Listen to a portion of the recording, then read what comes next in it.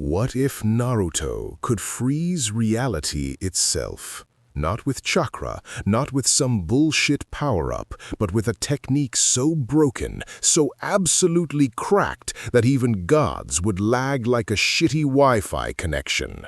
Forget everything you know about the orange knucklehead. This Naruto doesn't ask for respect, he takes it at 24 frames per second.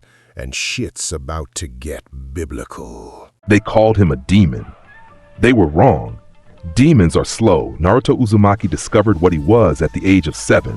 Not because someone told him, but because the world started stuttering. It began on a Tuesday. Unremarkable, forgettable, the kind of day that shouldn't reshape reality. He was running from a shopkeeper who'd caught him stealing apples. Feet pounding on dirt, heart hammering. The man's fingers reaching for his collar. And then, click, the world broke into frames. 24 of them. Crisp, clean, stacked one on top of the other like transparent playing cards fanned across his vision. He could see them, every frame, every division of the second ahead of him. His body moved before his mind understood. Frame 1, lean left. Frame 2, drop the shoulder. Frame 3 through 12, accelerate. Frame 13 through 24, gone.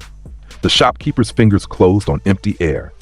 By the time the man blinked, Naruto was 3 rooftops away, crouching on a chimney with an apple in each hand, grinning like the devil's favorite son. He didn't know what it was. Not then. Not for years, really.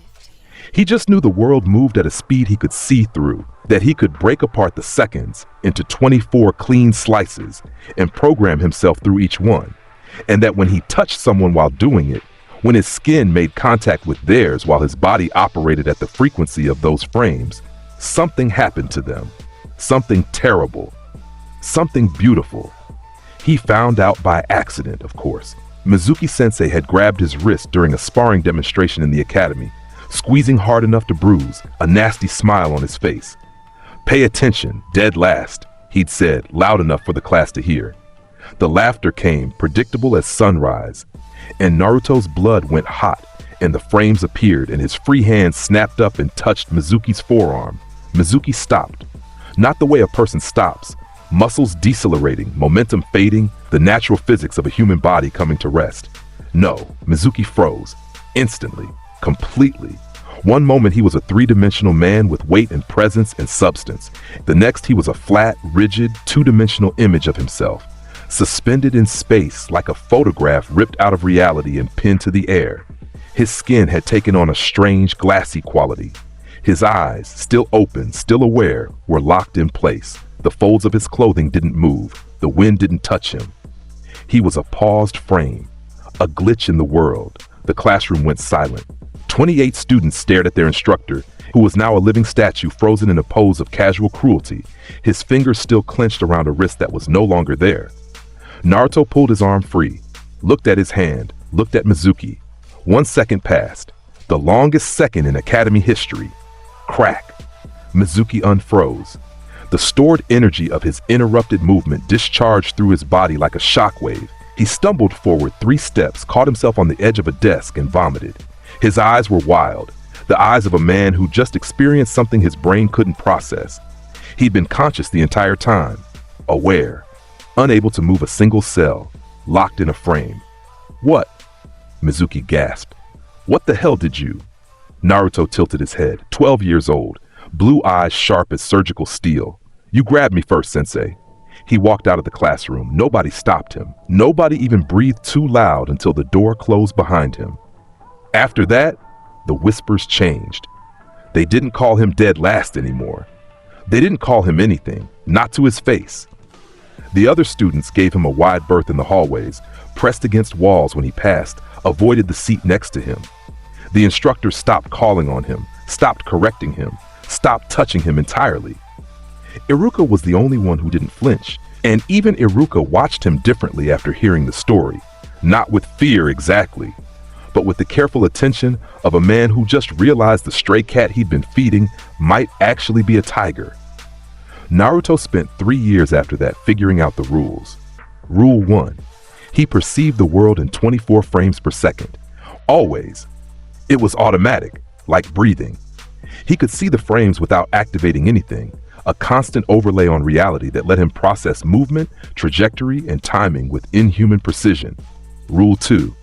He could pre-program his movements across those 24 frames, tracing a path through the next second of his existence before it happened.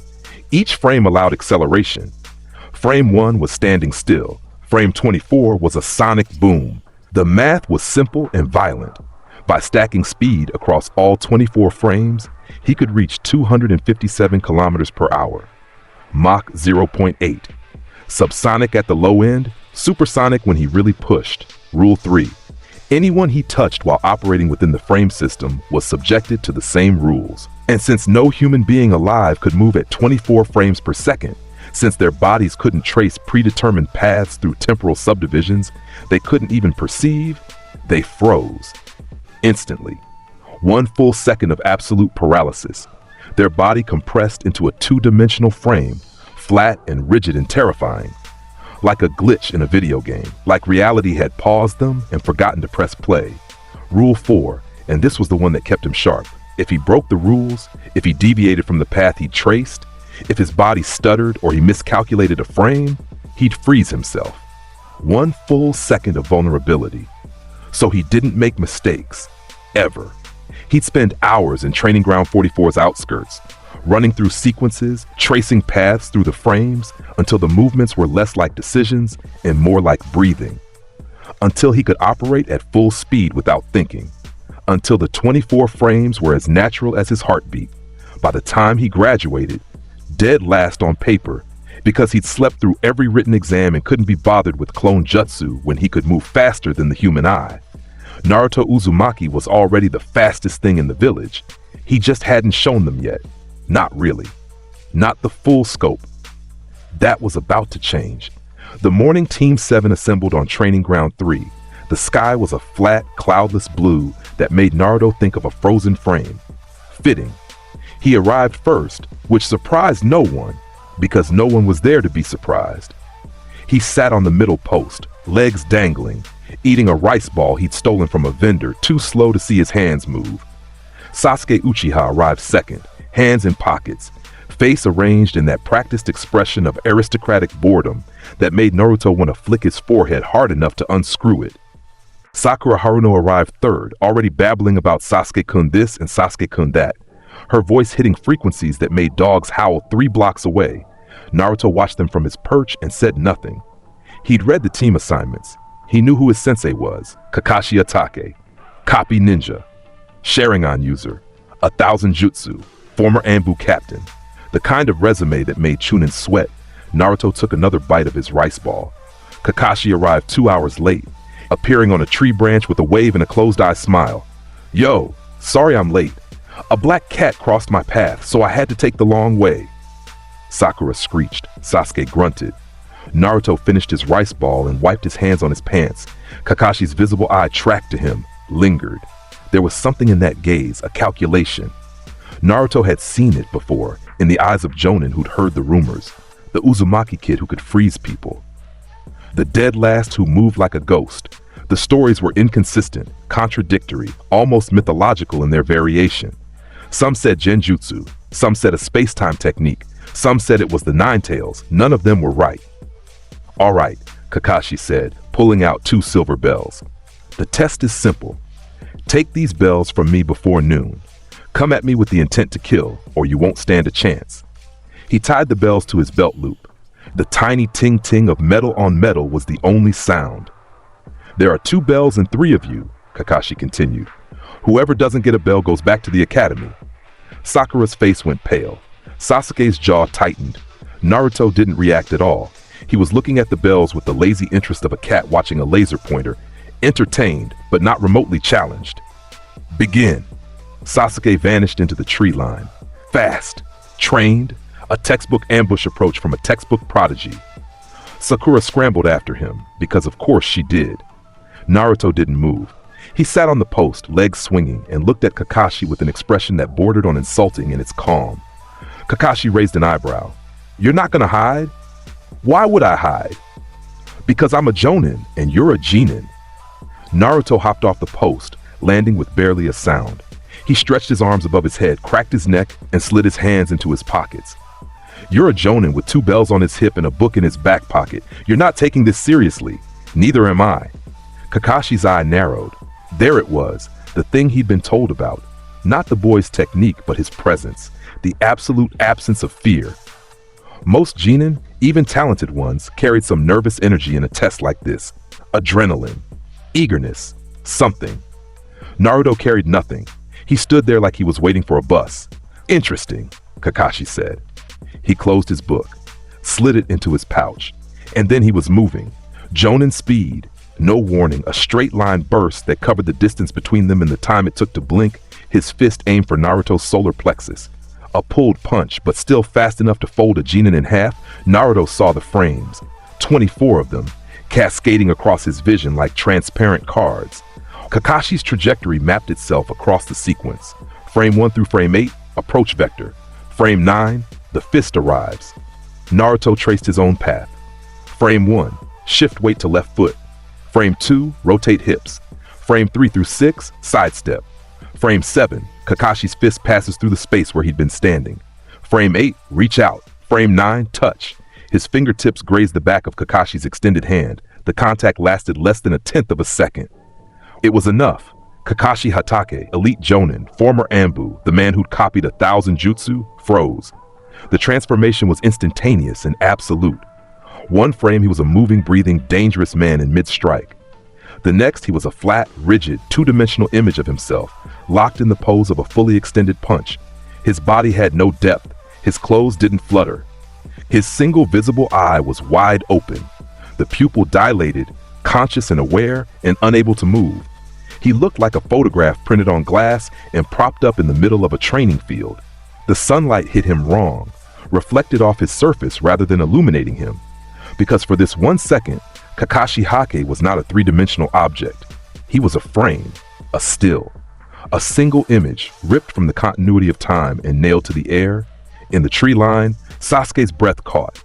His Sharingan, which he'd activated the moment Kakashi moved, was spinning wildly trying to process what it was seeing. The Tomoe couldn't track the technique because there was no chakra signature he recognized, no jutsu formula, no elemental affinity.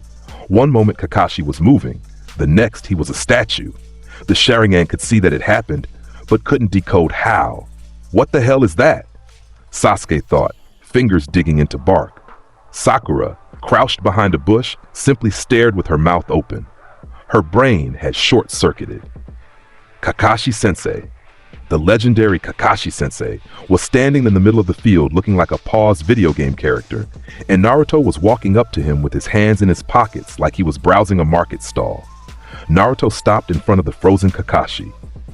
He studied the Jonin's immobilized face, the wide eye, the slight part of the masked lips, the beginning of surprise that would never finish forming. He reached down and unclipped both bells from Kakashi's belt loop. The metal didn't jingle when he lifted them because even the air around Kakashi's body was partially locked in the frame. He held both bells up to the light. Turned them. Let them catch the sun. 2 bells, he said to no one in particular. That was easy. The second ended, crack. Kakashi unfroze. The discharge of stored kinetic energy from his interrupted punch rippled through his arm, and he stumbled forward 3 steps, nearly falling. His visible eye was wild. His breathing was ragged. For the first time in years, possibly decades, Kakashi Hatake had experienced something completely outside his understanding. He hadn't just been stopped. He'd been locked. His consciousness had been fully active during that second, and he'd felt every microsecond of it. The absolute paralysis, the flat compression of his body, the terrifying sensation of existing as a 2-dimensional object in a 3-dimensional world. His depth had been taken from him. He'd been a picture, a frozen frame, and he'd been aware of it. Kakashi straightened slowly. His hand went to his belt, empty. Looking for these? Naruto held up the bells, swinging them on one finger. Kakashi stared at him. Really stared. This wasn't a genin who'd gotten lucky. This wasn't a prank. This was something else entirely. That technique, Kakashi said carefully. Was that genjutsu? Nope. A time-space jutsu? Not even close. Then what? You lagged, sensei. Naruto tossed one bell up and caught it. His grin was sharp, teeth showing, eyes bright with a confidence that looked almost predatory. Try keeping up. Kakashi's mind raced. He pulled up his forehead protector, exposing the Sharingan. The three Tomoe spun, analyzing Naruto from head to toe. Chakra network, unusual, dense, but no active jutsu molding. No hand signs had been formed, no elemental transformation. The boy had simply touched him, and reality had glitched. "I want you to do that again," Kakashi said. His voice had shifted, analytical, deadly serious. "Pass us first." Kakashi blinked. He looked at the bells in Naruto's hand, looked at Sasuke and Sakura emerging from the tree line, looked back at Naruto. "You know," Kakashi said slowly, "the test was about teamwork. The test was about bells. I got the bells. If you want to talk about teamwork." Naruto tossed one bell to Sasuke without looking. Sasuke caught it on reflex, surprise flickering across his face. "There, teamwork. We pass." "And Sakura?" Kakashi asked. Naruto glanced at the pink-haired girl, who was still standing at the edge of the field with her mouth slightly open, contributing absolutely nothing. "What about her? She needs a bell too. She didn't earn one." "Naruto, I'm kidding. He wasn't. But he tossed his remaining bell at Sakura anyway, because failing her meant getting assigned to a different team, and a different team meant starting over, and Naruto didn't want to start over. He wanted to start moving. Consider it charity." Sakura caught the bell, fumbled it, almost dropped it, and clutched it to her chest like a lifeline. Thank you, Naruto?" He was already walking away. Kakashi watched him go, and for the first time since he'd received his assignment, he understood why the third Hokage had specifically requested that he be placed in charge of Team 7. Not because of Sasuke, not because of the Uchiha Sharingan, but because of the blonde boy with the blue eyes who had just frozen the copy ninja in place and stolen both bells in under 3 seconds. The Hokage had known. He'd placed the village's most mysterious weapon with the village's most analytical mind, hoping Kakashi could figure out what Naruto Uzumaki was. Kakashi wasn't sure he could, but he was going to try. Behind him, still half hidden in the trees, Sasuke Uchiha stared at the bell in his hand. His Sharingan had deactivated, but the images were burned into his memory. The way Naruto had moved, not fast, not exactly, but wrong. Like the frames of his movement didn't connect smoothly, like he was skipping through space in discrete jumps rather than flowing through it. And then the touch, the instant, absolute, terrifying freeze. What is that power? Sasuke thought, and why does the dead last have it? He crushed the question down and pocketed the bell. There would be time to analyze later, time to figure out this new variable in his equation of power. For now, he had to focus on what mattered, getting strong enough to kill Itachi. But the image wouldn't leave him. Kakashi Hatake frozen into a flat, glassy statue by a boy who hadn't even broken a sweat. That should have been impossible. And yet, Naruto had done it like it was nothing. The first C-rank mission to the Land of Waves began with a lie and ended with a legend. Tazuna the bridge builder was a drunk with a death wish and a sob story, and Naruto tuned out approximately 60% of everything that came out of his mouth during the walk to the coast. Sasuke walked in silence, brooding, his hands shoved deep in his pockets, and his dark eyes fixed on some middle distance that probably contained fantasies of fratricide. Sakura walked next to Sasuke and chattered endlessly about nothing, her voice a constant, unbroken stream of consciousness that tested the limits of human endurance. Kakashi read his book and occasionally looked up at Naruto with that calculating, single-eyed stare that said, "I'm still trying to figure you out." Let him try. Naruto hadn't explained his technique to anyone, and he never would. Mystery was power. The moment someone understood the rules, they could start looking for loopholes. And the rules had no loopholes. But enemies didn't need to know that. Let them wonder. Let them theorize. Let them whisper about time stop and genjutsu and space-time ninjutsu and whatever other nonsense they invented to explain the unexplainable. The truth was simpler and stranger than any of them imagined. But Naruto liked it that way. The puddle was obvious. 2 missing nin from the hidden mist, crouched inside a shallow water formation on a bone-dry road. Naruto saw them in his frame overlay before anyone else even registered the anomaly. 2 human-shaped masses of chakra folded into a puddle that had no business existing. He almost laughed. Almost. He kept walking. Let them spring the trap. It would be more fun that way. The demon brothers erupted from the puddle in a spray of water and killing intent. Chains whipped out, wrapping around Kakashi in a flash of metal. They pulled. Kakashi shredded into meat and blood, or appeared to. Substitution jutsu. Log fragments scattered across the road. One brother went for Tazuna. The other went for Naruto. The chain scythed toward his throat, a bladed lynx whistling through the air at a speed that would have bisected a civilian and probably killed most genin. Naruto watched it come. Frame by frame, the chain's trajectory laid itself out across his vision. 24 images, stacked and transparent, showing him exactly where the metal would be at each subdivision of the next second. He traced his path. 6 frames to close the distance. 1 frame to make contact. He moved. To the demon brother, it looked like Naruto flickered. One moment the blonde kid was standing in the chain's path. The next he was inside the brother's guard, hand pressed flat against the man's chest. Freeze. The demon brother locked. Instantly, his body flattened into a 2-dimensional image, depth vanishing, substance compressing into a glassy, rigid surface that reflected the sunlight like polished crystal. His face was frozen in a rictus of murderous intent, teeth bared, eyes narrow, the chain extended from his gauntlet in a rigid, unmoving arc. He hung in the air like a photograph pinned to nothing. The chain, still connected to his brother, went taut and immovable. The second demon brother was yanked to a halt by the sudden rigidity of the chain linking them. He stumbled, looked back, and saw his sibling, a flat, impossible image, a glitch in reality, a human being reduced to a still frame and suspended in the morning air. What? The second brother began. Naruto was already there. 7 frames. Touch. Stop. The second brother froze. Same effect. Same horrible, visceral transformation. 2 men, 2 flat images, connected by a frozen chain that curved through the air in an impossible, physics-defying arc.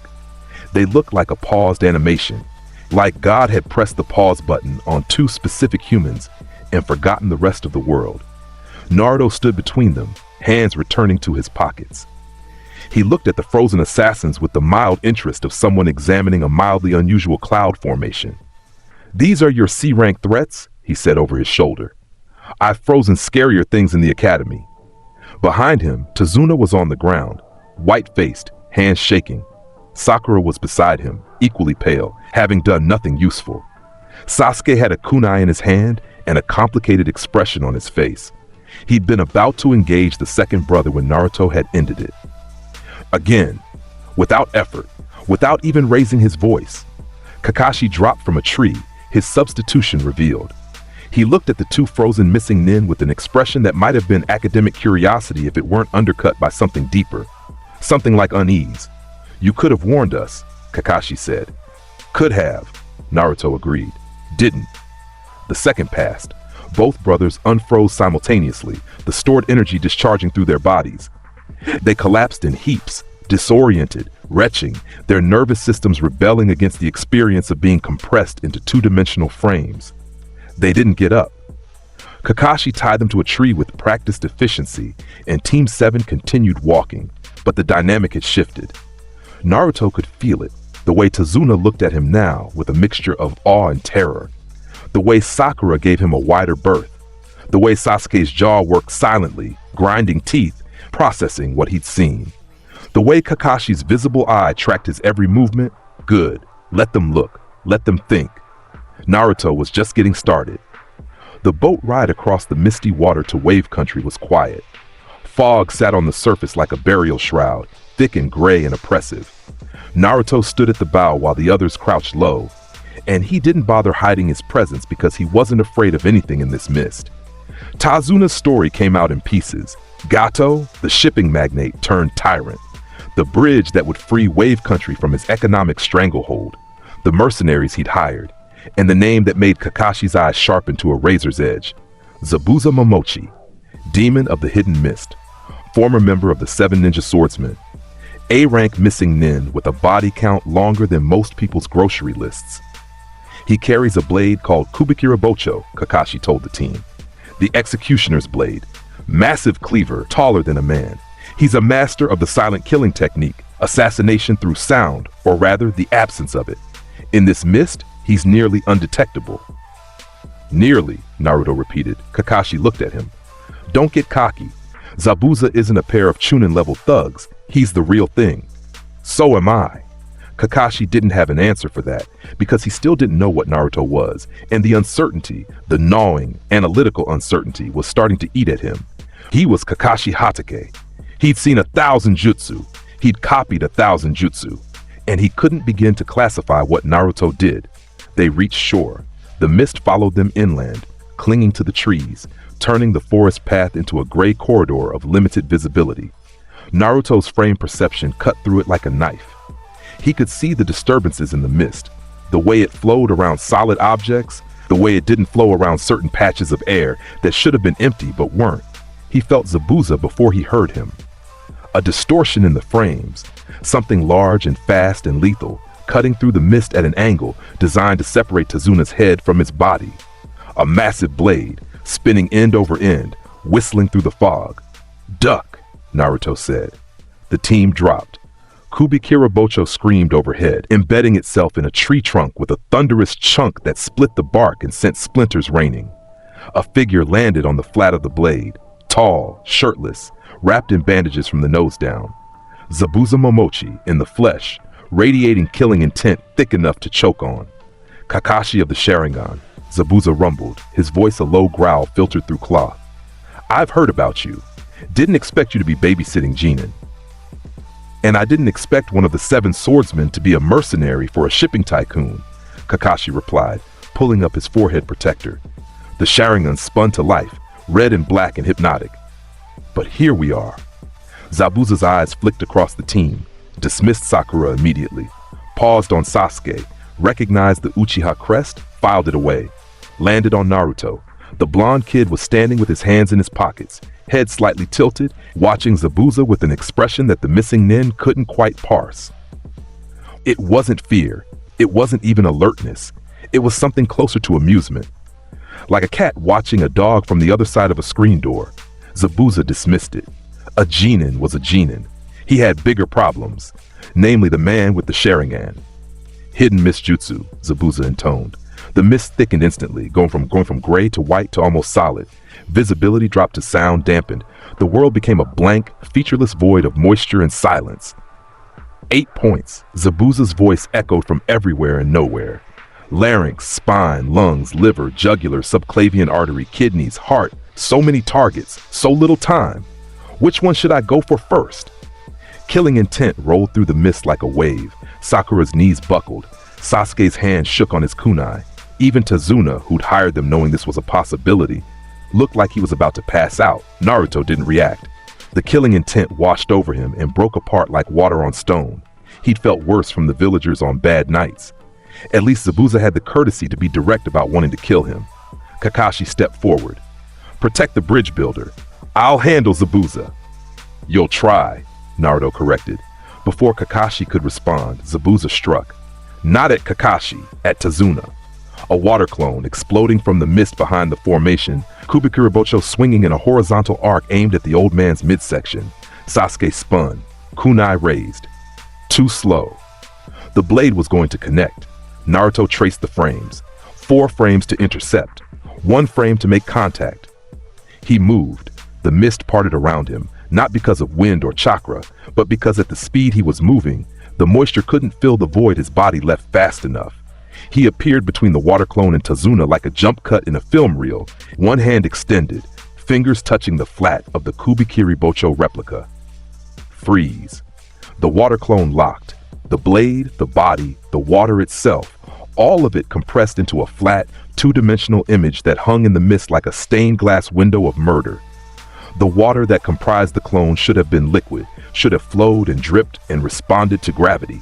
Instead, it was a rigid, glassy surface, every droplet frozen in its frame, every ripple halted mid-formation.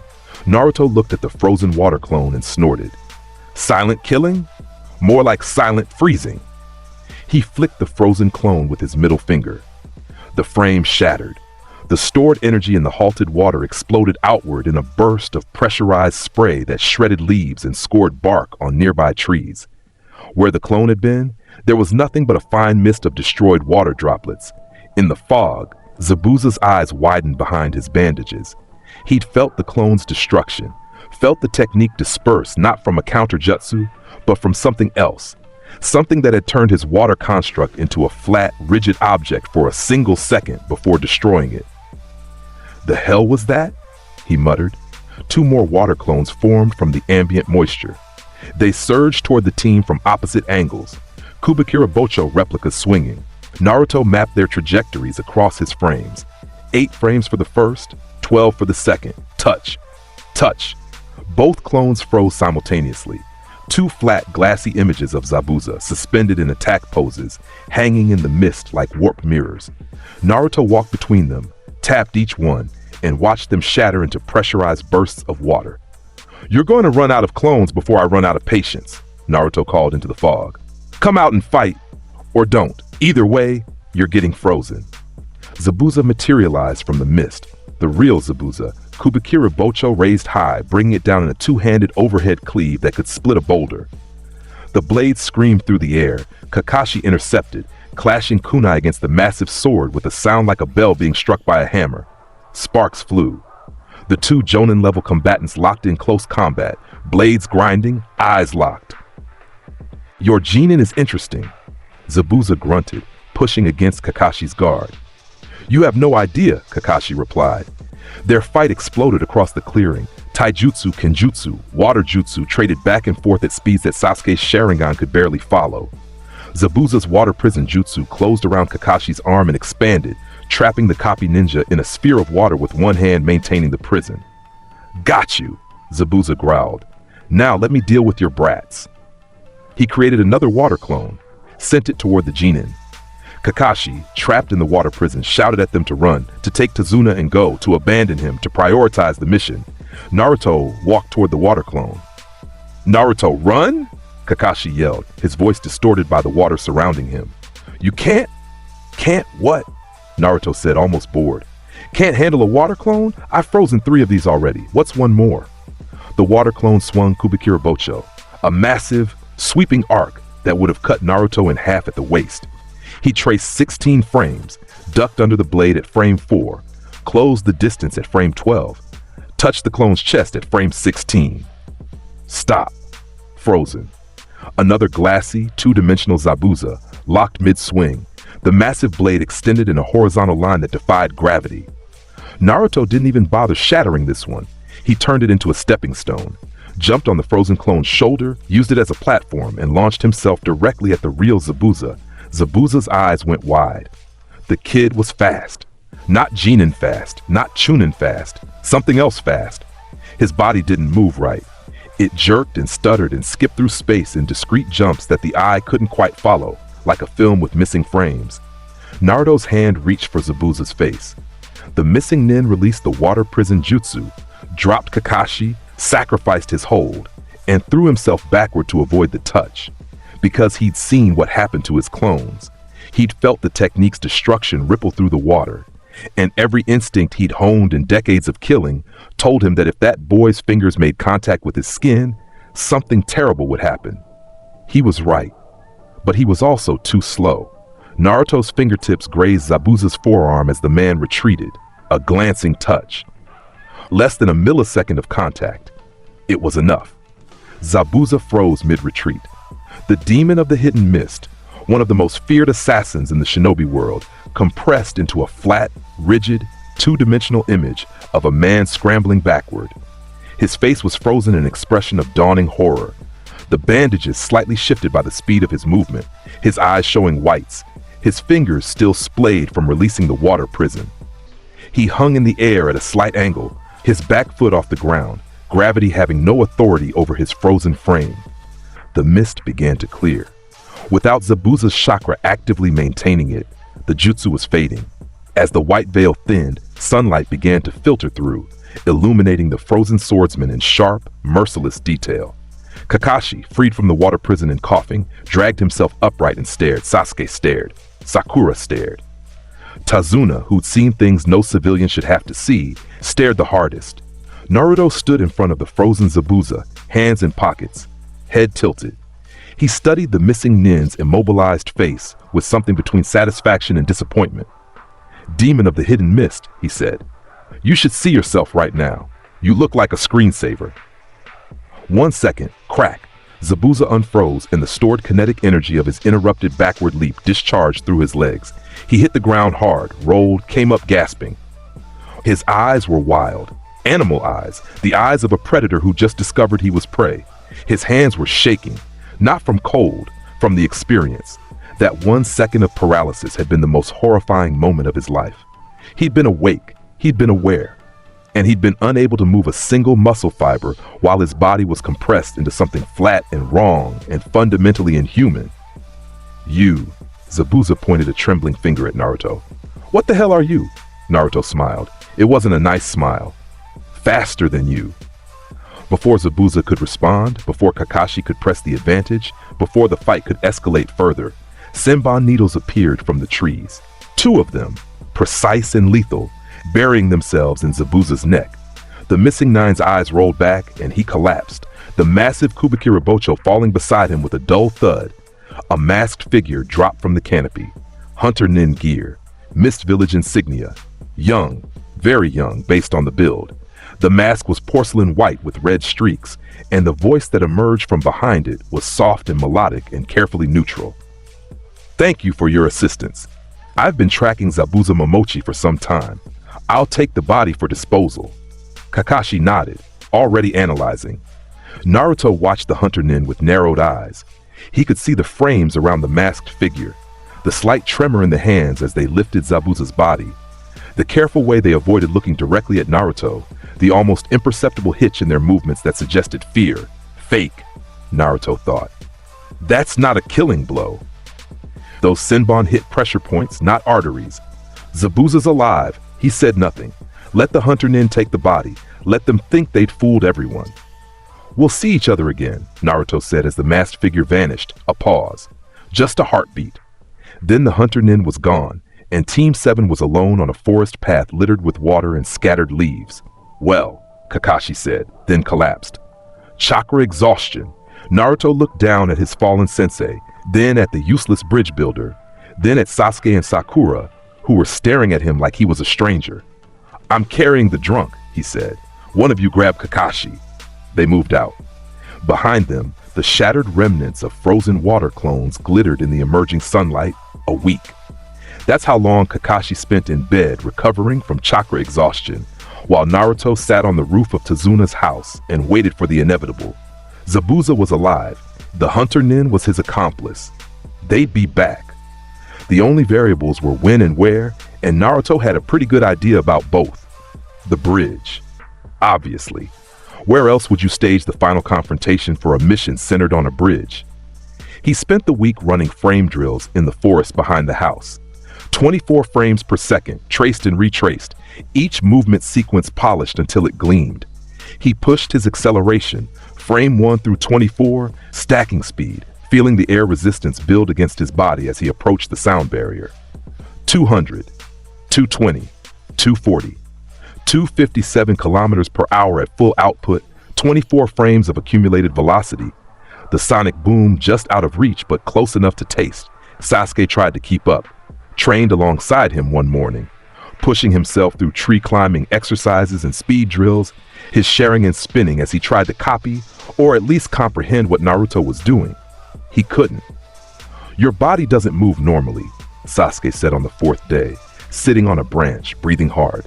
His voice was carefully controlled, but Naruto could hear the frustration underneath. A thin, sharp wire of jealousy that vibrated with every syllable. It's like you're skipping, jumping from one position to the next without the in-between. That's because I am, Naruto said, and offered nothing else. Sasuke's jaw clenched. How? Trade secret. I'm your teammate, and I need to know if... You don't need to know anything. Naruto met his eyes, blue on black. You need to get faster, because when Zabuza comes back, and he will, his partner is going to be the real problem, and I'm not going to save you twice.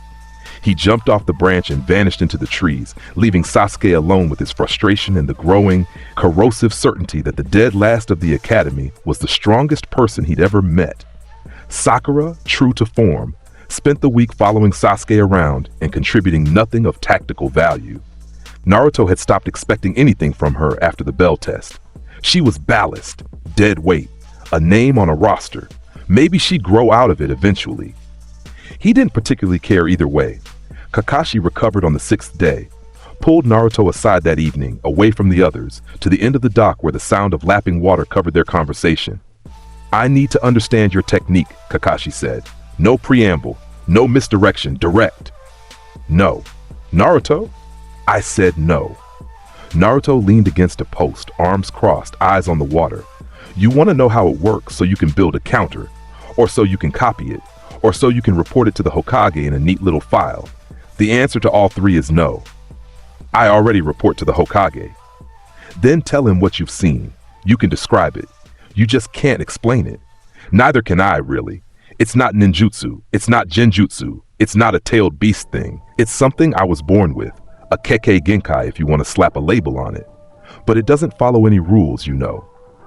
Kakashi was quiet for a long time. The Sharingan was uncovered, spinning slowly, studying Naruto with the full analytical weight of 1,000 copied techniques and decades of combat experience. "When you touch someone," Kakashi said carefully, "and they freeze, are they conscious?" "Yes." Kakashi's jaw tightened beneath his mask. "The entire time?" "The entire second. They can see, hear, think. They just can't move. Their body gets locked into a single frame, a flat, two-dimensional image. No depth, no motion, no escape. 1 second of absolute paralysis, and then they snap back. It's unpleasant, from what I've been told." Unpleasant is an understatement. Kakashi's voice was flat. "I've been under genjutsu. I've been trapped in Tsukuyomi. What you did was different. It was physical. My body wasn't just paralyzed, it was changed. I could feel myself being flat. I could feel the absence of my own depth. It was like being pressed between 2 panes of glass." "Yeah," Naruto said. "That's what happens when you lag." Kakashi stared at him. "Lag? Frame rate issue. You're operating at..." Naruto waved a hand vaguely. "Normal human speed. Whatever that is. I'm at 24. When I touch you, the system tries to sync you to my frequency, and since your body can't handle it, it defaults to the lowest possible output. 1 frame, 1 frozen frame, for 1 second. Kakashi processed this, filed it away. "And if someone could move at your frequency, then they wouldn't freeze." Naruto shrugged. "But nobody can, so it's academic." "Not nobody. The 4th Hokage's Flying Thunder God could." "The 4th Hokage is dead," Naruto said, and his voice had a sharp edge that told Kakashi the conversation was over. It was. "They went back to the house." Kakashi didn't bring it up again, but he didn't stop thinking about it either. Zabuza returned on the 8th day, the bridge. Just as Naruto had predicted, morning mist, low visibility. Tazuna's workers had been attacked and driven off overnight, a standard intimidation tactic. When Team 7 arrived to escort the bridge builder for the day's work, they found the massive structure empty and silent, the concrete stretching out over gray water into a wall of white fog.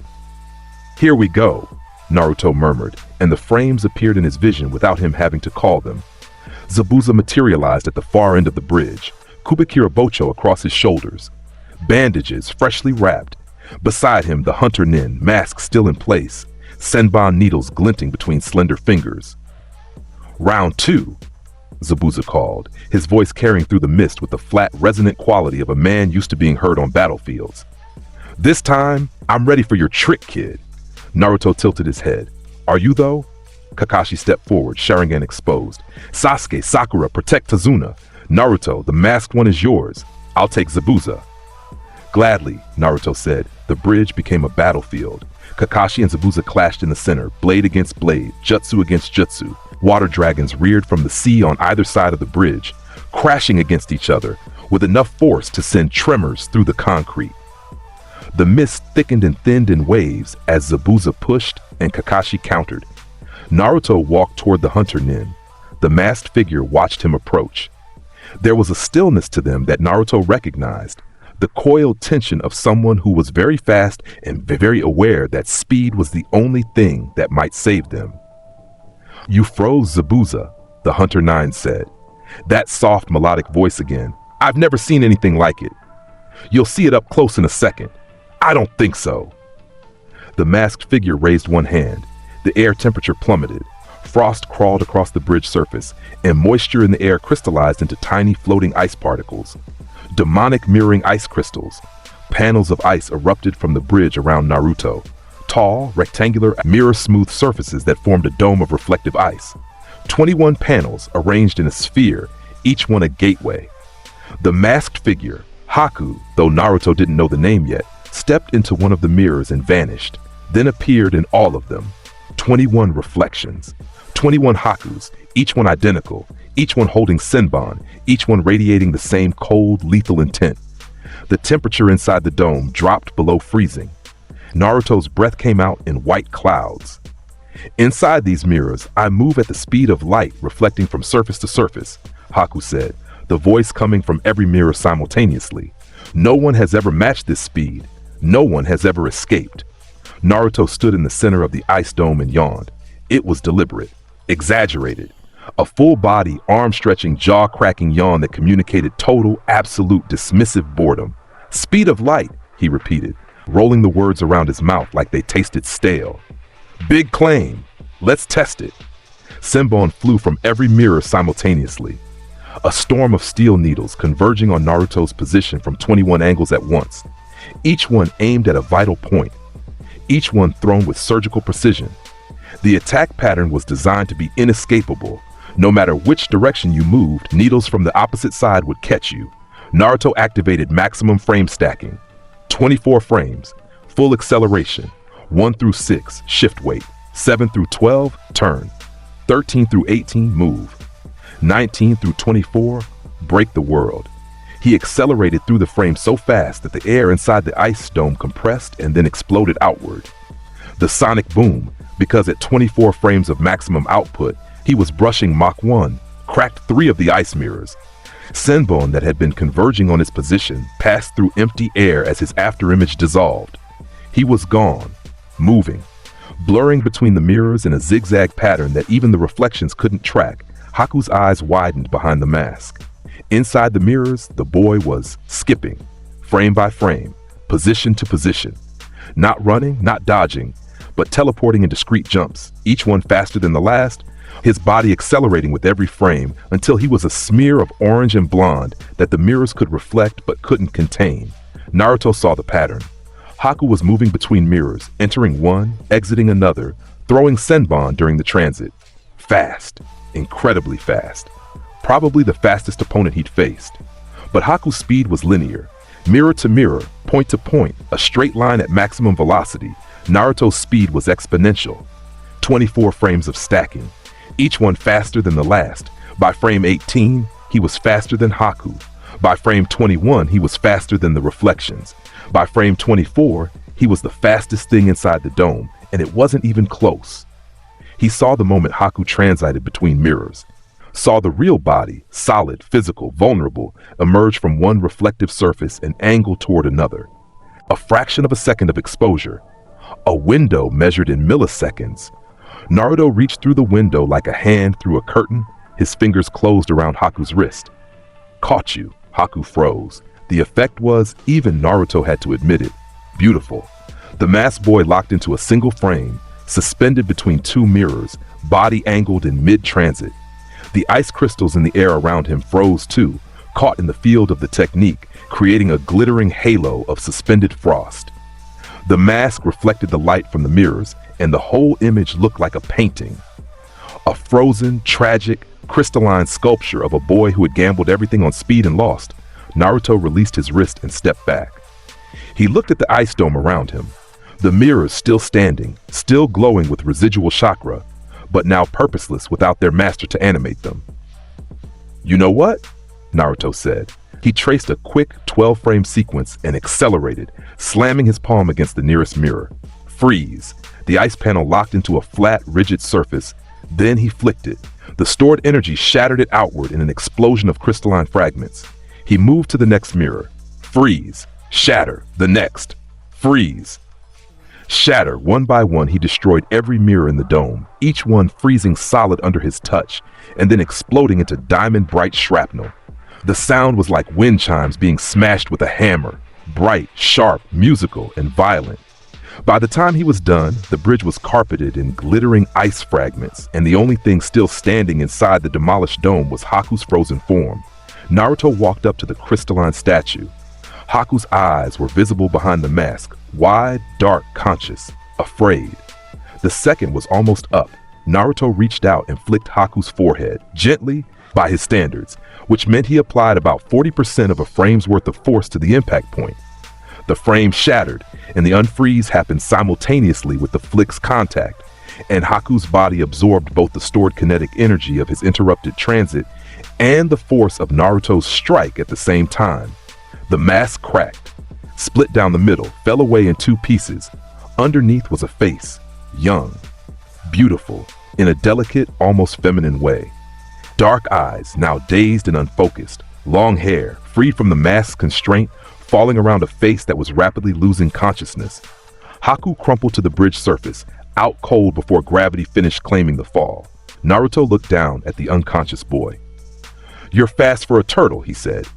"But turtles don't beat cheetahs." Behind him, the sound of Kakashi and Zabuza's fight intensified.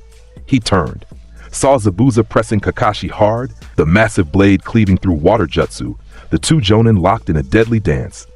Kakashi was winning, barely, his Sharingan predicting Zabuza's moves, his copied water jutsu matching the swordsman technique for technique, but Zabuza saw Haku fall, saw the broken mirrors, saw his tool, his weapon, his precious subordinate, lying unconscious on the bridge floor with a cracked mask and glassy eyes.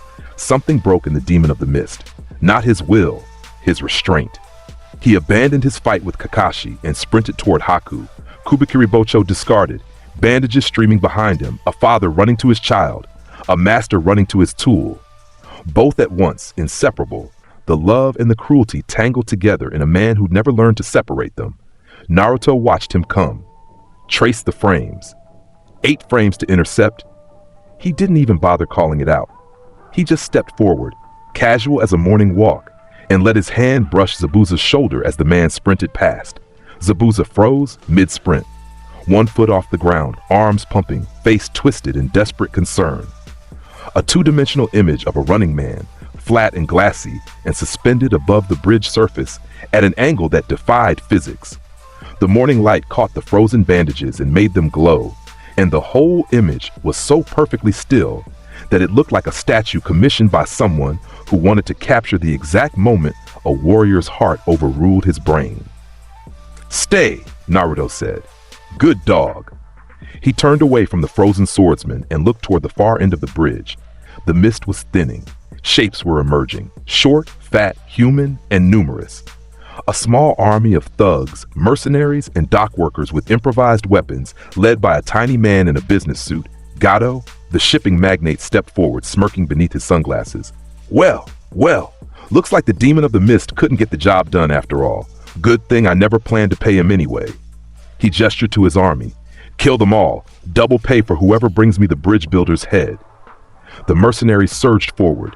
50, maybe 60 men, armed with swords and clubs in the desperate courage of people who've been promised money they'd now have to earn. Naruto cracked his neck. "Kakashi-sensei," he said without looking back, "you might want to look away." He didn't wait for a response. 24 frames. Maximum output, full acceleration. Frame 1, step forward. Frame 2, lean into the run. Frame 3 through 12, accelerate. Frame 13, the sound barrier trembled. Frame 14 through 20, the air screamed. Frame 21, sonic boom. The concrete beneath his feet cracked from the shockwave. Frame 22 through 24, Mach 1, maybe more. The world blurred into streaks of gray and brown, the bridge becoming a tunnel of compressed air and fractured light. He hit the mercenary line like a bowling ball through tissue paper. Touch, freeze, touch, freeze, touch, freeze. He didn't stop, didn't slow down. Moved through the army at maximum frame speed, each touch lasting less than 1/100th of a second, each contact locking another thug into a flat, rigid, 2-dimensional frame. He zigzagged through their ranks in a pattern that was less running and more controlled demolition. Touching this one on the shoulder, that one on the face, another on the hand, reaching for a sword. 3 seconds. That's how long it took. 3 seconds of 24 frame per second maximum output. When he stopped, standing behind the entire mercenary army, hands in pockets, not even breathing hard, the bridge had become a museum. Dozens of frozen bandits hung in the air in various poses of aggression. Some were frozen mid-swing, weapons raised, faces contorted in battle cries that would never finish leaving their throats. Some were frozen mid-step, 1 foot off the ground, defying gravity. Some were frozen in the act of drawing weapons, fingers curled around hilts, muscles tensed for pulls that would never complete. They were flat, glassy, two-dimensional. Dozens of paused frames arranged across the bridge in a scattered gallery of interrupted violence. Naruto stood behind the last one and surveyed his work. Gato was in there somewhere. He'd frozen the little man mid-retreat, legs pumping, arms flailing, mouth open in a shriek of cowardice. A particularly undignified frame, he walked back through the frozen army slowly, taking his time, letting the moment breathe. Sakura and Sasuke and Tazuna and Kakashi were all watching from the other end of the bridge, and even Zabuza, still frozen in his own frame, had eyes that tracked Naruto's passage through the field of statues. "You know what happens," Naruto said conversationally, stopping beside a large mercenary frozen in the act of swinging a club overhead, "when you release a frame with a lot of stored kinetic energy?" Nobody answered. They were all too busy staring. Naruto kicked the frozen mercenary in the chest. The frame shattered, the stored kinetic energy of the interrupted swing, plus the additional force of Naruto's kick, discharged through the man's body and into the next frozen figure, who was positioned close enough to receive the blast. That frame shattered too, and the next, a domino effect. Frozen thug hit, frozen thug hit frozen thug, frame shattering in rapid succession, stored energy cascading through the formation like a chain reaction. The sound was incredible, a staccato series of crystalline cracks that merged into a continuous roar of breaking glass. Bodies flew. Mercenaries launched off the bridge and into the water. Others slammed into each other, unfreezing mid-collision, the combined kinetic energy sending them spinning. Some hit the railings hard enough to bend metal. Others just crumpled where they stood, the cascade's energy dissipating through their bodies and leaving them unconscious. 10 seconds. The entire mercenary army, demolished by a single kick and the physics of released frames, Gato was the last to unfreeze. The domino chain had bounced him off 3 other frozen bodies before the final impact launched him into the air. He sailed over the bridge railing, screaming, and hit the water below with a splash that was almost comically small for the amount of fear in his voice. Silence. Then, from the far end of the bridge, Tazuna whispered, "What is that, boy?" Nobody had an answer. Naruto walked back to his team. Behind him, Zabuza's frozen second finally ended. The swordsman unfroze, stumbled, caught himself. He looked at the devastation on the bridge, the groaning mercenaries, the scattered weapons, the scorch marks from discharged kinetic energy, and then looked at Naruto. His eyes were different now. Not hostile, not fearful. Something older and more complex. Respect, maybe, or recognition. One predator acknowledging another.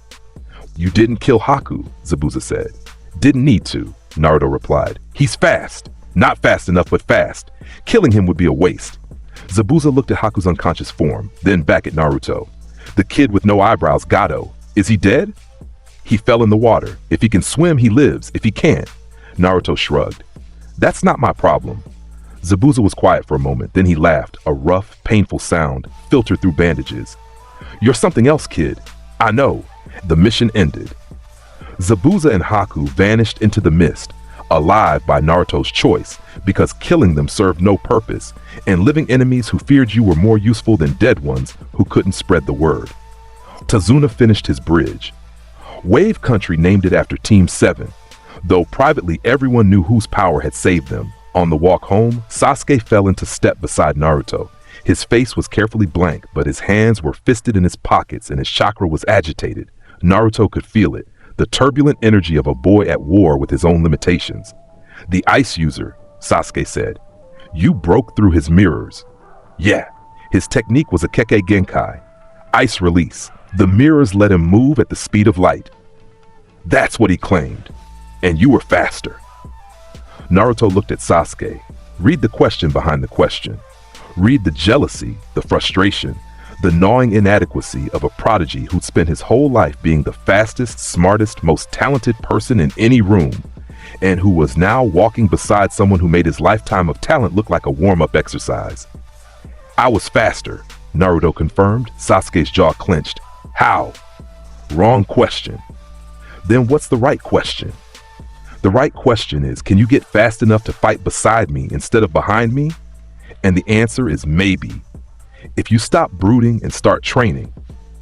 Sasuke didn't respond. They walked the rest of the way in silence. Behind them, Kakashi observed the exchange with his single visible eye and thought about the mission report he'd have to write. He'd have to describe Naruto's technique in official terms, document its effects, categorize its capabilities. And he had no idea how to do any of those things, because what Naruto Uzumaki did had no precedent in any classification system he knew. Time manipulation? No, time still flowed normally for everyone else. Space-time ninjutsu? No hand seals, no spatial displacement, no summoning formula. Genjutsu? The effects were physical, visible, real. A Kekkei Genkai? Possibly, but not one connected to any known bloodline. Kakashi settled on 4 words for the relevant section of his report. Unknown, unprecedented, extremely dangerous. He left it at that. The Chunin Exams were announced 3 weeks after Team 7 returned from Wave. Kakashi nominated all 3 of them without hesitation, not because Sakura was ready, not because Sasuke had earned it, but because Naruto was going to enter regardless of what anyone said, and it was better to have the entire team registered than to explain to the Hokage why he tried to hold back the village's most dangerous genin. The first phase was a written exam. Naruto slept through it. Face down on the desk, drooling slightly, pencil untouched.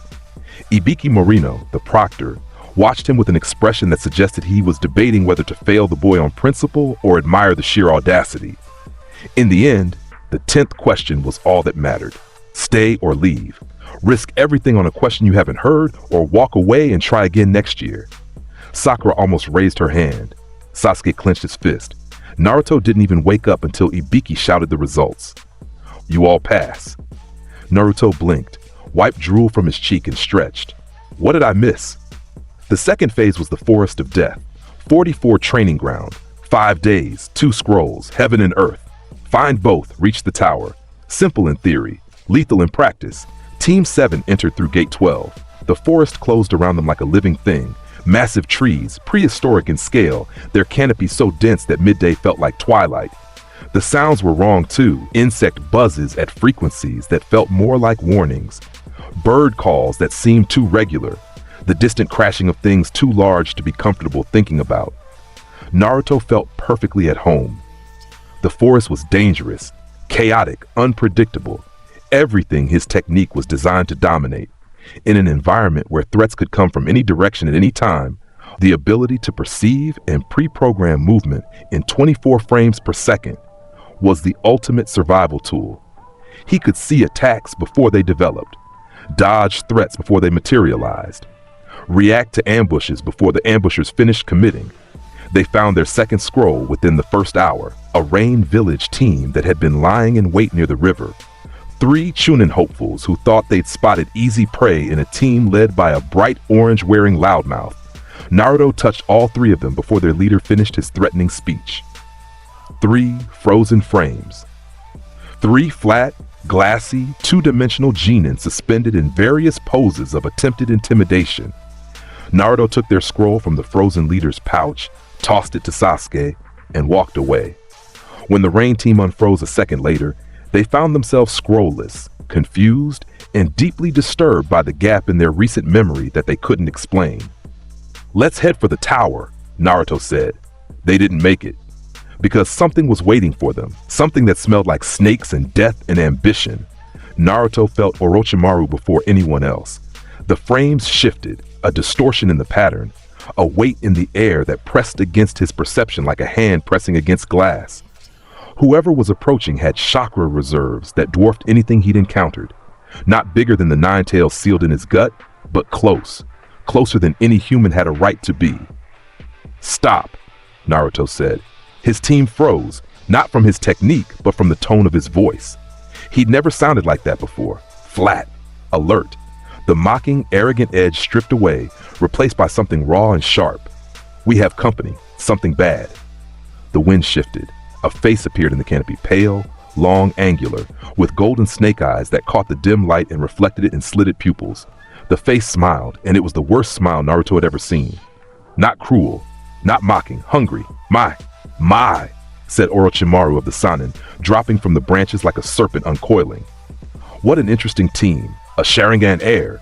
His eyes slid to Sasuke, lingering, savoring. And something else. His gaze shifted to Naruto, and for the first time the smile faltered, replaced by a flicker of genuine curiosity, something I don't recognize. Run, Kakashi would have said if he'd been there. But Kakashi was outside the forest, and the only person who could have told Team 7 what they were facing was the third Hokage himself. Naruto didn't know who Orochimaru was, not specifically. He knew the face was wrong, the power level was insane, and every frame in his perception was screaming threat in red capitals. That was enough. Sasuke, Sakura, take Tazuna, he caught himself. Force of habit. Take the scrolls and run for the tower, now. I'm not running from... Sasuke began. That wasn't a request. Naruto's voice cracked like a whip. Whatever that thing is, it's way above your pay grade. Move. Orochimaru laughed. A soft, sibilant sound, like scales on stone. Oh, I don't think anyone is going anywhere. I came here to give Sasuke-kun a gift. And I'm so curious about you, Naruto-kun. Won't you show me your trick? His neck extended. It was, without hyperbole, one of the most disturbing things Naruto had ever seen. Orochimaru's neck stretched like a snake's body, elongating impossibly, his head shooting forward on a column of flesh and muscle that covered the distance between them in a fraction of a second. His mouth was open, teeth visible, tongue extended, something glowing on the tongue's tip, aimed at Sasuke. The cursed seal, though nobody present knew what it was called. Naruto saw the frames. The extending neck mapped across 24 subdivisions of the next second. The trajectory, past Naruto around his guard directly towards Sasuke's shoulder. The speed, fast, very fast. Shonen fast, but not 24 frames fast. Naruto reached out and touched the elongated neck. Freeze. The neck locked instantly. The entire serpentine extension of Orochimaru's body, from the base of his torso to the tip of his outstretched head, compressed into a flat, rigid, two-dimensional image. A frozen pole of flesh and pale skin, suspended in mid-air at an angle, Orochimaru's face locked in a grin at its far end, with the tongue still extended and the cursed seal still glowing on its tip. It was grotesque. It was terrifying. It was the single most surreal image Sasuke or Sakura had ever witnessed. A Shonen's detached, extended snake-like neck frozen into a rigid bar of two-dimensional flesh that bridged the gap between his body and their position, like some kind of nightmarish plank. Naruto looked at the frozen neck, looked at the angle, and grinned. He stepped onto it. The frozen frame was solid, absolutely impossibly solid. No flex, no give, no weakness. Naruto ran up the length of Orochimaru's frozen neck like it was a ramp, his feet finding purchase on the flat, glassy surface, his body accelerating through the frames, 1, 5, 10, 15, 20. And by the time he reached the end, by the time he was directly above Orochimaru's immobilized head, he was moving at 200 kilometers per hour. He drove his knee into Orochimaru's jaw. The impact was catastrophic.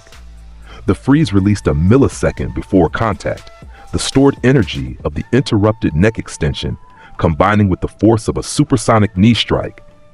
And Orochimaru's head snapped backwards so hard that his neck retracted involuntarily, like a rubber band being released.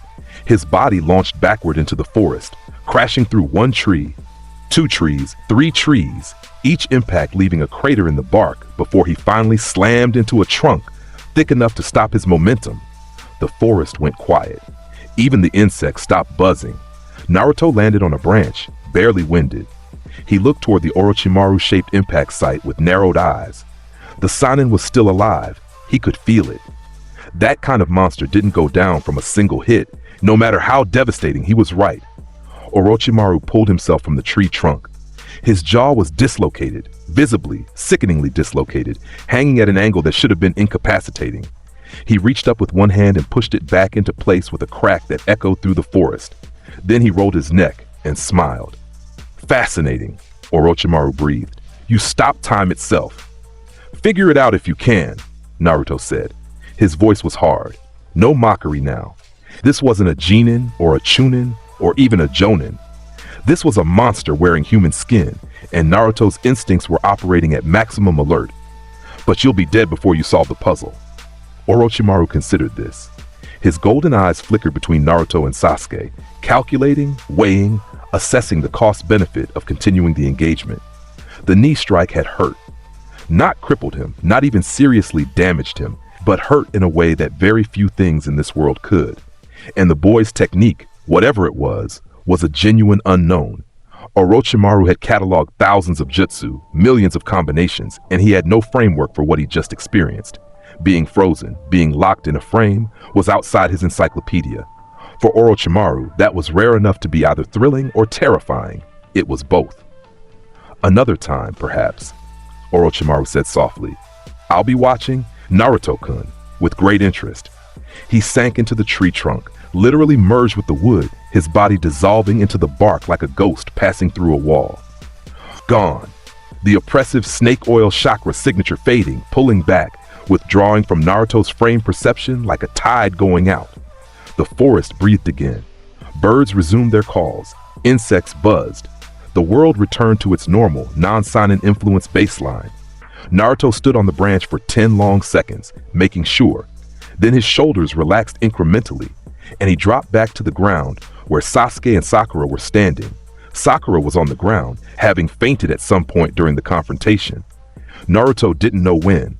He hadn't been tracking her. Sasuke was standing, but his face was complicated. The Sharingan was active, Tomoe spinning, and his expression was a war zone of conflicting emotions. Fear, primal, animal fear of the creature that had tried to bite him. Awe, because Naruto had intercepted its attack and punished it.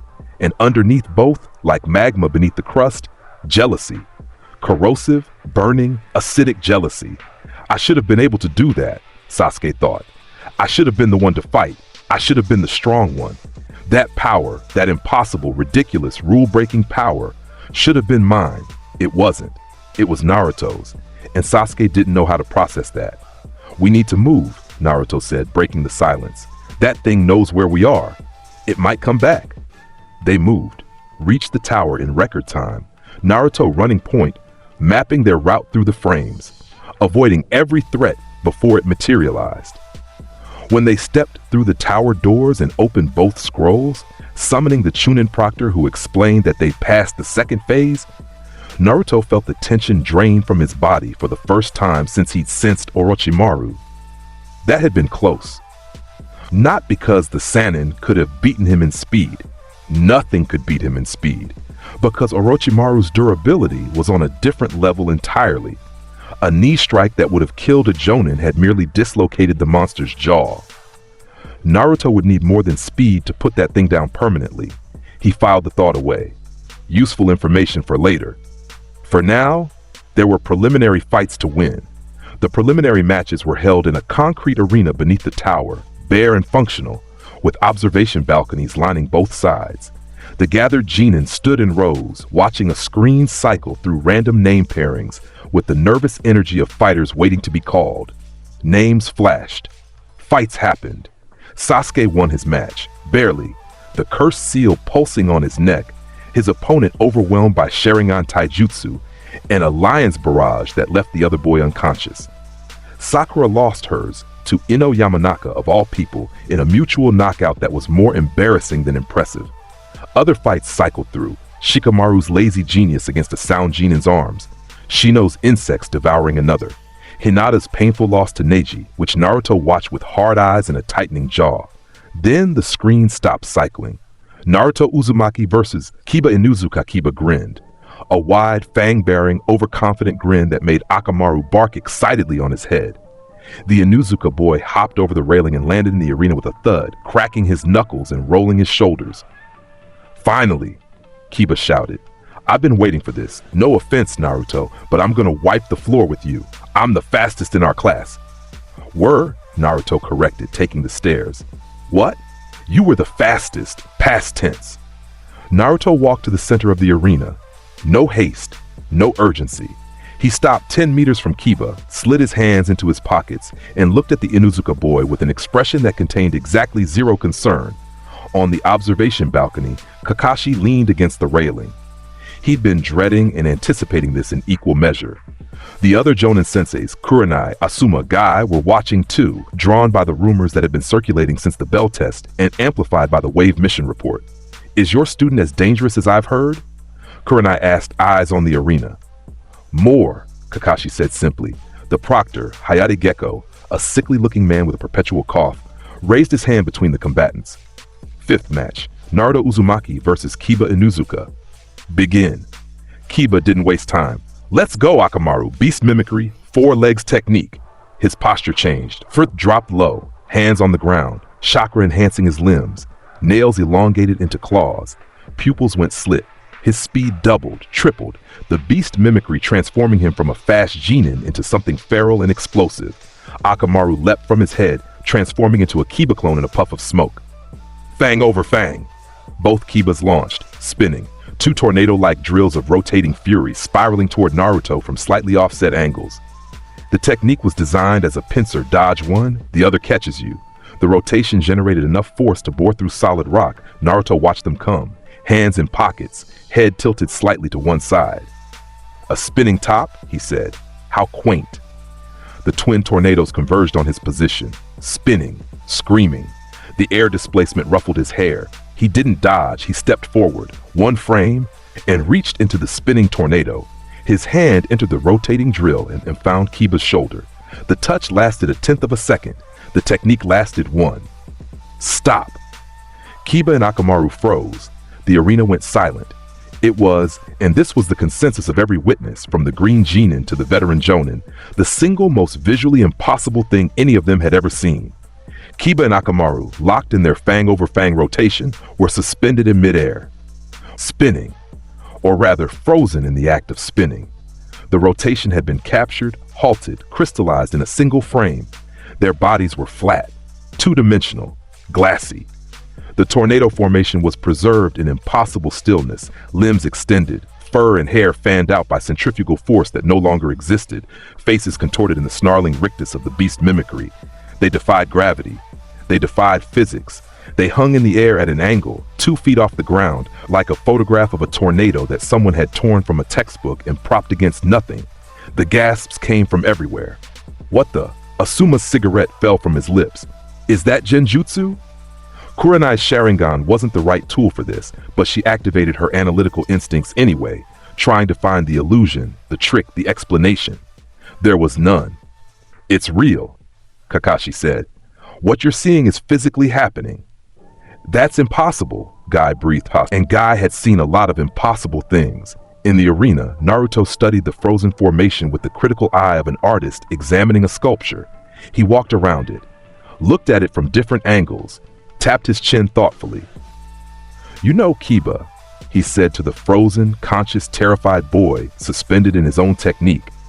You actually looked cooler before I stopped you. The spinning was a nice touch, but now you just look like a really ugly chandelier. On the balcony, Hinata's hands were pressed to her mouth. Her Byakugan was active, and what she saw through it made her stomach drop. Kiba's chakra was frozen, not just slowed, not just disrupted, but locked. Every pathway, every tenketsu, every flow of energy in his body was trapped in a single frame, unable to advance to the next, and his body itself was wrong. Flat, compressed. Her Byakugan, which saw in 3 dimensions by default, was seeing Kiba in 2. He had no depth. He was a picture, a still image of a boy and his dog captured mid-spin and nailed to empty air. Kiba, she whispered. Beside her, Shino adjusted his glasses. His insects were agitated, buzzing inside his sleeves, reacting to the anomaly in the arena. His technique removes dimensionality, Shino murmured, mostly to himself. The target is reduced from 3 dimensions to 2. Fascinating. In the arena, Naruto wound up. He pulled his right hand back, made a fist, and aimed at the frozen formation. Bad dog. He punched Kiba's frozen torso. The frame shattered. The effect was explosive. The stored kinetic energy of the interrupted fang over fang, all that rotational force, all that momentum, all that spiraling destructive power, discharged through Kiba's body in a single catastrophic burst. The release combined with the force of Naruto's punch and the total energy output was devastating. Kiba launched. Not flew. Launched. A human cannonball blasting across the arena floor, skipping off the concrete once, twice, 3 times, each impact leaving a crater before slamming into the far wall hard enough to embed himself in the concrete. The wall cracked around his body. Dust billowed, debris fell. Akamaru, unfrozen by the shatter cascade, tumbled out of the air and landed in a heap, whimpering. Silence. Absolute, ringing silence. Then Hayate Gecko, after a moment of visible shock, walked to the crater in the wall and checked on Kiba. The Inuzuka boy was unconscious, bleeding from the nose, his body limp in the Kiba-shaped indent he'd created. He was alive. Naruto had calibrated the punch to incapacitate, not kill, but he would not be standing up anytime soon. Winner, Naruto Uzumaki, Hayate announced, then coughed. Naruto walked back toward the stairs. Behind him, the medical team rushed to extract Kiba from the wall. He didn't look back, didn't celebrate, didn't acknowledge the stunned faces in the observation balcony. He climbed the stairs, returned to his team's position, and leaned against the railing with his hands in his pockets. "Told you," he said to Kiba's empty starting position. On the balcony, the reactions cascaded. Hinata was staring at Naruto with wide, Byakugan active eyes. Her hands were trembling, not from fear, Naruto noticed when he glanced her way, but from something else, something complicated. Her cheeks were flushed, her breathing was rapid. She looked like a girl who had just watched a boy she admired become a god and didn't know whether to be inspired or terrified. Shino pushed his glasses up and said nothing, but the buzzing of his insects had intensified to a quiet roar. Neji Hyuga observed from across the balcony with his Byakugan deactivated and his arms crossed. His expression was unreadable, which for Neji meant he was deeply processing. He'd seen everything Hinata had seen and drawn different conclusions. The technique was powerful, yes, perhaps even absolute, but it required touch, and touch required proximity. And the Hyuga Gentle Fist was the premier close-range combat style in the entire shinobi world. If I face him, Neji thought, I'll need to prevent the touch before it happens. Rotation should suffice. He was wrong, but he wouldn't know that yet. On the other side of the balcony, Gaara of the Sand stood motionless, arms crossed, gourd on his back. His sea-green eyes tracked Naruto with an intensity that bordered on obsessive. The sand in his gourd was stirring. Mother was agitated, Shukaku pressing against the seal, excited by what it had sensed. What is that? Gaara wondered. What does it feel like to be stopped? He wanted to find out. Not in the way a scientist wants to understand a phenomenon, but in the way a predator wants to test itself against another predator. To validate his existence by confronting the only other person in this arena who seemed genuinely, casually dangerous. Interesting, Gaara whispered. The sand hummed. And in the corner, watching everything, saying nothing, Sasuke Uchiha burned. The month between the preliminaries and the finals was supposed to be training time. For most genin, it was a chance to sharpen techniques, develop new strategies, prepare for known opponents. For Naruto, it was irrelevant. He was already faster than everyone in the tournament, and more training wouldn't change that fundamental equation. But he trained anyway. Because mastery was a drug and he was an addict, he pushed the frame, stacking further. Not just 24 frames of acceleration, but 24 frames of precision. Micro adjustments within each frame that allowed him to change direction, alter trajectory, even reverse momentum without breaking the traced path. The difference between a straight line blitz and a multi-directional assault. Frame 1, forward. Frame 4, left. Frame 8, upward. Frame 12, reverse. Frame 16, forward again. Frame 20, diagonal. Frame 24, contact, a zigzag pattern at supersonic speed. Unpredictable, untraceable.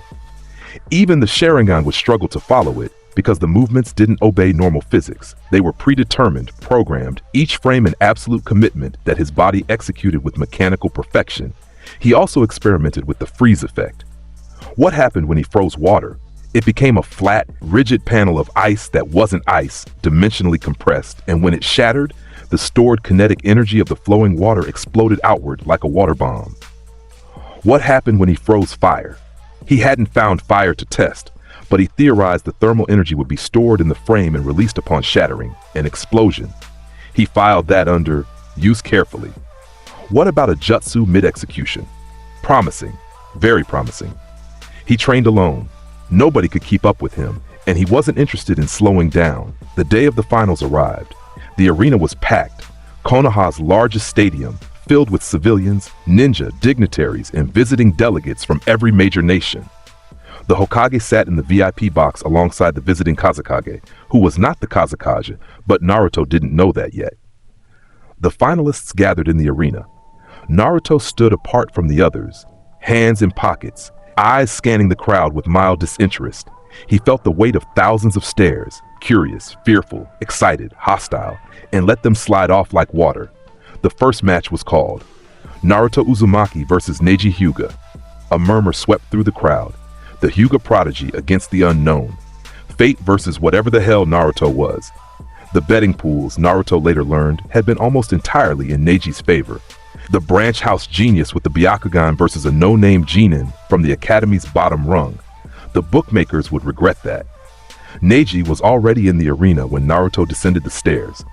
Standing in the center, feet apart, hands at his sides, Byakugan activated. The veins around his eyes bulged with the telltale stress of the dojutsu, his enhanced vision sweeping Naruto from head to toe, cataloging every detail. "So you're my opponent," Neji said. His voice was cool, measured, carrying the quiet arrogance of someone who genuinely believed the universe had predetermined his victory. "I've studied your preliminary match. Your technique is powerful, I'll acknowledge that. But it requires physical contact. And against the gentle fist, talk is cheap," Naruto said, cutting him off. He stopped 10 meters away, hands in pockets, relaxed. "Show me this ultimate defense." Neji's expression hardened. The Byakugan pulsed. "You don't understand what you're facing. Fate has already decided this match. You were born without talent, without bloodline, without..." "I said show me, not tell me." Naruto's voice carried no anger, no frustration, no emotional heat, just flat, absolute, dismissive boredom. "I didn't come here to listen to a TED talk about destiny. Hit me or step out of the ring." In the VIP box, Hiyashi Hyuga leaned forward slightly. The main branch head's Byakugan was active, studying the blonde genin with analytical intensity. Beside him, Hanabi, his younger daughter, watched with wide eyes. The proctor raised his hand. First match of the Chunin Exam finals, Naruto Uzumaki versus Neji Hyuga. Begin! Neji moved first. Fast, genuinely fast, the kind of speed that came from years of elite training and natural genius. He closed the distance in a burst of chakra-enhanced movement. Right hand leading, fingers extended in the gentle fist's basic strike posture. His aim, Naruto's Tenketsu. Specifically, the chakra points along the arm that would disable the boy's ability to use whatever technique he employed. Naruto saw the frames, traced his path, sidestepped at frame 3, let Neji's fingers pass through empty air. Neji adjusted. 8 trigrams, 32 palms, a rapid-fire assault. 2 strikes, 4 strikes, 8, 16, 32. Each one aimed at a chakra point, each one precise enough to thread a needle. The attack pattern was a web of thrusting fingers that covered every angle, every retreat path, every dodge. Naruto moved through the web, frame by frame. His body stuttered and skipped through space. Each position changed a discrete jump that left an afterimage in his previous location. Strike 1 passed through his shadow. Strike 4 hit air.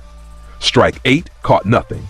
16, 20, 24, 32. Not a single hit connected. Neji's Byakugan was going haywire. He could see Naruto's chakra network, see it shifting positions in discrete jumps that didn't match any movement pattern he'd ever studied. The boy wasn't dodging. He was teleporting, not through space-time ninjutsu, but through something else. Something that made his movement look like a skipping film, each frame a static image, each transition instantaneous. "What is that?" Neji hissed, breaking his composure for the first time. "A speed you can't match." Naruto was behind him now, had circled the entire 32 palms assault while Neji was executing it, ending up in the Hyuga's blind spot, which shouldn't have been possible because the Byakugan's nearly 360-degree vision didn't have a blab of blind spot. Except Naruto was moving so fast between frames that the Byakugan's refresh rate couldn't keep up. He was appearing in blind spots that existed for fractions of microseconds, the tiny sliver of the Byakugan's visual field that didn't cover the back of Neji's head, and exploiting them at 24 frames per second. Neji spun. 8 trigrams palms revolving heaven. The rotation. The Hyuga clan's ultimate defense. Neji expelled chakra from every tenketsu in his body simultaneously and spun, creating a dome of rotating blue energy that deflected any physical attack. The technique was classified as absolute defense, a spinning shield of pure chakra that could repel any projectile, any strike, any technique that relied on physical contact. The dome blazed to life around Neji. A sphere of brilliant blue, spinning at incredible velocity, humming with power. Inside, Neji was a blur. Outside, the air crackled with displaced energy. The crowd held its breath. This was the Hyuga's trump card. The ultimate defense of the greatest Dojutsu clan. Nothing got through the rotation. Nothing. Naruto charged directly at it. Full frame stacking. 24 frames. Maximum acceleration. By frame 12, he was past 200. By frame 18, 240. By frame 24, the sonic boom clapped behind him, and the ground cracked beneath his footsteps. He didn't try to penetrate the rotation. That would be stupid. The spinning chakra would deflect physical force regardless of speed. Instead, he touched it. His palm pressed flat against the surface of the spinning dome. Skin against chakra. Contact. Pause. The rotation froze. The spinning stopped. The blue chakra locked in place. A static, unmoving, rigid sphere of energy that no longer rotated, no longer repelled, no longer functioned. It was a frame. A single, frozen image of what had been a dynamic, powerful defense. The chakra that comprised it went flat, two-dimensional, glassy, reflective. Light bounced off the surface like a mirror. The humming stopped. The air stilled. Inside the frozen sphere, Neji's eyes went wide. He was trapped. Inside his own technique, the rotation, his absolute defense was now a shell, a cage, a crystal prison of his own chakra that he couldn't dispel because the chakra itself was locked in a frame. He pushed against the interior surface. It didn't move. He struck it with a gentle fist. It didn't crack. He poured chakra into it, trying to destabilize the technique. Nothing. The freeze was absolute. No, Neji breathed. This can't. Outside, Naruto walked slowly around the frozen sphere. The crowd was utterly silent. The Hokage had risen from his seat. Hiyashi Hyuga was standing, Byakugan blazing, face pale. Every jonin in the stadium was on their feet. Naruto stopped and tapped the frozen sphere with one knuckle. The sound was like crystal being struck. High, clear, musical. Ultimate defense? He looked through the transparent frozen chakra at Neji's horrified face. It's just a cage. He pulled back one finger. A single finger, the index slide, cocked against his thumb like he was preparing to flick a marble, and flicked. The frozen sphere shattered. The stored energy of the rotation, all that spinning force, all that expelled chakra, all that kinetic power, released in every direction simultaneously. The detonation was blinding. A sphere of blue-white energy expanding outward at explosive speed, carrying fragments of frozen chakra that flew like shrapnel. The arena floor cratered. The walls cracked. The nearest spectators ducked instinctively, even though they were 50 meters away and behind barriers. Neji was at the epicenter. The energy discharged through his body, the energy of his own technique, reflected back at him, amplified by the frame's storage effect. He didn't even have time to scream. The blast launched him upward, and then gravity reclaimed him and he fell. He was unconscious before he hit the ground. His Byakugan deactivated. His body went limp. He landed on the cratered arena floor with a thud that was almost gentle compared to the explosion that had preceded it. Naruto stood at the edge of the crater, silhouetted against the settling dust, hands returning to his pockets. He didn't look back. "Destiny?" he said to the unconscious prodigy. "I just rewrote yours." The crowd erupted. Not in cheers, not entirely. It was a sound composed of 100 different reactions happening simultaneously. Shock, awe, fear, confusion, excitement, horror. Civilians screamed. Ninja cursed. The Hokage sat back down very slowly, his expression grave and thoughtful. On the VIP balcony, Hiyashi Hyuga stared at the arena with an expression that his family had never seen on his face. Something between revelation and terror. The rotation, the main branch's most sacred technique, the defense that defined the Hyuga clan's supremacy, had been frozen, captured, and used against its creator. Not by a superior technique, not by a counter jutsu, but by a 12-year-old boy who had touched it and said, "Pause." "Father?" Hanabi tugged at his sleeve. "What happened?" Hiyashi didn't answer immediately. He was recalculating. Every assumption he'd ever made about power, about hierarchy, about the predictability of the shinobi world, recalculating. "Something new," he finally said. "Something we've never seen before." In the stands, Hinata was crying, tears streaming down her pale cheeks, hands clasped in front of her chest, Byakugan deactivated because she couldn't bear to analyze what she'd just witnessed. But they weren't tears of sadness. Not entirely. They were tears of witnessing something transcendent. Neji, her cousin, her tormentor, the boy who had beaten her so badly in the preliminaries that she'd nearly died, had been defeated so completely, so utterly, so absolutely, that the concept of his destiny philosophy seemed laughable. The strongest Hyuga of his generation, dismantled in seconds by a boy who hadn't even removed his hands from his pockets until the final strike. She looked at Naruto walking away from the crater, and something in her chest moved. On the competitor's balcony, Shikamaru Nara rubbed the back of his neck and muttered, "Troublesome." Temari stared. Kankuro stared. Gaara smiled. A thin, razor-sharp smile that had nothing to do with happiness and everything to do with hunger. Soon, Gaara whispered to himself, soon. And in the shadows of the stadium's upper reaches, a figure with golden snake eyes watched and cataloged and coveted. The invasion began while the finals were still ongoing. Feathers. White feathers drifting down from the sky, carrying a mass area genjutsu designed to put the entire stadium to sleep. Civilians dropped. Jinin wavered. The Kazaka, who was Orochimaru, who had always been Orochimaru, moved. The VIP box erupted in violence. Anbu fought Sounin. The third Hokage clashed with his former student behind a barrier of purple flame. Sound 4 erected a cube of energy that sealed them in. On the arena floor, Naruto had dispelled the genjutsu before it touched him. The feathers fell around him and dissolved against his skin, unable to penetrate a consciousness that operated at 24 frames per second. Genjutsu affected the brain's perception of time and reality. Naruto's brain was already operating on a perception framework so fundamentally different from normal human cognition that the genjutsu literally couldn't find purchase. It was like trying to install software on incompatible hardware. He looked up at the purple barrier, saw the Hokage fighting, saw Orochimaru's true face beneath the stolen Kazakage disguise. Then he looked at the competitor's balcony. Gaara was gone. Temari and Kankuro were gone. The Sand siblings had fled the moment the invasion began, and Naruto could guess why. The Jinchuriki was the real weapon. Sasuke, Naruto called. The Uchiha was on the arena floor too, kunai drawn, Sharingan active, fighting off Sounin with sharp efficiency. Sand siblings. They took Gaara. He's their secret weapon. If he transforms, the village takes serious damage. Sasuke's eyes met his. A moment of understanding passed between them. Not friendship, not camaraderie, but pragmatism. Two powerful genin, one obvious threat, no time for ego. "I'll track them," Sasuke said. I'm coming. Someone else can handle the foot soldiers." He glanced at the arena, where dozens of sound and sand invaders were pouring through the breached walls. Sakura was nowhere useful. He spotted her crouched behind a pillar, frozen in fear. Shikamaru was pretending to be asleep. The Jonin were engaged in their own fights. Naruto and Sasuke moved. They tracked the Sand siblings through the forest outside the stadium.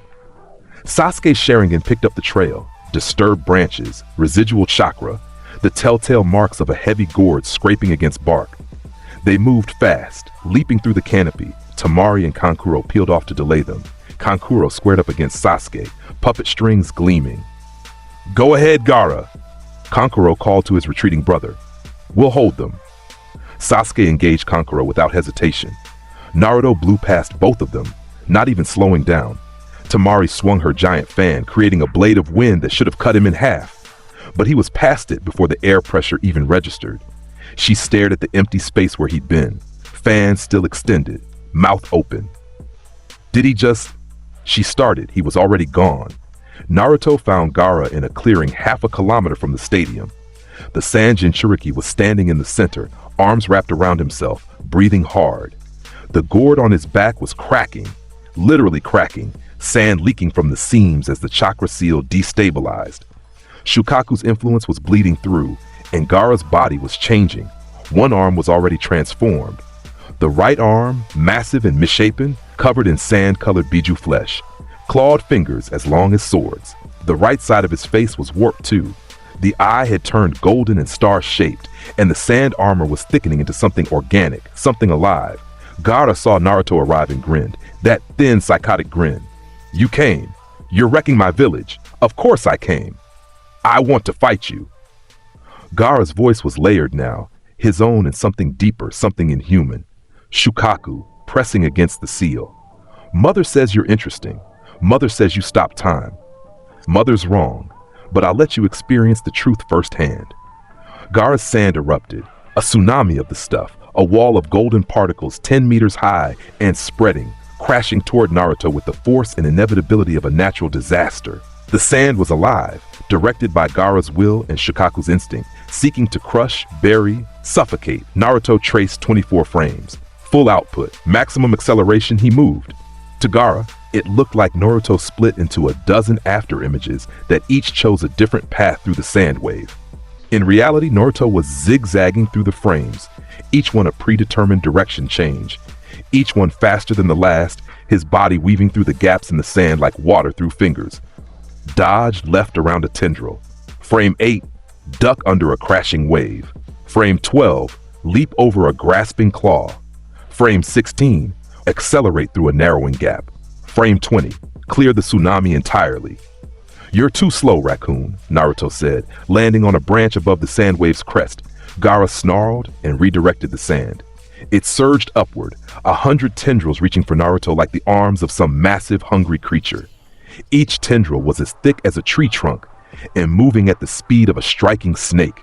Naruto dropped from the branch, fell toward the surging sand, and reached out with both hands. He touched the wave. Freeze. The sand stopped, all of it.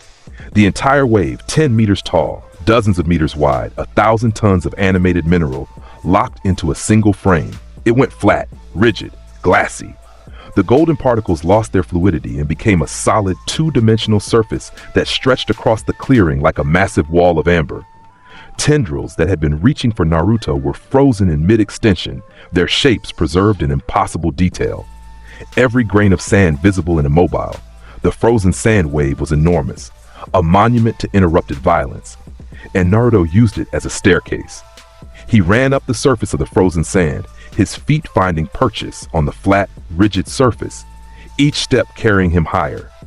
The sand's two-dimensional surface was as solid as stone, more solid actually, because it wasn't just physically rigid, but dimensionally rigid, locked in a frame that couldn't be deformed by any physical force. At the top of the frozen wave, 30 meters in the air, Naruto looked down at Gaara. The Jinchuriki was staring up at his own sand, his own weapon, his own defense, his own mother, frozen into a useless wall.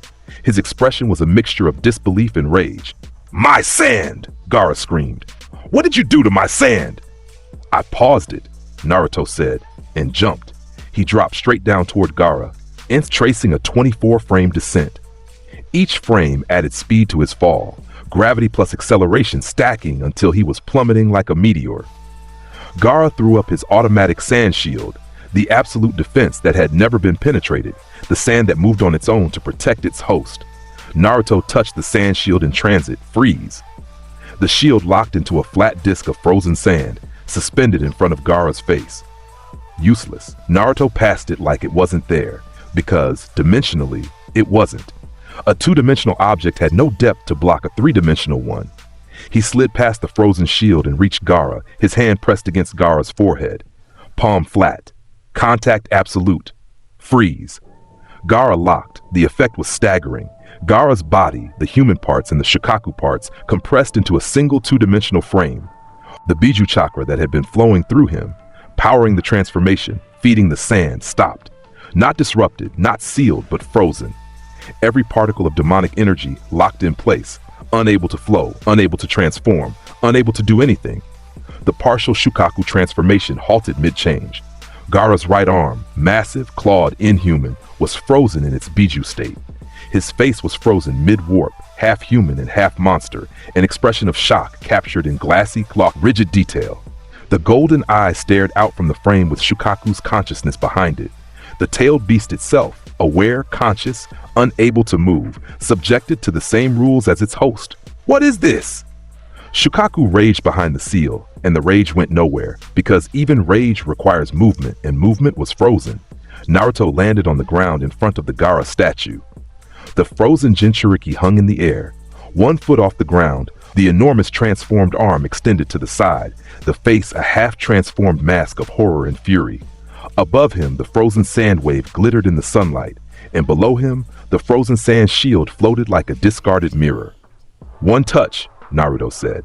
"That's all it takes. You, the monster inside you, the sand, the armor, the whole package. One touch, and you're done. He wound up. Full rotational torque, channeled through the hips, transferred to the leg, foot connecting with Gaara's temple at a speed that left a visible distortion in the air. The frame shattered. The discharge was catastrophic. Shukaku's chakra, the sand's kinetic energy, the transformation's stored power, all of it released through Gaara's body in a single explosive instant. The partial transformation blew apart. Sand flew in every direction. The Biju arm disintegrated. The golden eye faded to sea green. Gaara's body, fully human again, launched across the clearing and crashed into a tree trunk hard enough to split it. He slid to the ground, unconscious, human, small. Above them, the frozen sand wave's timer expired. The frame released, and 1,000 tons of sand collapsed with a thunderous roar, pouring across the clearing like a golden avalanche. Naruto stood in the center of it, untouched, the sand flowing around him because he was already tracing frames to deflect the debris. When the sand settled, the clearing was transformed. A landscape of dunes and broken trees, with Naruto standing in the center and Gaara's unconscious body at the base of a shattered trunk. Temari and Kankuro arrived moments later, having broken free of their respective fights, and found the scene. Their brother, the Jinchuriki of the One Tail, the weapon of the Sand Village, unconscious, defeated, human, lying in the sand like a broken doll, and the blonde boy standing over him, hands in pockets, not a scratch on his body, looking at them with an expression of absolute calm. He stopped the monster, Kankuro whispered, with one touch. Temari couldn't speak. Her fan hung limp at her side. Her legs were trembling. "Take your Jinchuriki and leave," Naruto said. His voice was even, controlled, carrying the weight of someone who was not making a request. "Go back to your village. Tell your council what happened here. Tell them what happens when you mess with Konoha." He paused, then quieter. "And tell them I was gentle, because next time I won't be." Temari and Kankuro collected Gaara and fled. There was no discussion, no debate, no attempt to complete their mission or salvage the invasion. They ran, carrying their unconscious brother between them, and they didn't look back. Naruto watched them go. The sand settled. The clearing went quiet. From a branch above, Kakashi dropped down. He'd followed, apparently, tracked Naruto through the forest, arriving in time to see the final exchange. His Sharingan was uncovered, spinning slowly, processing. "You defeated a Jinchuriki," Kakashi said. "I defeated a kid with bad anger management and a sand problem, Naruto." Kakashi's voice was serious, dead serious. "What you did, freezing the tail beast's chakra along with the host, do you understand the implications of that?" "I understand that it worked." "It shouldn't have. Biju chakra is on a different order of magnitude than anything a Kekkei Genkai should be able to affect. The nine tails, the one tail, these are forces of nature, and you paused one." Naruto looked at his hand, opened it, closed it. "The rules don't care about magnitude, Sensei. If it moves, it can be frozen. If it can be frozen, I can break it. That's how it works. No exceptions." Kakashi stared at him for a long moment. Then he pulled his forehead protector down over the Sharingan and exhaled. "Let's go back. The village needs us." They went back. The invasion was crumbling. With Gaara removed from the equation, the Sand's secret weapon was gone, and the combined Konoha forces were pushing back the Sound Invaders. The purple barrier on the stadium roof dropped, and inside, the third Hokage had fallen. But that was a grief for later. For now, there was a village to defend and enemies to rout. Naruto spent the next 2 hours doing exactly that, moving through the streets of Konoha at maximum frame speed, touching every enemy combatant he encountered. The invasion force discovered, to their collective horror, that there was a blonde demon moving through the village who could paralyze you with a single touch and couldn't be hit, caught, trapped, or slowed by anything they threw at him. By the time the sun set, the invasion was over. Sound and Sand forces had either retreated, been captured, or been frozen and left for Anbu to collect. The village was damaged but standing. The Hokage was dead, and Naruto Uzumaki had cemented his reputation as the most terrifying genin in the history of Konohagakure. Not that he cared about reputations, he cared about results. And the result was this: his village was intact, his enemies were broken, and everyone who'd witnessed his power today would think twice before targeting Konoha again. He stood on the Hokage monument as the sun went down, looking out over the damaged village, and didn't feel proud, didn't feel sad, didn't feel much of anything except the quiet, constant hum of 24 frames per second ticking away in his perception, dividing the world into slices he could master. The village would rebuild, the enemies would regroup, and eventually, someone would come who was fast enough to challenge him. He looked forward to it, but before that challenge came from outside, it came from within. Sasuke left on a Tuesday. Naruto would always remember that, the day of the week, the unremarkable quality of it, like the day he discovered his power. Tuesdays, apparently, were when his world liked to restructure itself. The mission briefing was terse. Tsunade, the new Hokage, a woman who drank too much and punched too hard, and looked at Naruto with an expression that suggested she knew exactly how dangerous he was, delivered it personally. Sasuke Uchiha has defected. He's heading for the border with sound, escorted by Orochimaru's personal guard. 4 operatives, all dangerous. I'm assembling a retrieval team. Shikamaru leads. You're on it. I don't need a team, Naruto said. You're on the team, Tsunade repeated, and her tone brooked no argument. Shikamaru, Choji, Neji, Kiba, and you. Kiba hates me. Kiba is the best tracker available. His feelings are irrelevant. Bring Sasuke back. Naruto looked at the Hokage, studied her face, found something there that he hadn't expected. Not just authority, but worry. Genuine worry, buried under layers of professional detachment. She was afraid, not of the mission's difficulty, but of its implications. If Sasuke reached Orochimaru, the Sannin would have the Sharingan. And a Sharingan in Orochimaru's hands, in Orochimaru's eye sockets, was a nightmare scenario that nobody wanted to contemplate. I'll bring him back, Naruto said. And then, because he felt like being honest, he's not going to like it. I don't care if he likes it. I care if he's breathing. Fair enough. The retrieval team assembled at the village gate within the hour. Shikamaru was already strategizing, his lazy eyes sharp with calculation. Choji was eating chips, nervous but determined. Kiba had Akamaru on his head and was pointedly not looking at Naruto. The wall crater from the preliminaries had healed, but the memory hadn't. Neji stood apart, arms crossed, Byakugan already scanning the horizon. He and Naruto hadn't spoken since the finals. The unspoken understanding between them was simple. Neji had been completely outclassed. He knew it, and he either accepted it or was still processing it. Either way, he was professional enough to work with the person who'd humiliated him. Let's move, Shikamaru said. The Sound Four have a head start. Kiba, take point, track them. They moved out, forest running, branch to branch, tree to tree, the rhythmic pattern of ninja travel. Kiba's nose led them, tracking the scent trail that Sasuke's escorts had left. The Sound Four were good. They'd used misdirection, false trails, and scent masking techniques, but Kiba was better. The Inuzuka nose was the gold standard for tracking in Konoha, and even diminished by his complicated feelings about his current mission companions, Kiba's skills were flawless. They caught up to the Sound Four within hours.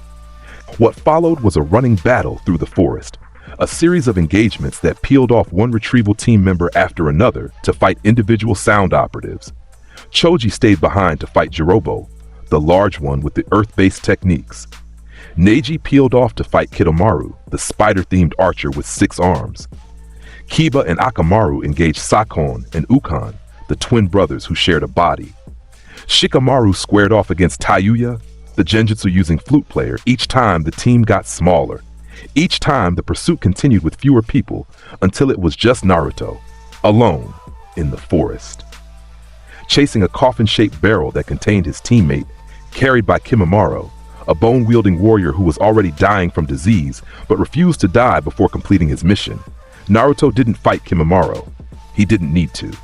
He blew past the bone user at 24-frame maximum output, a sonic boom cracking in his wake, and the sickly warrior's bone lances stabbed empty air. By the time Kimimaro processed the afterimage, Naruto was a kilometer ahead, the coffin's trail bright in his frame perception. Lee arrived to fight Kimimaro. Then Gaara returned, recovered, and repaying a debt he didn't fully understand. Naruto left them to it. He had one target, Sasuke, the Valley of the End. 2 massive statues flanking a waterfall, Hashirama Senju and Madara Uchiha, founders of the village, eternal rivals, carved into the cliff face in poses of combat. The water poured between them, crashing into a basin below with a roar that shook the stone. A place of endings and beginnings. A place where the fate of the world had been decided once and would be decided again. Sasuke was standing on Madara's head. The coffin was discarded behind him, empty, its lid thrown aside. He'd emerged from whatever transformation the Sound Force technique had induced, and he looked different, darker somehow. Not physically. The cursed seal was visible on his neck, but it wasn't active. The change was in his eyes. The Sharingan was spinning, but behind the red and black, there was something cold, something decided. "You followed me," Sasuke said. Not a question. Naruto landed on Hashirama's head, across the waterfall, eye to eye. "You ran. I followed. That's how this works." "No, that's how it used to work. I'm leaving, Naruto. Orochimaru has power that Konoha can't give me. Speed that this village can't teach." "You think Orochimaru's gonna make you faster?" Naruto almost laughed. "Sasuke, I punched that snake in the face during the Forest of Death. He ran. You're chasing a man who ran from me and asking him to give you power." Sasuke's jaw tightened. Direct hit. The truth was barbed and Naruto had aimed it perfectly. But Sasuke had spent the entire journey from Konoha building walls around his doubt, and one barb wasn't enough to breach them. "You don't understand," Sasuke said. "This isn't about you. It was never about you. I have to kill Itachi. I have to avenge my clan. And I can't do that if I'm standing in your shadow. So leave my shadow. Train harder. Get faster. You don't need to defect to a war criminal to improve." "I've been training harder." Sasuke's voice cracked. The composure slipped. Underneath was rage. Raw, scorching, the accumulated frustration of months spent watching Naruto do impossible things while his own progress felt glacial. Every day since the Bell test, every hour since Wave, and the gap between us hasn't closed by a single millimeter. You froze Kakashi, you froze Zabuza, you froze Haku, you froze Neji's rotation, you froze a tailed beast. And I can't even touch you! What am I supposed to do with that? Naruto looked at his former teammate. For the first time, the arrogance in his expression softened. Not into sympathy, not into pity, but into something like understanding. He knew what it felt like to be powerless. He'd spent 6 years being the dead last, the orphan, the demon brat, before his technique manifested and changed everything. He understood the desperation that drove someone to make terrible choices. But understanding didn't mean agreeing. "You're supposed to get over it," Naruto said. "You're supposed to realize that someone being stronger than you doesn't make you weak. You're supposed to use me as a benchmark, not a ceiling. But instead, you're running to a snake who wants to wear your body like a suit because he told you he could make you strong." Sasuke closed his eyes. When he opened them, the Sharingan had evolved. 3 tomoe in each eye, fully matured, spinning with a precision that hadn't been there before. The cursed seal pulsed on his neck and then spread. Black marks crawled across his skin like living tattoos, covering half his face, half his body. His chakra surged. The air around him darkened, thickened, became oppressive. Cursed seal level 1. "I'm done talking," Sasuke said. Then level 2. The transformation was grotesque and dramatic. His skin went gray. His hair grew long and blue-black. A cross-shaped mark appeared on his face. And from his back, 2 hand-shaped wings erupted. Massive, bat-like appendages that spread wide enough to cast a shadow over Madara's stone head. His chakra signature didn't just change. It erupted. An explosion of dark, tainted energy that pushed against Naruto's frame perception like a physical force. Sasuke rose into the air on his new wings. The Sharingan blazed, fully active, all 6 tomoe spinning as they analyzed everything in sight. His hand crackled with lightning, Chidori, but darker. Black electricity, laced with the cursed seal's power, arcing between his fingers with a sound like tearing metal. "I can see the frames now," Sasuke shouted from above, and there was triumph in his voice. Genuine, desperate triumph. "Your technique. I've been watching, analyzing, every fight, every frozen opponent. The Sharingan has recorded it all. I understand what you do, Naruto. You trace your movements across 24 subdivisions of each second. You pre-program your path and your body follows it automatically. And when you touch someone, they're locked into a single frame because they can't operate at the same frequency." Naruto's eyebrows rose. Genuine surprise for the first time in a long time. "You figured it out." "I see it. The Sharingan shows me the frames. I can track each one. I know where you'll be before you get there." Naruto applauded. Slowly, deliberately, each clap echoing off the valley walls. A mocking ovation that communicated respect and dismissal in equal measure. "Impressive," he said. "You figured it out. Congratulations. But seeing isn't catching, Sasuke." Sasuke didn't hesitate. He dove. Black Chidori screaming, wings folded back for speed, the full power of the Cursed Seal Level 2 driving him downward like a lightning bolt. The Sharingan tracked Naruto's position, predicting his movement, the enhanced eyes trying to pre-read the frames and cut off his escape routes. Fast. Sasuke was fast. Faster than he'd ever been. The Cursed Seal amplifying everything. The wings giving him angles and vectors that ground-based movement couldn't match. The Chidori crackled with enough power to punch through a concrete wall, and the killing intent behind it was real. Sasuke wasn't pulling this punch. He was aiming to maim, to incapacitate, to prove to himself more than anyone that he could match the boy who had never been matched. Naruto watched him come. 24 frames, maximum frame stacking, full acceleration. But this time, for the first time, he went beyond. He'd been holding back. Not consciously, not deliberately, but in the way that a person walking doesn't engage the same muscles as a person sprinting. He'd been operating at comfortable output. 80%, 90% during the Gaara fight. Never 100. Now standing on Hashirama's stone head with Sasuke diving at him like a dark angel, Naruto pushed to 100%. Frame 1, plant feet. Frame 2, lower center of gravity. Frames 3 through 10, accelerate. Not the gradual buildup he usually employed, but a savage, immediate spike. Each frame stacking speed on speed, velocity compounding, his body blurring and then disappearing entirely as he surpassed the threshold of human perception. Frame 11, past 200 kilometers per hour. Frame 15, past 250. Frame 18, past 270. Frame 20, the sound barrier. Frame 21, break it. Boom. The sonic boom detonated across the valley of the end like a thunderclap from God. The waterfall trembled. The statue shook. The water in the basin below was pushed outward in a circular wave by the shockwave alone. Sasuke's Sharingan, for all its predictive power, couldn't track what wasn't there. Naruto had accelerated past the speed of light-based perception. The Sharingan could track chakra, predict movement, copy techniques. It could not track something moving faster than its own processing speed. Naruto appeared behind Sasuke's diving form. Above, actually, higher than the Uchiha's trajectory, positioned in the one spot that the wing's architecture created a blind spot. His hand was extended. Fingers touched Sasuke's shoulder. Game over, Sasuke. Sasuke froze. The image was haunting. The most haunting thing anyone in the valley would ever see. And Kakashi, who arrived seconds later, would carry it in his memory for the rest of his life. Sasuke Uchiha, suspended in mid-dive, frozen at the apex of his most powerful attack. Wings spread wide, gray skin taut, hand extended with the black Chidori still crackling, but static. The lightning didn't arc, it didn't move. It was a frozen image of electricity, black bolts preserved in a single frame, beautiful and terrible and completely, utterly still. His face was frozen in an expression of absolute effort. Every muscle engaged, every vein visible, the Sharingan wide and spinning, but spinning in place, the Tomoe locked in their rotation, the predictive eyes predicting nothing because there was nothing to predict in a frozen frame. He was conscious. Behind the frozen Sharingan, Sasuke's mind was active, aware, processing. He could feel the freeze, feel the flatness of his own body, the compression of his three-dimensional self into a two-dimensional prison.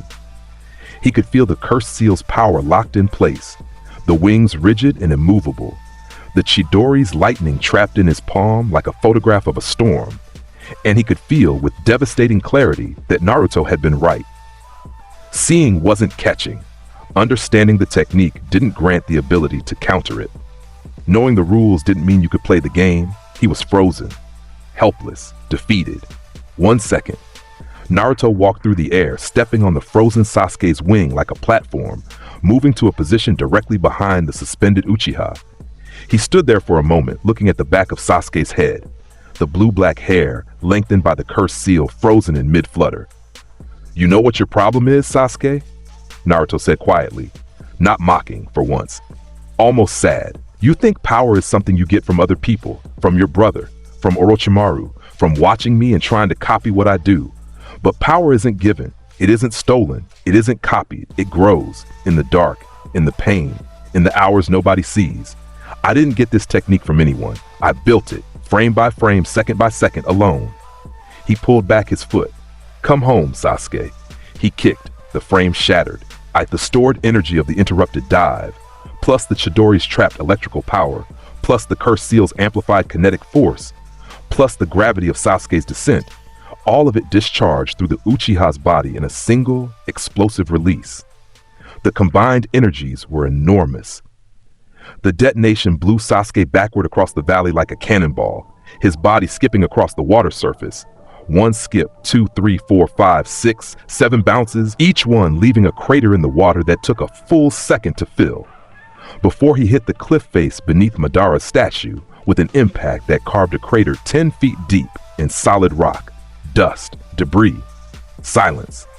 Then the cursed seal receded, the wings dissolved, the gray skin faded back to pale, the hair shortened. Sasuke's body, fully human, fully unconscious, slumped forward from the crater and fell to the water's surface. He floated there, face up, the Sharingan deactivated, eyes closed, breathing, alive, beaten. Naruto stood atop Madara's statue. The wind from the waterfall caught his hair and his jacket, and for a moment, just a moment, he looked like a figure from a legend. A golden-haired demon standing on a monument to war, looking down at the defeated with eyes that held neither joy nor sorrow.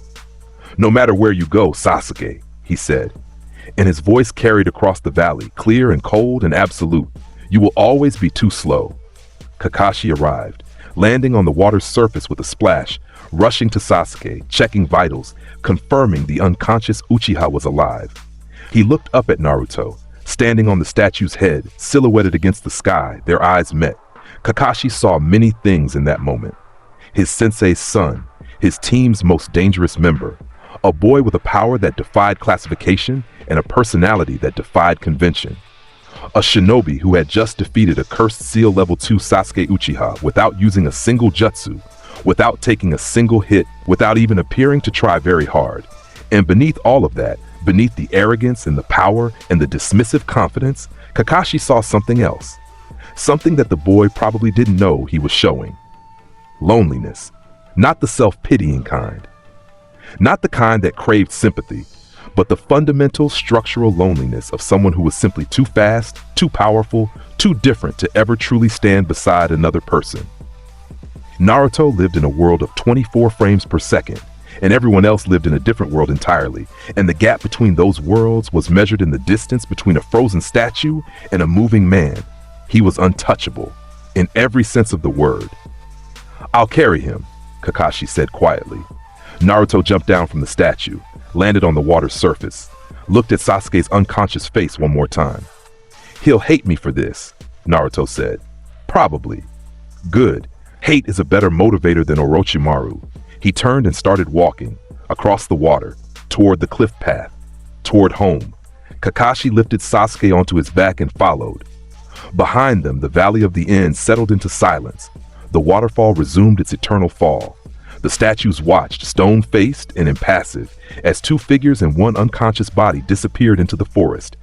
And somewhere in a hidden base in a dark room, behind golden snake eyes that narrowed at the news of his retrieval target's failure, Orochimaru processed the report and revised his assessment of Naruto Uzumaki upward by several orders of magnitude. The boy who moved in 24 frames per second.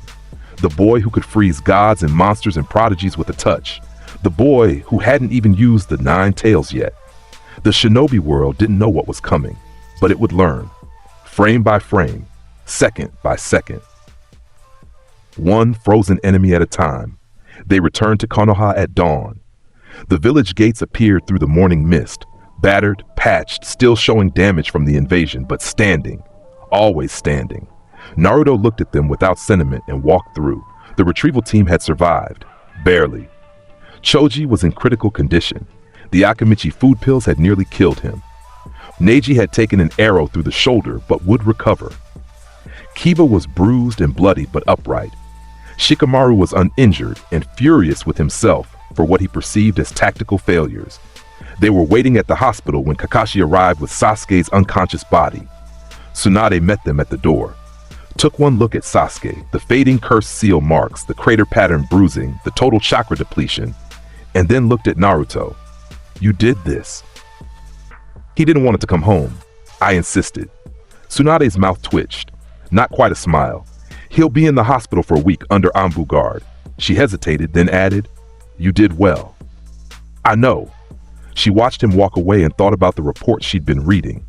The mission files, the eyewitness accounts, the growing body of evidence that suggested Naruto Uzumaki was, without exaggeration, the most dangerous individual to come out of Konoha's academy in living memory.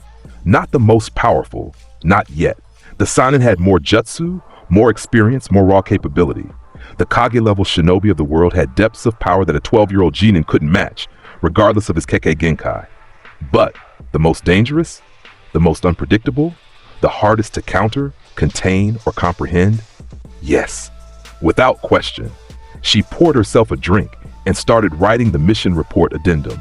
Naruto went to the roof of the Hokage Tower, his favorite spot, high enough to see the whole village, quiet enough to hear himself think, close enough to the carved faces on the monument that he could see the stone eyes of the 4 Hokage looking out over the village they'd built and bled for. He sat on the edge, legs dangling over the drop, and looked at the sky, 24 frames per second. Even now, sitting still, breathing slowly, doing nothing, his perception divided the world into its component frames. The clouds moved in stuttering increments. Birds flew in discrete jumps. The wind shifted in measurable intervals. He saw the world differently from everyone else, and that difference, that fundamental, inescapable alienation, was the price of his power and the source of his strength. He was faster than anyone alive. He could freeze gods and monsters with a touch. He was, by any objective measure, extraordinary, but he was also alone in a way that no speed could remedy and no freeze could fix, because you couldn't touch someone if they were afraid to be touched. And everyone was afraid to be touched by him. His teammates, his teachers, his enemies, the village that had raised him and hated him, and now feared him in a way that was subtly different from their old hatred, but somehow just as isolating. He thought about Sasuke, unconscious in the hospital, about the words he'd spoken at the Valley of the End, about power growing in the dark, in the pain, in the hours nobody sees. He thought about the 9 tails sealed behind his navel, a power he hadn't tapped and didn't plan to. He was fast enough without it, strong enough without it. The fox was a contingency, not a crutch. He thought about the future, the enemies that would come, the challenges that would escalate, the inevitable confrontation with whoever was pulling strings behind Orochimaru's ambition and the Akatsuki's shadows. He could feel it coming, the way he could feel a frame before it arrived. A gathering of forces, a convergence of powers, a world that was about to discover how small it really was. The wind shifted. A presence on the rooftop behind him, light, tentative, familiar. He recognized the chakra signature before the footsteps. "Hinata," he said without turning around, a soft intake of breath. Then quietly, "How did you know?" "I always know." A pause, the sound of hesitant footsteps approaching. She sat down on the edge beside him, not too close but close enough. Her hands were folded in her lap. Her Byakugan was inactive. She was looking at him with those pale lavender eyes, and the expression in them was something he didn't have a frame for. "Are you okay?" she asked. "I'm fine. Why?" "You brought Sasuke back. You fought Gaara. You've been fighting since the exam started. I just wanted to make sure you were okay." Naruto looked at her, really looked, the way he rarely looked at anyone, not through the frames, not through the tactical overlay, but with his own eyes, unenhanced, seeing the girl beside him as she actually was. Small, quiet, earnest. Brave in a way that had nothing to do with speed or strength, and everything to do with the simple, terrifying act of sitting next to someone the entire village was afraid of and asking if they were okay. "Yeah," he said. And for the first time in a long time, the arrogance in his voice was absent, replaced by something warmer, something almost vulnerable. "I'm okay." They sat in silence for a while. The sun rose higher. The village woke up.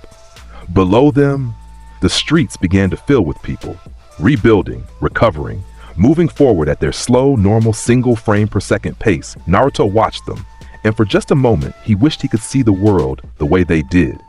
Smooth, continuous, undivided, A single, flowing stream of experience instead of 24 discrete slices, each one a decision, each one a commitment, each one a step closer to a speed that nobody could share. Then the moment passed. The frames reasserted themselves. The world snapped back into its 24-part clarity, sharp and clean and fast. Naruto stood up, offered Hinata his hand. "Come on," he said. "I'm hungry. And you look like you could use some ramen." She took his hand and didn't freeze, because he wasn't operating in the frames. Because for the first time in a very long time, he was just a boy, offering his hand to a girl, at the speed of normal. She smiled, he almost did too. They walked to Ichiraku's. Behind them, the Hokage monument watched over the village, stone faces impassive, stone eyes seeing nothing and everything. A new face would be carved there someday, maybe sooner than anyone expected. A face belonging to a boy who saw the world in 24 frames per second and had decided, despite everything, to protect it. They called him a demon. They were wrong. Demons are slow. 2.5 years later, the demon returned, faster. Konoha's gates hadn't changed. Same wood, same hinges, same pair of eternal Chunin guards sitting in the same booth doing the same crossword they'd been working on since the third Hokage's funeral. The village behind those gates had healed. New buildings where rubble had been, fresh paint over scorch marks, the careful architecture of reconstruction layered on top of invasion damage like skin growing over a scar. Naruto walked through those gates at 3 in the afternoon on a Wednesday, and the Chunin guards didn't see him arrive. One moment, the road was empty. The next, a figure was standing at the check-in desk, taller than before, broader in the shoulders, wearing a black and orange jacket over mesh armor and carrying himself with the loose, predatory ease of something that didn't need to announce itself because the world rearranged around it automatically. His eyes were different. That was the first thing anyone noticed once they got close enough to look. The blue was the same, surgical, electric, the color of a plasma cutter's arc. But there was something behind it now. A flicker, a shudder. When Naruto focused on something, the iris contracted in a way that looked mechanical, like a camera lens adjusting, though the pupil dilating and constricting in rapid, rhythmic pulses that synced to a frequency nobody else could hear. 24 frames per second. Still there, still ticking, but refined, polished, elevated to something that the 12-year-old version of himself would have recognized the way a child recognizes the adult they'll become, familiar in shape, alien in scale. Jiraiya had changed everything. Not through jutsu, though Naruto had learned those too. Not through sage training, though that had come later. But through understanding. The old pervert, the legendary Sannin, the Toad Sage, the man who wrote terrible novels and drank worse sake, had looked at Naruto's technique and seen not a weapon, but a language. A grammar of motion. A syntax of time. "You're thinking about it wrong," Jiraiya had said, 3 months into their training trip, sitting on a rock in some nameless canyon while Naruto ran frame drills against the cliff face. "You keep treating your 24 frames like a fixed system, a cage with exactly 24 bars. But it's not fixed, kid. It's a frequency, and frequencies can be tuned." That conversation had cracked Naruto's world open like an egg. 24 frames per second was his baseline, his resting state, the default frequency at which his consciousness subdivided time. But it wasn't a limit. It was a starting point. With training, with focus, with the kind of brutal, grinding, obsessive practice that turned technique into instinct and instinct into nature, Naruto could push the frequency higher. 30 frames, 40, 60. In short, devastating bursts that compressed so much speed into so little time that the air around him didn't just resist, it combusted. At 30 frames, he was hypersonic. Mach 3. The sound barrier didn't tremble. It shattered like the frozen frames of his enemies, and the resulting boom could crack stone. At 40 frames, the world slowed to a crawl. Raindrops hung suspended. Dust particles drifted like lazy stars. A thrown kunai moved like a bored turtle. Everything was slow, and Naruto was everything's opposite. At 60 frames, a limit he could sustain for perhaps 5 seconds before the strain threatened to freeze his own body, the world stopped. Not because time stopped, but because the gap between his perception and reality's pace became so vast that the distinction ceased to matter. At 60 frames, Naruto could cross a battlefield before a combatant's synapse finished firing. He could touch every person in a crowd before the first one started to freeze. He could, theoretically, though he'd never needed to, outrun thought itself. Jiraiya had also taught him the Rasengan, the fourth Hokage's signature technique, a sphere of compressed, rotating chakra contained in the palm. Simple in concept, nightmarish in execution. Naruto had learned it in 3 weeks, which Jiraiya said was either genius or insanity or both. Then Naruto had done something to it that made Jiraiya go very quiet for a very long time. He'd fused it with the freeze. The frozen Rasengan, Naruto's term because he liked naming things simply, was a Rasengan that carried the properties of his frame technique embedded in its rotation. When it hit something, it didn't just grind, it froze. The target locked into a single frame, compressed and rigid and crystalline, and then the Rasengan's rotational energy kept spinning inside the frozen object, building pressure like a bomb in a sealed chamber. When the frame released, 1 second later, always 1 second, the stored energy detonated outward. The combination of freeze compression and rotational release created an explosion that was, by Jiraiya's conservative estimate, equivalent to a small yield explosive tag multiplied by about 400. Jiraiya had watched the first test, a boulder the size of a house, frozen by the Rasengan's impact, crystallized for 1 terrifying second, and then detonating into gravel and dust that rained across a quarter-mile radius, and had sat down on the ground and opened a bottle of sake without saying a word. There was more. The frame skip, Naruto's solution to the problem of linear movement. Instead of tracing a continuous path through 24 frames, he could skip frames entirely. Frame 1 here, frame 12 there, no in between, no travel time, no trajectory to predict. To an observer, it looked like teleportation, Naruto blinking out of existence in one location and appearing in another with no visible transition. It wasn't the fourth Hokage's flying thunder god. It didn't require seals or markers or spatial coordinates. It was simpler and stranger. Naruto simply chose not to exist in certain frames, and the world accommodated his absence. And then there was the frozen domain. This was the technique that had made Jiraiya, a man who had fought Hanzo the Salamander, trained under the third Hokage, and battled Orochimaru to a standstill. Look at his student with something that was not quite fear but was certainly adjacent to it. The frozen domain was an area of effect extension of Naruto's frame perception. Instead of requiring physical touch to freeze a target, Naruto could project his 24-frame frequency outward in a sphere. Everything within that sphere, people, objects, jutsu, air itself, operated at his frequency. And since nothing except Naruto could handle operating at 24 frames per second, everything inside the domain froze. Simultaneously. Completely. A bubble of absolute stillness centered on the fastest thing alive. The range was limited, 20 meters at rest, expanding to perhaps 50 under strain. But inside that radius, Naruto was a god. Not metaphorically, not hyperbolically, a god.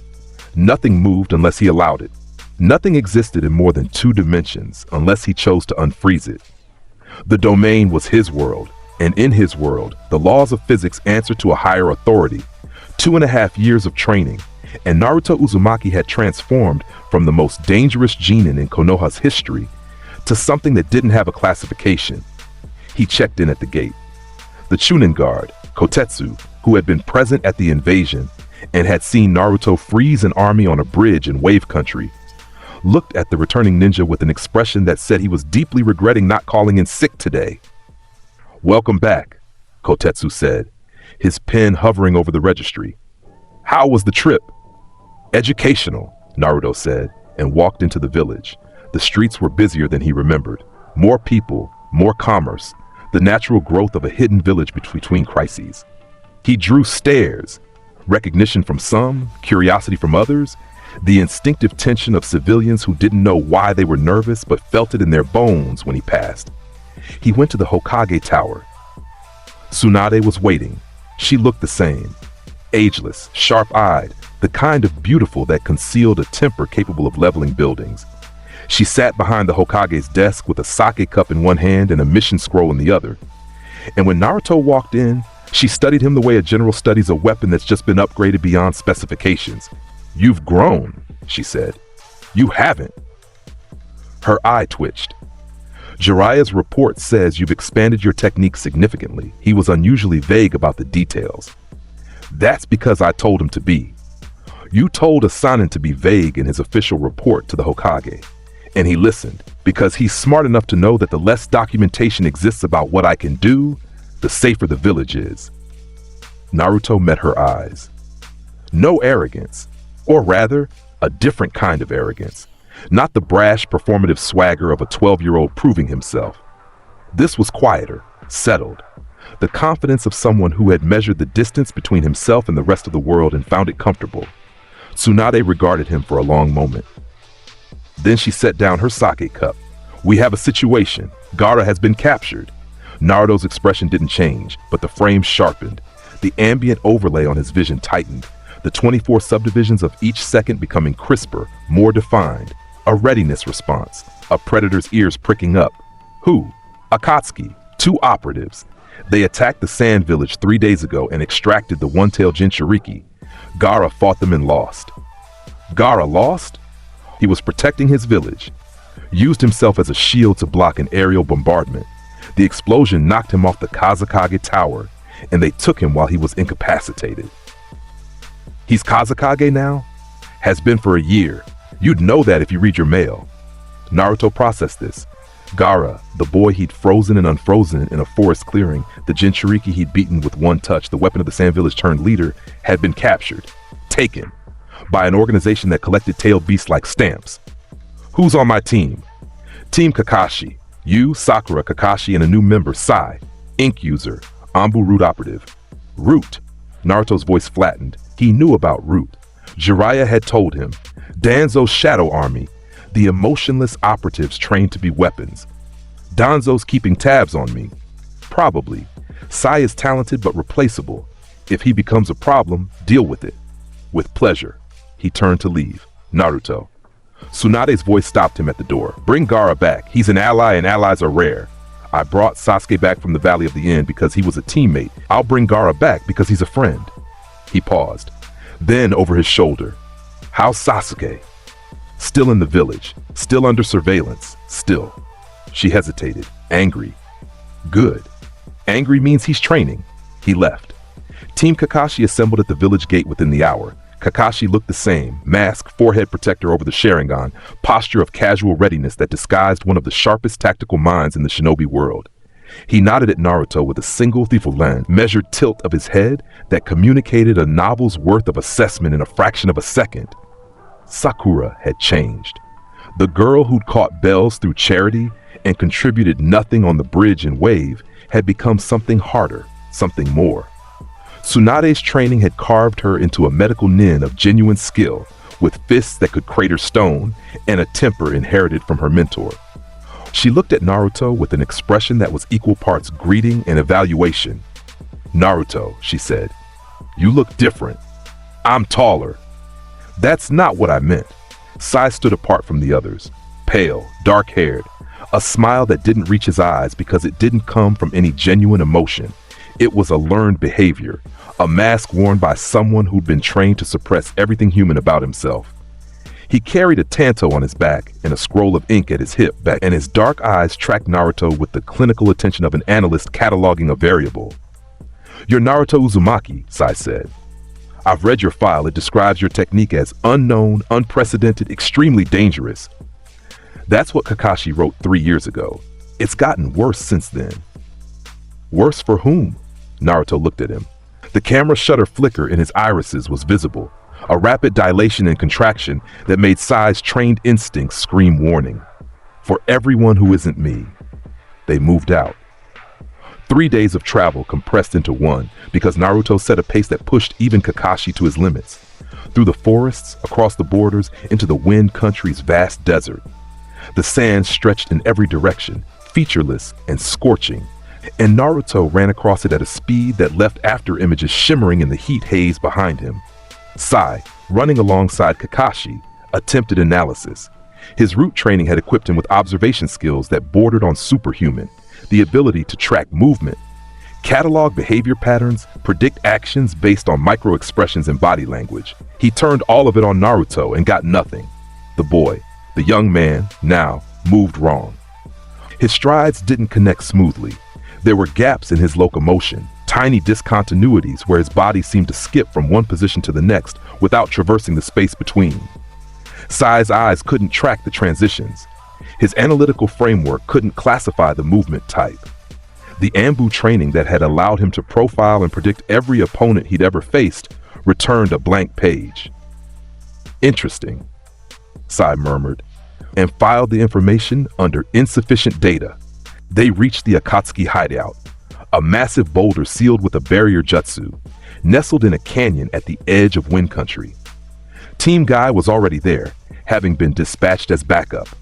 The barrier required simultaneous removal at 5 points, scattered across the surrounding area. Guy's team will handle the barrier seals, Kakashi said. Once they're down, we breach. The intel says 2 Akatsuki operatives are inside with Gaara, Sasori of the Red Sand and Deidara of the Explosion Corps. Puppet user and a bomber, Naruto summarized. One controls the ground, one controls the air. Correct, we need a plan for. I go in first, alone. You 3 provide support and handle anything that runs. Naruto, we should coordinate. Kakashi-sensei.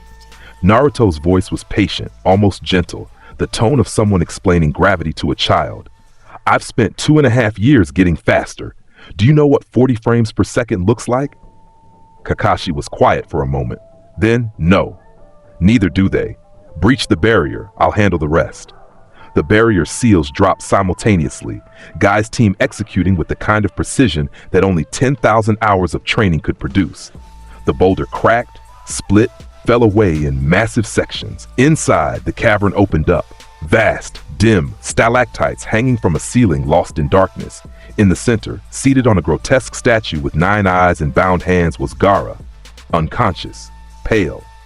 The extraction process had already begun. Spectral energy was flowing from his body into the statue, the one tail being ripped from its host, one tendril at a time. 2 figures flanked the statue. One was hunched inside a massive puppet shell, Hiruko, Sasori's armored transport.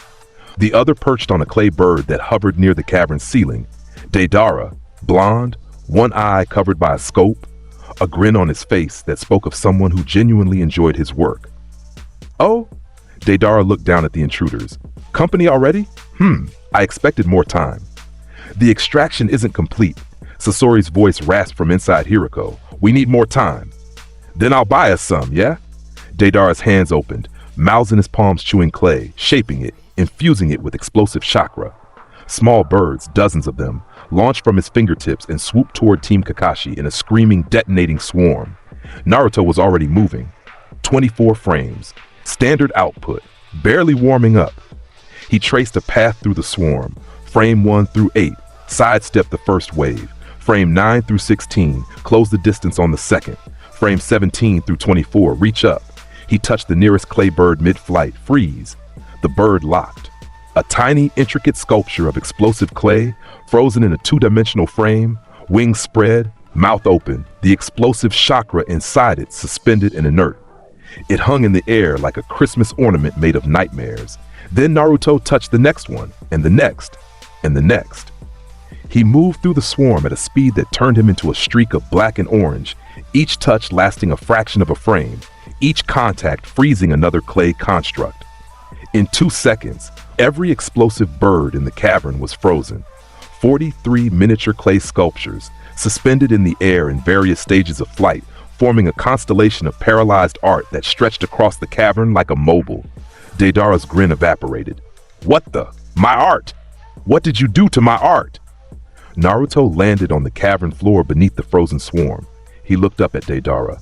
The camera shutter flicker in his eyes was pronounced now, visible even at distance, a rhythmic pulsing that looked mechanical, inhuman. Your art was dying to explode, Naruto said. I put it in a museum. He flicked the nearest frozen bird.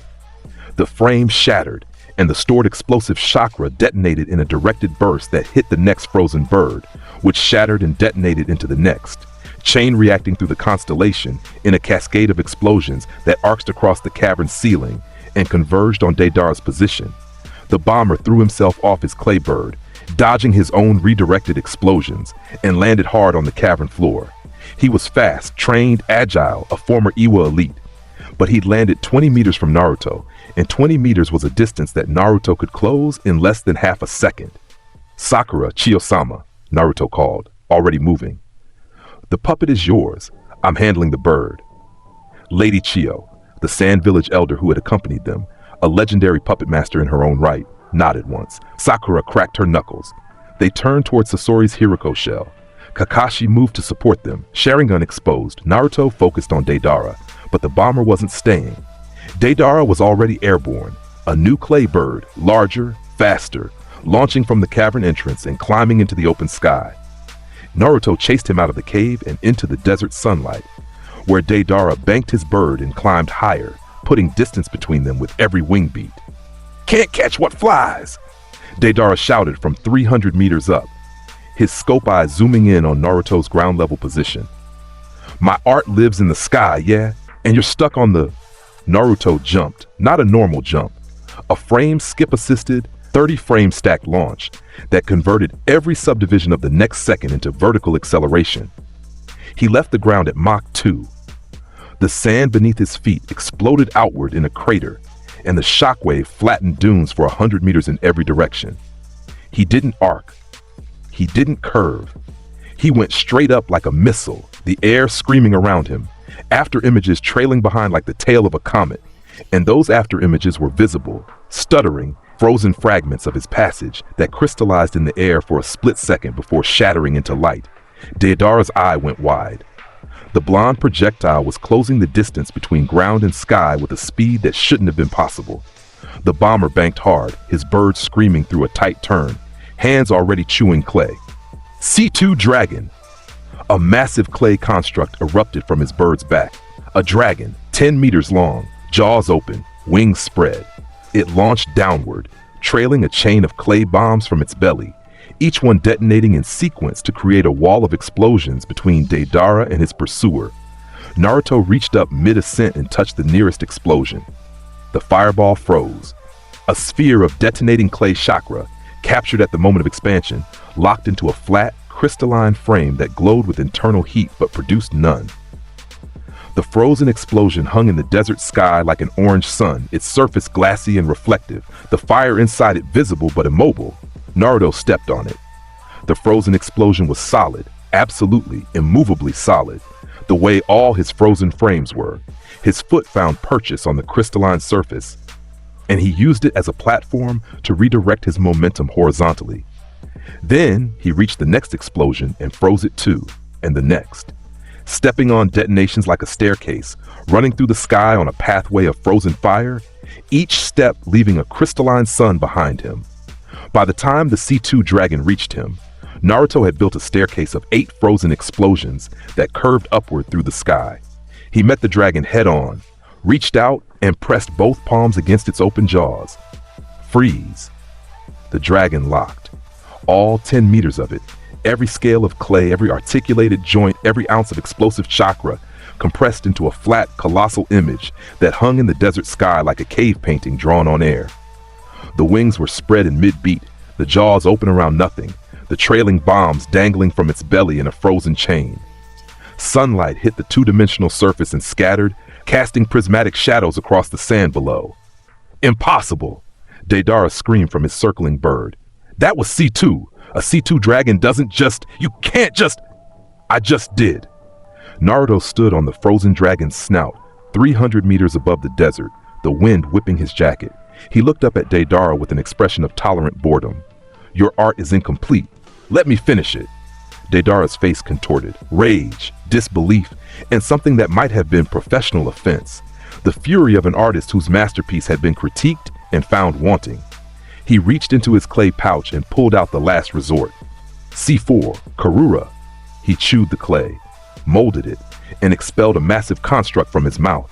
A clay replica of himself, 50 meters tall, swelling in the sky like a balloon of flesh-colored explosive. The giant Deidara figure expanded and then burst, releasing not an explosion but a cloud. Microscopic clay bombs, invisible to the naked eye, drifting downward in a silent, lethal mist. Each particle was a bomb. Each bomb was small enough to enter a human body through the skin and detonate at the cellular level. The ultimate assassination technique, death you couldn't see, couldn't dodge, couldn't block. Naruto watched the invisible cloud descend toward him. He couldn't see the individual particles. They were too small for even his enhanced eyes. But he could feel them in his frames, tiny disturbances in the 24 subdivision overlay. Like static in a signal, he smiled. You think smaller makes faster? He spread his arms wide, palms open. Let me show you what happens when you step into my world. He activated the frozen domain. The effect was instantaneous and terrifying. A sphere of influence expanded from Naruto's body, 10 meters, 20, 30, expanding outward like a shockwave but silent, invisible, detectable only by its effects. Within the sphere, the air itself stuttered. Dust particles froze in place. Wind currents halted. The microscopic clay bombs, thousands upon thousands of them drifting toward Naruto's position, hit the edge of the domain and stopped. Every single one, frozen. Locked in their individual frames, too small to see, but absolutely, completely paralyzed. A sphere of empty air surrounded Naruto, the domain's boundary visible only as a faint shimmer where frozen air particles caught the light. Deidara's scope zoomed in. His C4, his masterpiece, his ultimate technique, the attack that had never failed, was suspended in a sphere of nothing around the blonde kid. Not dispersed, not destroyed, frozen. Every microscopic bomb held in stasis, unable to advance, unable to detonate, unable to do anything. No, Deidara whispered. That's not, you can't freeze what you can't see. I don't need to see it. Naruto's voice carried across the distance, clear and cold. In my domain, everything freezes. Size doesn't matter. Speed doesn't matter. You could be an atom or a god, and the result would be the same. He pushed the domain outward. The sphere expanded, 40 meters, 50, 60, and the frozen particles at its edge were propelled along with it, a growing shell of crystallized microbombs that rushed toward Deidara's position like a silent, invisible wave. Deidara banked his bird and dove. Running. Actually running. The arrogance stripped away, the artist's pride replaced by the raw survival instinct of a man who understood, finally and completely, that he was outclassed in a way that no amount of explosive clay could compensate for. Naruto didn't chase him. He pushed to 40 frames. Frame 1 through frame 10, compress. Frame 11 through 20, launch. Frame 21 through 40, arrive. He framed, skipped across the sky. No trajectory, no arc, no visible transition. One frame he was standing on the frozen dragon.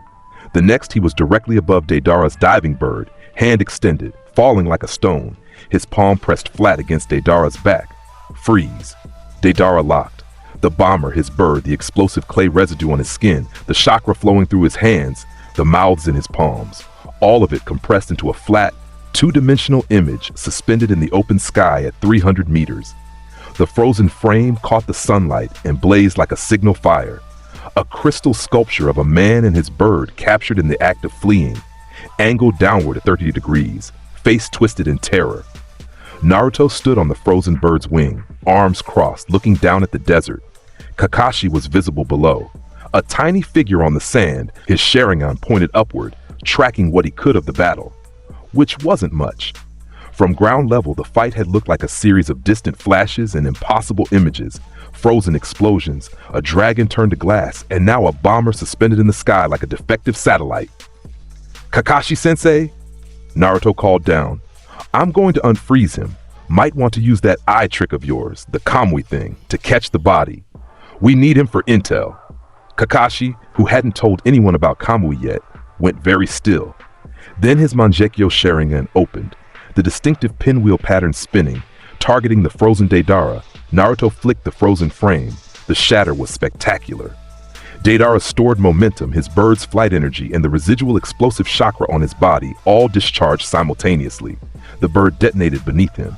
Deidara's body, ragdolled by the combined forces, unconscious, battered, began to fall. Kakashi's Kamui warped the space around the body, pulling it into the dimensional pocket before gravity could claim it. The frozen explosions that Naruto had left behind in the sky began to expire, 1 second each, releasing their stored fire in a sequence of aerial detonations that lit up the desert sky like fireworks. The frozen C2 dragon, its timer already up, released with a boom that echoed across the dunes. The frozen microbombs dissipated harmlessly as their frames expired, the C4's devastating potential reduced to a faint shimmer of discharged chakra, Naruto landed on the sand. Crater. Shockwave. Sand in every direction. He straightened up, brushed dust off his sleeve, and looked toward the cavern entrance. Inside, the sounds of combat were fading. Sakura and Chiyo had handled Sasori. The puppet master's 100-puppet technique had been formidable, but Naruto had arrived at the cavern mouth in time to see the tail end of the battle. Sasori's third Kazekage puppet was in pieces. His Hiroko shell was shattered, and the man himself, revealed now, a beautiful, ageless face on a puppet body, was impaled on the swords of his own parent puppets. Chiyo's final gambit successful. But Gaara was still on the statue. The extraction had been interrupted by the fight, but the damage was done. The one tail had been partially removed, enough to kill the host. Naruto walked to Gaara's body, lifted him off the statue's hand, laid him on the cavern floor. "He's dying," Sakura said, her medical jutsu already scanning. Her face was pale. The extraction pulled too much of the Biju's chakra. His life force it's too low. "I can't." Lady Chiyo stepped forward, old, tired, carrying the weight of a lifetime of war and the specific heavy guilt of being the person who had sealed the one tail in Gaara as a baby. She knelt beside the body and placed her hands on Gaara's chest. "One's own life reincarnation," she said quietly. "The technique that gives life by taking it." She poured her remaining life force into the Jinchuriki. Naruto watched. Didn't intervene, didn't try to stop her. He understood sacrifice, understood the math of it, the cold equation of one life traded for another, and he respected Chiyo enough to let her make the calculation. Gaara's eyes opened. Sea green, clear, alive. He looked up at Naruto's face, the first thing he saw. "You," Gaara said. "Me." Gaara sat up slowly, looked at Chiyo's still body, understood. His face, always stoic, always controlled, cracked. Just a little, a fracture in the mask. "She saved me," he said. "You saved your village first." She returned the favor. Naruto offered his hand. Gaara took it and stood. A moment passed between them. Two Jinchuriki. Two boys who'd been called monsters. Two men who'd chosen to protect instead of destroy. "You've saved me twice now," Gaara said. "Don't make it a third." Gaara almost smiled. Almost. They returned Gaara to the sand village. The Kazekage walked through his own gates to find his entire village waiting. Civilians, ninja, children, elders, a sea of faces that erupted in relief and joy when they saw him alive. Gaara stood at the center of it, overwhelmed in a way that had nothing to do with combat, and for the first time, Naruto saw the boy who'd been a weapon learn what it felt like to be loved. He watched from the village wall apart from the celebration. Kakashi found him there. "You handled Deidara alone," Kakashi said. "In the sky, at 300 meters, in under 2 minutes. He was slow. He was S rank. Slowly S rank." Naruto paused. "How much did you see?" "Enough to know that whatever Jiraiya taught you, the word dangerous in my old report needs updating." Kakashi leaned against the wall. "The domain technique, the frozen explosions, that thing where you skipped, like you stopped existing for a moment." "Frame skip. I drop out of consecutive frames and re-enter at a later point. No travel, no transition, just there, then not, then somewhere else." Kakashi absorbed this. "Your opponent can't predict what doesn't exist." "Exactly. That's terrifying, Naruto." "Thank you." They returned to Konoha. The mission was a success. Gaara rescued, 2 Akatsuki operatives neutralized, intel gathered. Tsunade read the report, poured herself 2 drinks instead of 1, and filed it under the classification level that only she and the advisory council could access. Sai submitted his own report to Danzo. It was unusually short. Target's capabilities exceed all previous intelligence. Classification inadequate. Recommendation: do not engage under any circumstances. Danzo read it, frowned, and filed it away. He did not take the recommendation. The months that followed were a blur of missions and escalation. The Akatsuki were moving. Reports from every nation, Jinchuriki targeted, tailed beasts extracted. The shadow organization that had been a rumor was now a reality, and the shinobi world was scrambling to respond. Naruto didn't scramble. He prepared. And then the lead came. Orochimaru's hideout. Located. Sasuke Uchiha confirmed present. Team Yamato, Kakashi's replacement, while the copy ninja recovered from Kamui overuse, led by a wood-style user named Yamato, was assigned the mission. Naruto, Sakura, Sai, and Yamato. Infiltrate. Assess. If possible, retrieve Sasuke Uchiha. The hideout was underground. a labyrinth of stone corridors and sealed chambers, dimly lit by torches that cast more shadows than light. The air smelled of chemicals and snakes and the particular acrid tang of human experimentation conducted over decades without moral constraint. They breached the outer defenses without difficulty. Yamato's wood style suppressed the barrier traps. Sai's ink creatures scouted ahead. Sakura's medical training identified the alchemical hazards. Naruto walked through the corridors with his hands in his pockets, frame perception mapping the structure around him. Every fork and chamber and hidden room laid out in 24-frame clarity. They found Orochimaru's chambers first. Empty. A desk covered in research notes, vials of unnamed liquids, the shed skin of something that had once been human. The Sannin was gone, relocated, escaped, or simply elsewhere in the complex. Then they found Sasuke. He was standing in a training chamber, a massive circular room with reinforced walls scarred by 1,000 jutsu impacts. He wore white, open shirt, dark pants, a sword strapped to his waist. His hair was longer, falling past his chin in dark curtains that framed a face that had lost every trace of boyhood softness. He looked like a blade given human form. Sharp, cold, dangerous. He looked at Naruto the way a man looks at a mirror that reflects something he hates about himself. 3 years, Sasuke said. His voice was deeper, flatter. You came back. Never left. You're the one who ran. I didn't run. I evolved. Sasuke's Sharingan activated, 3 tomoe in each eye, spinning with the lazy precision of a Swiss watch. I've been training too, Naruto, learning things Konoha could never teach me, and I've been studying you. Every fight, every technique, every frozen frame. Through Orochimaru's intel network, through the Sharingan's memory. Every time we fought, every time I watched you freeze someone, the Sharingan recorded it. I've replayed those recordings 10,000 times. I've analyzed the frame transitions, I've mapped the timing, and I've found something.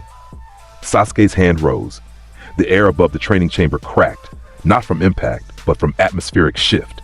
Clouds that shouldn't exist underground were forming at the ceiling, dark and churning, laced with electrical discharge. Kirin, Sasuke said. Natural lightning. Guided by my chakra, but not created by it. Real electricity, real speed, real power. The speed of light, Naruto, faster than anything you've ever faced. The clouds churned. Lightning arced between them, growing, building, the electrical potential in the chamber climbing to levels that made the hair on Naruto's arm stand up. Sakura grabbed Yamato's arm. We need to move. Stay back, Naruto said. No urgency, no alarm. Just a calm, measured instruction from someone who was not worried. All of you, back behind the door, now. They moved. Naruto didn't. The lightning coalesced.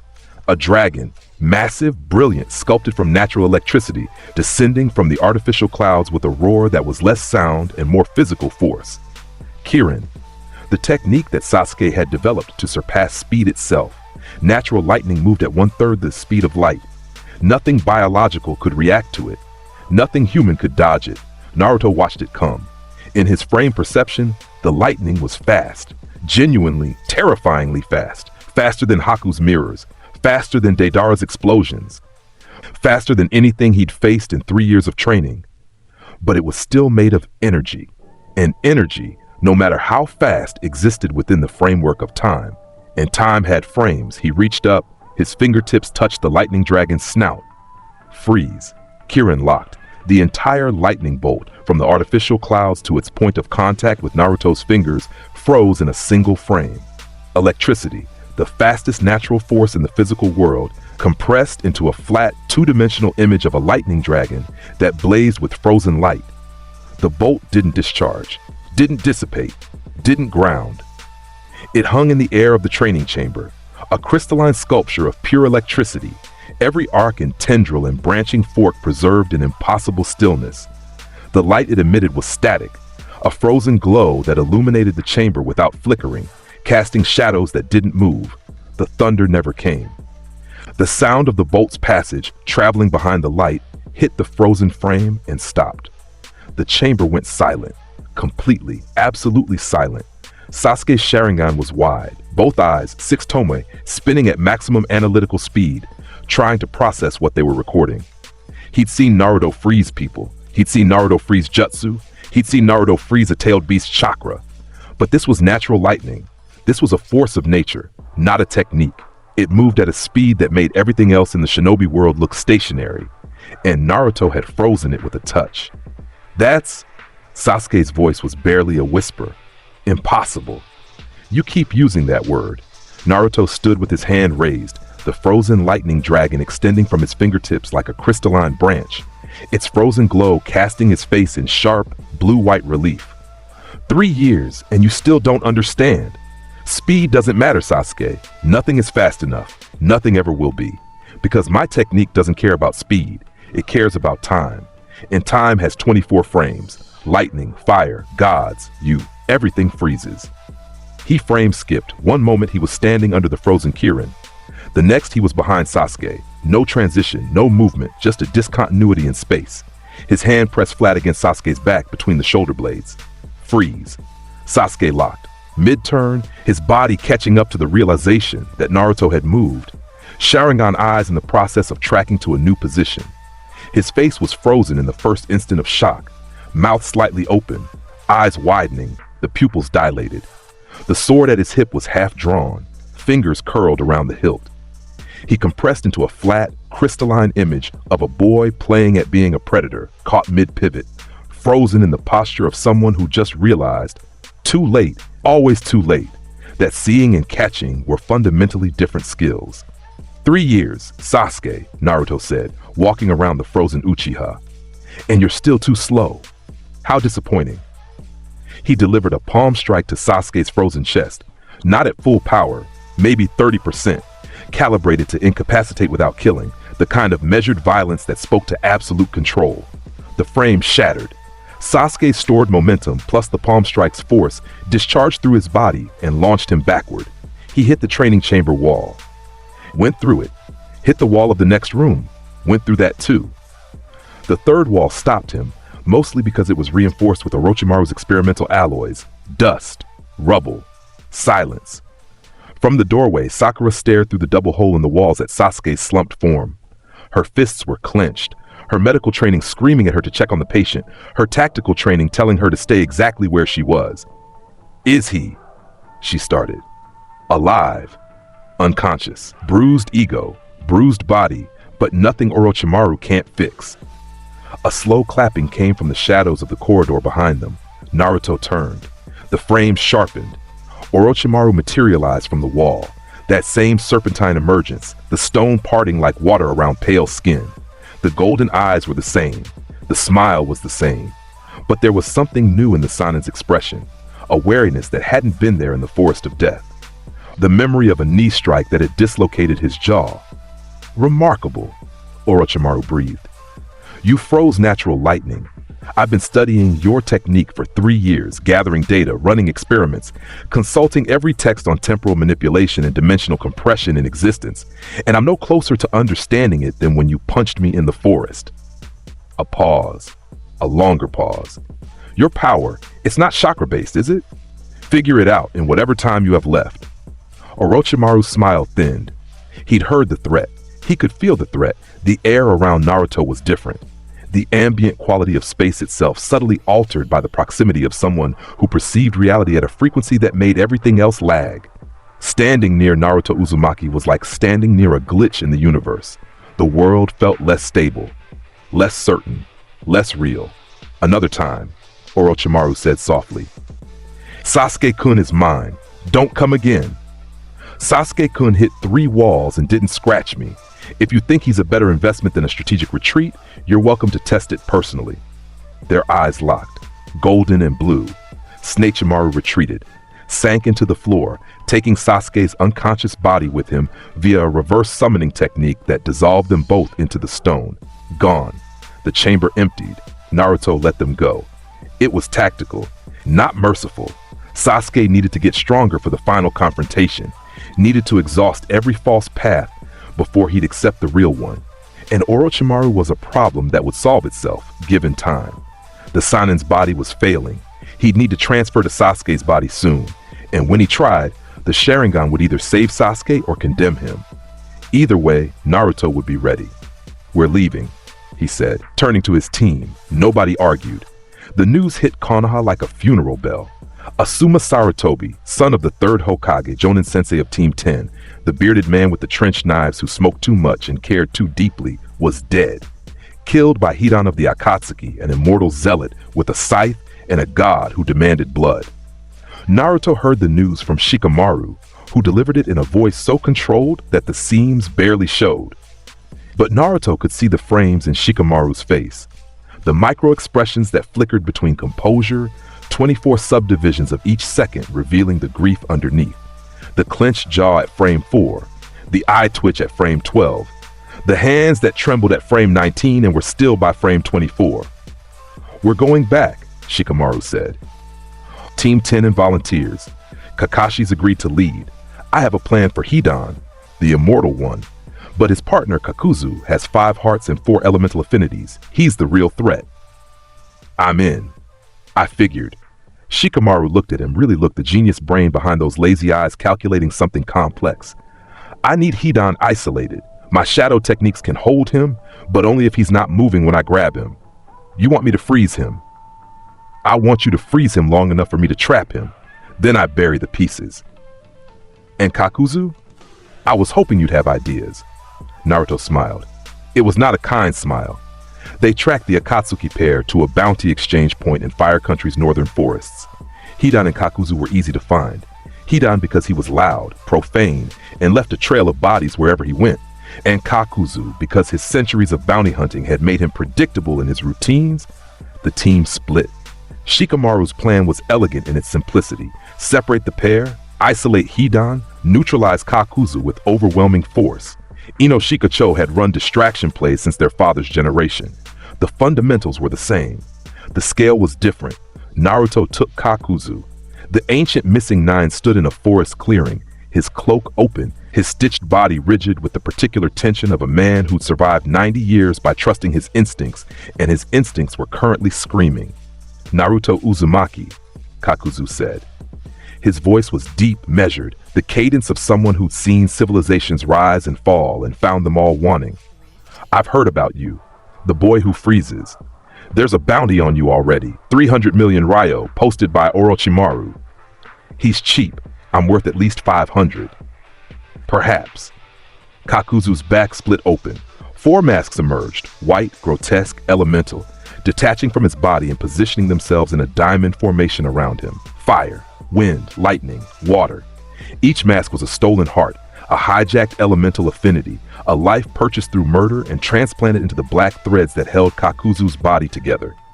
I've lived for 90 years, Kakuzu said. I've seen every technique. You're nothing new. You've lived slow for 90 years. That's just sad. The 4 masks opened simultaneously. 4 elemental releases converged on Naruto's position. Fire from the north, wind from the east, lightning from the south, water from the west. A combined attack that covered every angle, every escape route. 4 S-rank elemental jutsu creating a box of death that should have been inescapable. Naruto activated frame 60. The world stopped. Not literally. Time still moved, technically, for everything that wasn't him. But at 60 frames per second, the gap between Naruto's perception and reality's pace was so vast that the distinction was academic. The 4 elemental attacks, fire, wind, lightning, water, drifted toward him like lazy clouds. The fire flickered in slow motion, the lightning crawled, the water barely moved. At 60 frames per second, even S-rank jutsu were glacial. Naruto walked, no urgency, no rush, strolling through the converging kill box like a man browsing a gallery. He reached the fire release first, a wall of flame 20 meters wide, supposedly traveling at combat speed, and touched it with one finger. Freeze. The fire locked.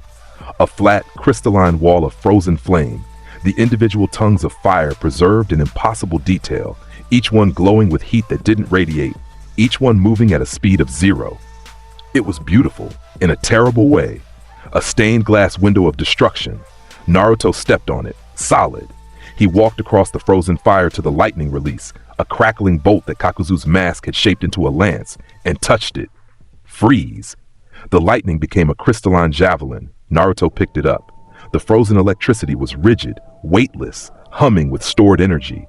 He tucked it under his arm and continued to the water release. Touch. Freeze. A frozen wave, curving through the air in an impossible arc. He jumped on it, surf the surface for 3 meters, then leap to the wind release. Touch. Freeze. The cutting gale became a flat, shimmering panel of compressed air. 4 elemental jutsu. 4 frozen frames. Naruto stood in the center of them, balanced on the frozen wind panel, holding a frozen lightning javelin, surrounded by frozen fire and frozen water. The elemental kill box transformed into a sculpture garden. He dropped out of frame 60. The world resumed normal speed. Kakuzu saw the result. His attacks, his combined, overwhelming 90 years of combat experience elemental assault, were frozen in the air. Not destroyed, not countered, frozen, turned into decorative objects. And Naruto was standing in the middle of them, like a king on a chessboard made of paralyzed forces. "What?" Kakuzu said flatly. Naruto threw the frozen lightning javelin at the fire mask. The frozen electricity hit the mask and both frames shattered simultaneously. The stored electrical energy discharged through the mask's body, frying the heart inside it in a single, catastrophic pulse. The mask crumpled. He kicked the frozen fire wall at the water mask. Same effect. Stored thermal energy, compressed and magnified by the frame, detonated on contact. The mask dissolved in a superheated steam explosion. He shattered the frozen water wave with a punch, directing the pressurized burst at the wind mask. Hydraulic lance at point-blank range. The mask tore apart, the frozen wind panel he saved. He stood on it, floating in the air on a platform of compressed atmosphere, and looked down at Kakuzu. 4 hearts down, Naruto said. 1 to go. Kakuzu's body hardened.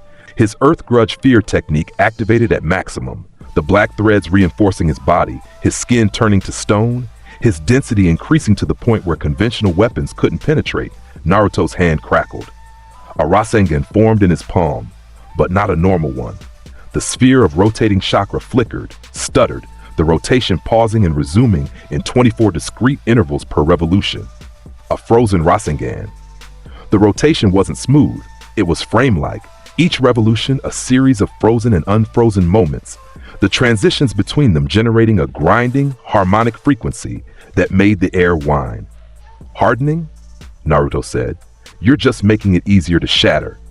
He dropped from the frozen wind platform, descended on Kakuzu at terminal velocity plus 24 frames of stacked acceleration. The frozen Rasengan connected with Kakuzu's chest. The freeze effect propagated through Kakuzu's hardened body, every black thread, every reinforced cell, every stitch junction locking into a single rigid frame. The Rasengan kept spinning inside the frozen chest cavity, building pressure, the rotation compressing against the frame's unyielding surface. 1 second. The frame released. The stored rotational energy detonated. Kakuzu's last heart ruptured. His hardened body, which should have been impervious to conventional attack, shattered from the inside out. The Rasengan's freeze-amplified rotation tearing through his reinforced structure like a blender through ice. The ancient bounty hunter fell. His threads went slack. His masks were dust. His hearts were destroyed. His last words, barely a whisper from a body that was finally, after 90 years, running out of lives. What are you? Naruto looked down at the fallen legend, the future, and you were too slow to see it coming. In the adjacent clearing, Shikamaru had executed his plan. Hidan, frozen by Naruto before the fight, immobilized long enough for Shikamaru's shadow to seize him, then unfrozen while trapped, had been blown apart by explosive tags and buried in pieces across the Nara clan's forest. Immortal or not, Hidan would spend eternity in the dark, scattered, unable to reassemble. When Shikamaru returned from the burial, his hands were dirty and his eyes were old. For Asuma, he said. Naruto nodded. Some things didn't need frames to understand. The world broke again on a Thursday. Jiraiya was dead, killed in the Hidden Rain village by Pain, the leader of the Akatsuki, the man who called himself a god. The message reached Konoha through a dying toad, and it carried a code embedded in the old sage's final moments. A message, a clue, the key to Pain's power. Naruto sat on the roof of the Hokage Tower and didn't move for 6 hours. The frames ticked. 24 per second, 86,400 per hour, 518,400 in 6 hours. He counted every one. Each one was a moment he could have been training, could have been faster, could have been there. He wasn't there. Jiraiya had gone alone, had insisted on going alone, because the intelligence was too valuable and the risk too high for anyone else. He'd gone into the Rain Village and found God and fought God and lost. But not before sending back the code. Not before buying the world one more chance with the currency of his own life. Naruto memorized the code, decrypted it with Fukasaku's help, understood Pain's secret, the Rinnegan, the six paths, the bodies of the dead reanimated and controlled by a single crippled mastermind hidden behind layers of proxies. He filed the information. And then he went to Mount Mayoboku and learned Sage Mode. Sage Mode was the perfect complement to Projection Sorcery. Where the frames gave him speed, Sage Mode gave him everything else. Enhanced strength, enhanced durability, enhanced sensory perception that could detect chakra signatures from miles away. The natural energy that flowed into his body reinforced the frame system from the outside, like adding an engine to a Formula One car. His eyes changed in Sage Mode, the camera shutter flicker overlaid with the orange pigmentation and horizontal toad pupils, creating a visual effect that was deeply unsettling. Mechanical precision wrapped in primal power, he mastered it in 3 weeks. Fukasaku said it should have taken months. Naruto said months were too slow. Then Pain came to Konoha. The attack began at dawn. 6 bodies dropped from the sky. Each one a corpse given purpose by the Rinnegan's control, each one wielding a different aspect of the divine. The Deva path, the Ashura path, the human path, the animal path, the Preta path, the Naraka path. 6 paths of pain standing on the village walls like judges at a tribunal. I am God, the Deva path said, and the voice carried across the village with the flat, resonant authority of a man who believed it. I seek the Nine-Tails Jinchuriki. Surrender him and the village will be spared. Nobody surrendered anyone. Konoha's forces mobilized, Anbu, Jonin, Chunin, everybody. The battle erupted across the village, Pain's 6 bodies against an entire military force, and the result was catastrophic. The paths were too fast, too durable, too coordinated. They moved through Konoha's defenses like wolves through sheep, and the bodies piled up. Then the Deva path rose above the village and raised his hands. Shinra Tensei. The word carried the weight of a civilization's death. The gravitational repulsion expanded from the Deva path's body, a sphere of absolute force, pushing everything outward. Buildings compressed, then exploded. Streets cratered. The earth itself pushed downward, compressed by a force that mimicked gravity, amplified 1,000-fold. The blast wave expanded, 1 block, 5 blocks, 10, consuming Konoha in a sphere of destruction that flattened everything it touched. When it stopped, the village was a crater, a massive, bowl-shaped depression where a hidden village had stood. Buildings reduced to rubble, streets reduced to memory. The Hokage Mountain, 4 faces, soon to be 5, cracked but standing, overlooking the devastation with stone expressions that now seemed prescient. The survivors huddled at the crater's edge. Tsunade had spent her chakra shielding as many as she could, and the effort had left her collapsed, depleted, age catching up with the jutsu that held it at bay. Bodies lay in the wreckage. People cried. Smoke rose, and then Naruto arrived. He appeared at the crater's edge in a reverse summoning, transported from Mount Mayoboku to the destruction in an instant. He stood on the lip of the bowl-shaped ruin, and he looked down at what had been his village. Sage Mode was active. The orange pigmentation around his eyes framed the horizontal pupils, and beneath those, the camera shutter flicker pulsed with a speed and intensity that hadn't been present before the training trip. His jacket snapped in the wind.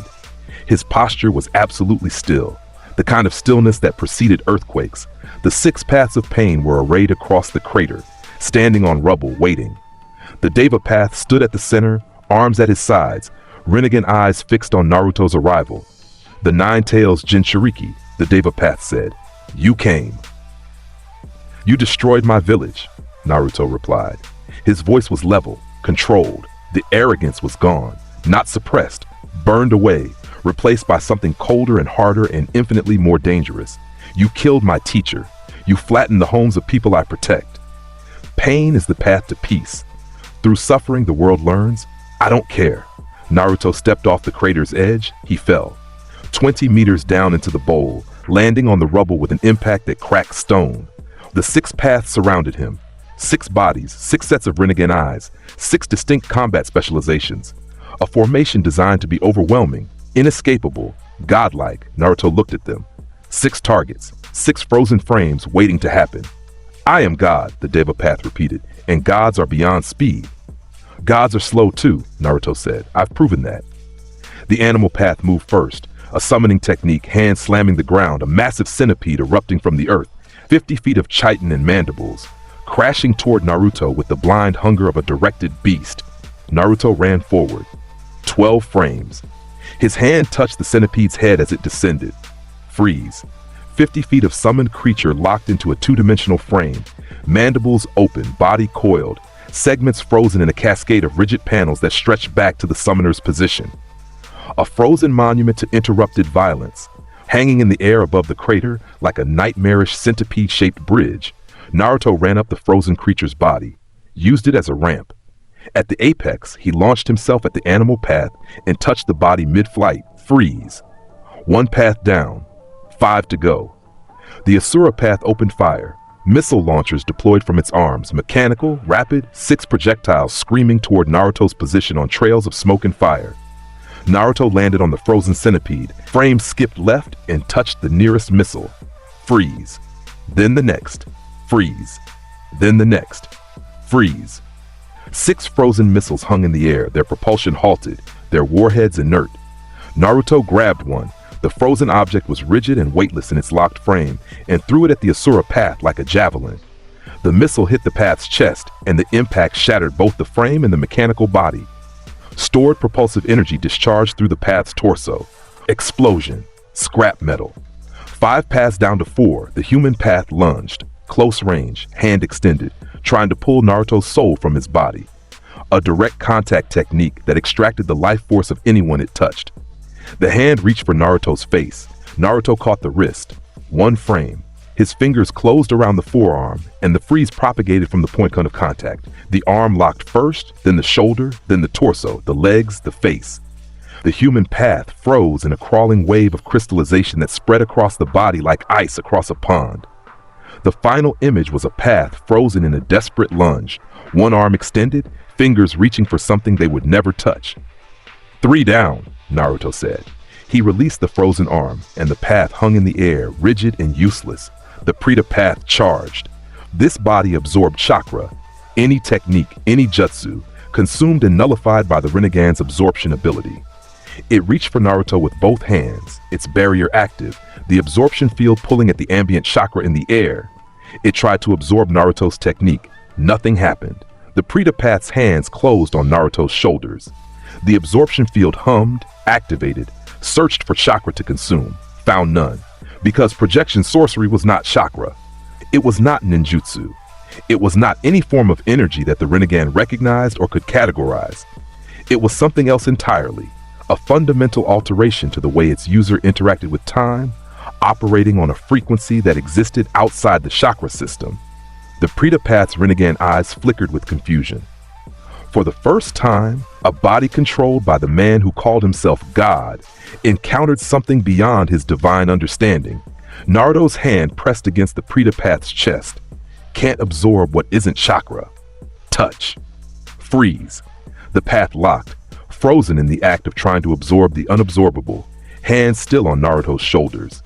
Naruto shrugged the frozen hands off like they were mannequin arms and delivered a spinning kick that shattered the frame and destroyed the body in a single, thunderous discharge. 2 paths remained. The Naraka path was behind, the support body, the one that could summon the King of Hell to repair the other paths. Its hands were already moving, forming the summoning seal, the ground cracking as the massive entity began to emerge. The King of Hell rose from the rubble, a massive, grotesque face, its mouth opening to reveal the bodies of damaged paths being repaired in its throat. The restoration technique, Pain's trump card. As long as the Naraka path survived, the other bodies could be rebuilt. Naruto frame skipped. He appeared directly in front of the emerging King of Hell and pressed both palms against its face. Freeze. The summoning froze mid-manifestation.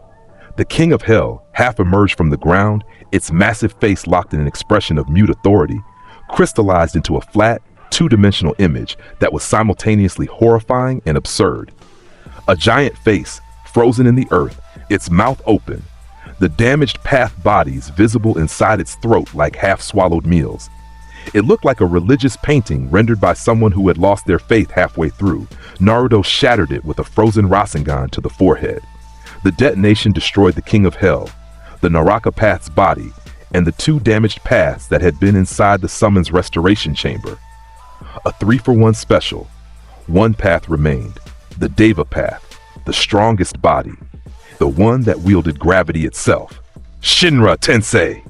The Deva Path raised both hands. Repulsive force erupted outward, the same technique that had flattened the village, focused and directed at Naruto's position. A wall of gravitational force that pushed everything away from the caster at devastating speed. Naruto activated the frozen domain.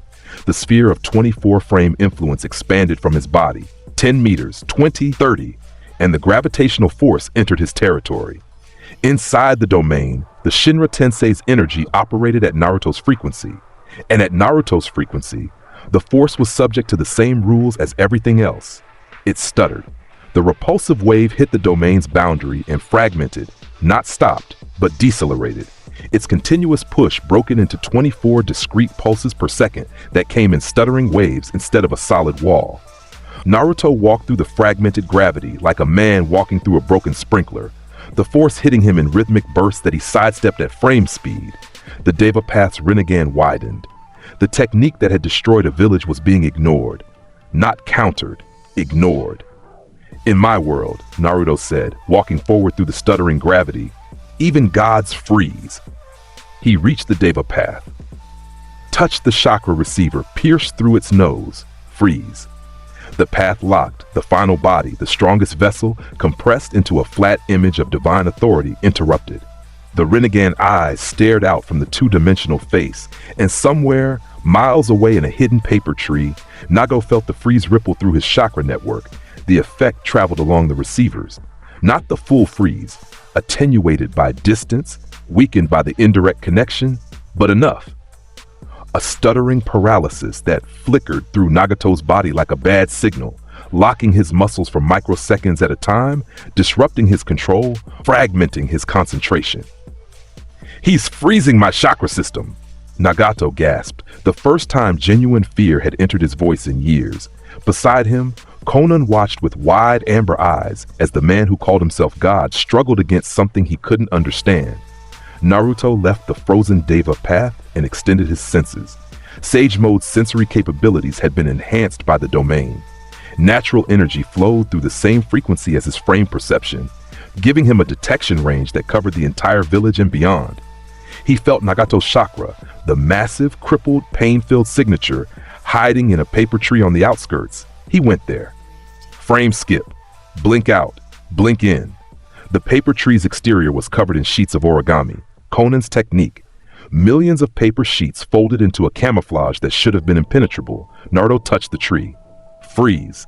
Every sheet of paper froze. The entire tree, the exterior, the interior structure, the support framework of folded origami, locked into a single, rigid, 2-dimensional image. Then he punched through it. The frozen paper shattered like glass, the fragments catching the light in a cascade of white and gold that was almost beautiful.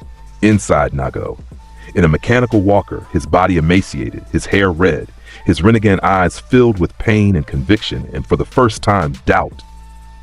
Konan stood beside him, paper wings half-formed, ready to defend her partner to the death. Naruto stood before the crippled god and said nothing for a long time. The silence was heavy, fraught. The kind of silence that exists between two people who have every reason to kill each other and are choosing in this moment not to. Jiraiya Sensei's student, Nagato said. His voice was rough, damaged by years of pain and power. He talked about you. At the end, he said you were the one he believed in. And you killed him. I did what pain demanded, the cycle of hatred. I've heard the speech. Jiraiya told me about you, about the boy who wanted peace, who had the Rinnegan, who believed he could change the world. That boy is buried under so much pain and self-righteous garbage that he's forgotten what he was trying to do. Nagato's eyes hardened. You don't understand. I understand that you flattened my village. I understand that you killed my teacher, and I understand that I could freeze you right now, shatter the walker and end this, but I'm not going to. Naruto met the Rinnegan's purple gaze with his own blue, frame-flickering stare. Because Jiraiya believed in you too, and I don't dishonor his memory by throwing away the things he believed in. A long silence, Conan's paper wings rustled. "What do you want?" Nagato asked. "Bring them back. The people you killed in the village. Your Rinnegan can do that. The outer path. Resurrection. That technique will kill me." "I know." Another silence, longer than the first. Nagato looked at Conan. She looked back. Something passed between them, a lifetime of shared pain, shared purpose, shared failure.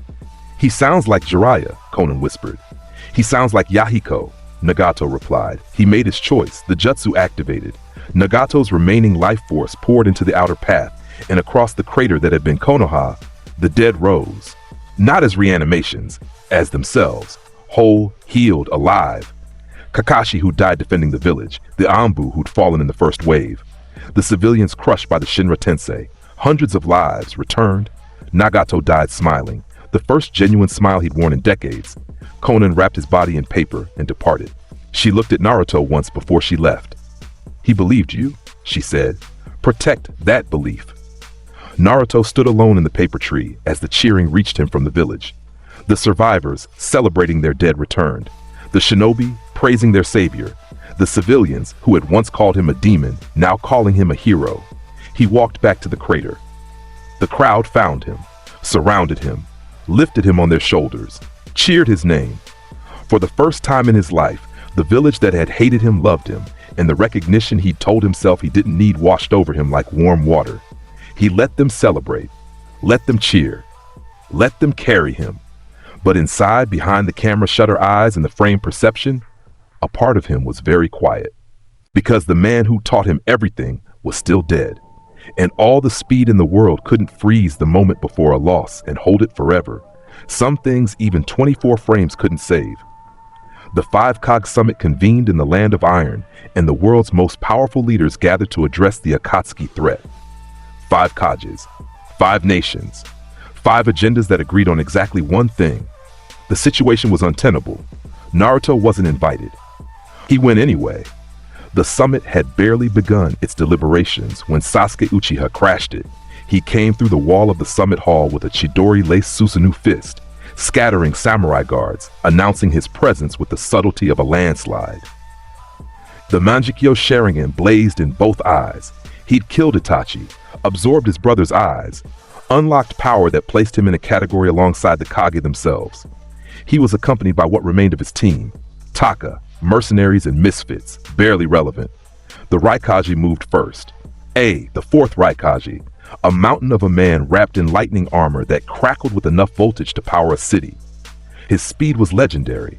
The lightning armor amplified his nervous system, his reflexes, his movement to speeds that made most jonin look stationary.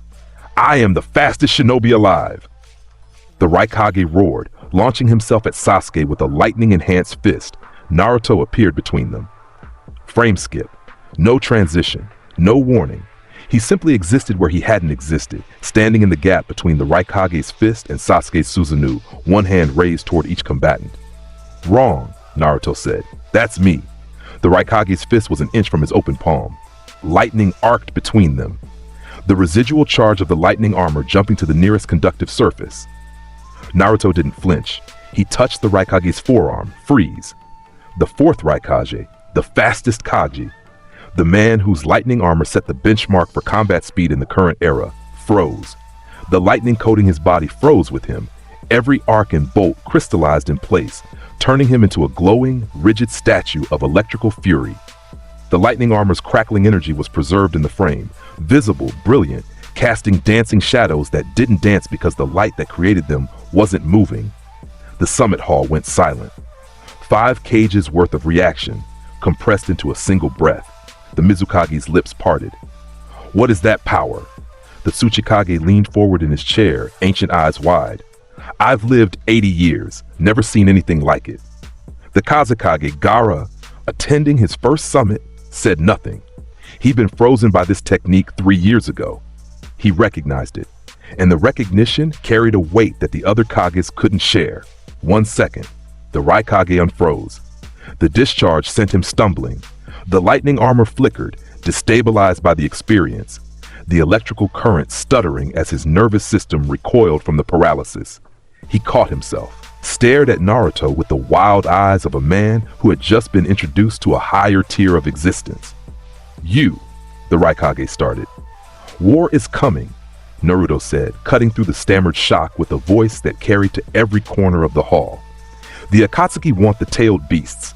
I'm the Nine-Tails Jinchuriki, and I'm the only one fast enough to stop what's coming. You can argue about territory and politics later. Right now, you need me. And I need you to stop fighting each other long enough to deal with the actual threat. Sasuke, behind his Susanoo, watched this performance with Manjikyo eyes that burned with something beyond hatred. The Raikage, the fastest Kage, frozen in an instant. The summit hall, silenced by presence alone. The authority that Naruto commanded simply by existing in a way that nobody else could match. Still showing off, Sasuke said from behind the purple bones of his chakra construct. Naruto glanced over his shoulder. And you're still crashing parties you weren't invited to. Some things don't change. I'll show you what's changed. Sasuke's Manjikyo spun. Black flames erupted from his left eye. Amaterasu, the flames of the sun goddess, burning at the temperature of the sun's surface, incapable of being extinguished by conventional means. The black fire roared toward Naruto in a wave of divine combustion. Naruto turned fully, raised one hand, palm open. The Amaterasu hit his palm. Freeze. The black flames locked. Every tongue of dark fire, every particle of the divine combustion, every photon of the unholy light, frozen in a single frame. The Amaterasu became a crystalline sculpture of frozen black fire, hovering in the air between Naruto's extended hand and Sasuke's bleeding eye. It was terrifyingly beautiful. The fire's organic, writhing shape preserved in absolute stillness, the black surface reflecting no light because frozen fire produced none. Even the flames of hell are too slow, Naruto said. He flicked the frozen Amaterasu back at Sasuke. The frame shattered on impact with Susanoo's rib cage. The stored thermal energy of the sun goddess's flames, compressed, magnified, concentrated by the freeze into a single point of release, detonated against the chakra construct. Susanoo cracked. The skeletal structure that was supposed to be the Uchiha clan's ultimate defense fractured from the combined force of its own divine flames reflected back at it. Sasuke staggered. Blood from his Manjekyo streamed down his cheek. Susanoo stabilized, reformed, expanded, growing from skeletal to muscle to armored, the complete form manifesting around Sasuke in a towering colossus of purple chakra. Naruto looked up at the Susanoo, 30 meters tall, armored, wielding a spectral blade, radiating the combined power of Indra's bloodline, and his expression didn't change. He walked forward, touched the Susanoo's massive hand with his own. Freeze. The entire Susanoo locked. 30 meters of chakra construct crystallized into a flat, two-dimensional colossus that dominated the summit hall like a religious icon. Inside, Sasuke felt the freeze propagate, not just through Susanoo, but through the connection between construct and creator. His own chakra stuttered. His body went rigid for a fraction of a second, not a full freeze, but a sympathetic one. The frame technique leaching through the Susanoo like a virus through a network. You keep building cages for yourself, Sasuke, Naruto said, looking up at the frozen construct with the trapped Uchiha inside. Orochimaru's base was a cage. Revenge is a cage, and now Susanoo is literally a cage. He punched the frozen Susanoo's knee. The frame shattered. The stored chakra, Susanoo's massive reserves, the spiritual energy of the Uchiha bloodline, the power of the Manjekyo itself, released in a concussive wave that blew apart the summit hall's ceiling and launched debris into the sky. Sasuke tumbled from the collapsing construct, Susanoo dissolving around him, and hit the ground hard. He was alive, wounded. His Taka team was already extracting him, Karin's healing, Suigetsu's cover, Jugo's protection, pulling him through a hole in the wall and into the snow outside. Naruto let them go. Again, because the final confrontation wasn't here, wasn't now. It was waiting at the Valley of the End, where it always had been, where the weight of their history would give the collision its proper gravity. The Kages agreed to the alliance. Not because they trusted Naruto, they didn't. They feared him, and fear was a more reliable foundation for cooperation than trust had ever been. The allied shinobi forces formed, 5 nations, 1 army, 1 war, against the masked man who called himself Madara, and the real Madara who would be resurrected to make the claim legitimate. The 4th Great Ninja War began on a Tuesday. Naruto would always notice that. Tuesdays. The White Zetsu army emerged from the earth, 100,000 clones, identical, disposable, a biological weapon of mass distraction designed to overwhelm through pure numbers. They spread across the battlefield in a tide of pale flesh and vacant grins, engaging the Allied forces across multiple fronts. Naruto arrived at the primary engagement zone to find 10,000 Zetsu clones pushing against the Allied defensive line. Shinobi from every nation fought shoulder to shoulder, Konoha and Suna and Iwa and Kumo and Kiri, old enemies united by a newer, larger threat. They were holding. Barely, Naruto walked past the defensive line into the space between armies. 10,000 Zetsu clones ahead, grinning their vacant grins, surging forward. "This is going to take 3 minutes," he said. He activated the frozen domain at maximum radius. 50 meters in every direction, the 24-frame frequency projected outward, space itself operating at his rhythm. Then he pushed to frame 60, and ran at 60 frames per second. The world was a painting. The Zetsu clones were statues, mid-stride, mid-swing, mid-existence, too slow to register his passage. Naruto moved through them like wind through grass, touching each one as he passed. Touch, freeze. Each contact lasted less than 1/100th of a frame. Each freeze was absolute. He left a wake of frozen Zetsu behind him. A trail of flat, crystalline, two-dimensional figures that stretched across the battlefield like a bizarre art installation. Hundreds of them. Thousands. Each one locked in a different pose, attacking, running, grinning, falling. An army frozen in a gallery of war. Then the chain reaction started. The frozen Zetsu at the back of the wake began expiring. 1 second each, releasing their stored kinetic energy in cascading bursts that hit adjacent frozen clones. The cascade propagated forward, frozen figures shattering into frozen figures into frozen figures. A domino effect that rippled through the army like a wave through dominoes. The allied shinobi watched from behind the defensive line. 10,000 enemy combatants, frozen in 3 minutes, destroyed by chain reaction in 30 seconds. The battlefield was carpeted in the residue of shattered frames, crystalline dust that caught the sunlight and sparkled like snow. 3 minutes, Naruto said, walking back to the line. Not winded, not sweating, not even particularly interested. Could have been 2, but I was being thorough. On the defensive line, a Kumo Chunin turned to the Konoha nin beside him. "Is that normal? For him?" "Nothing about him is normal," the Konoha nin replied. "We just try to stay out of the way." The war progressed. Fronts shifted, battles raged, and Naruto moved through the conflict like a force of nature, appearing at critical engagements, freezing enemy forces, shattering resistance, then vanishing to the next crisis point before the dust settled. The reanimation army was the real threat. Kabuto's Edo Tensei had raised the dead, legendary shinobi, former Kage, Akatsuki members, and sent them against the allied forces as unkillable puppets that regenerated from any damage. Naruto found the reanimated Zabuza and Haku on the coastal front. They recognized him. The reanimation preserved consciousness. The souls of the dead, trapped in regenerating bodies, forced to fight against their will. Zabuza's eyes, red and haunted in his gray reanimated face, found Naruto across the battlefield. "Kid," Zabuza said, his body moving against his will. Kubikira Bocho raised. "You've gotten taller. You've gotten deader, still too slow." Zabuza laughed. The same rough, painful sound filtered through bandages that were now part of a dead man's face. "Do it, end this, we don't want to be here." Beside him, Haku's reanimated face was calm, sad, beautiful in the way that tragedy is beautiful. "Please," Haku said, "let us rest." Naruto walked to them. The other reanimated shinobi on the battlefield gave him a wide berth. Their bodies were compelled to fight, but even Kabuto's control couldn't override the fundamental self-preservation instinct that screamed danger when Naruto Uzumaki approached. He touched Zabuza's shoulder. Freeze. Touched Haku's hand. Freeze. 2 frozen frames, side by side, the demon of the mist and his beautiful tool, captured in the stillness they'd been denied in death. He pressed a Rasengan into each frozen form. Not the frozen variant, but the standard one, infused with enough force to destroy the reanimated bodies and trigger the ceiling.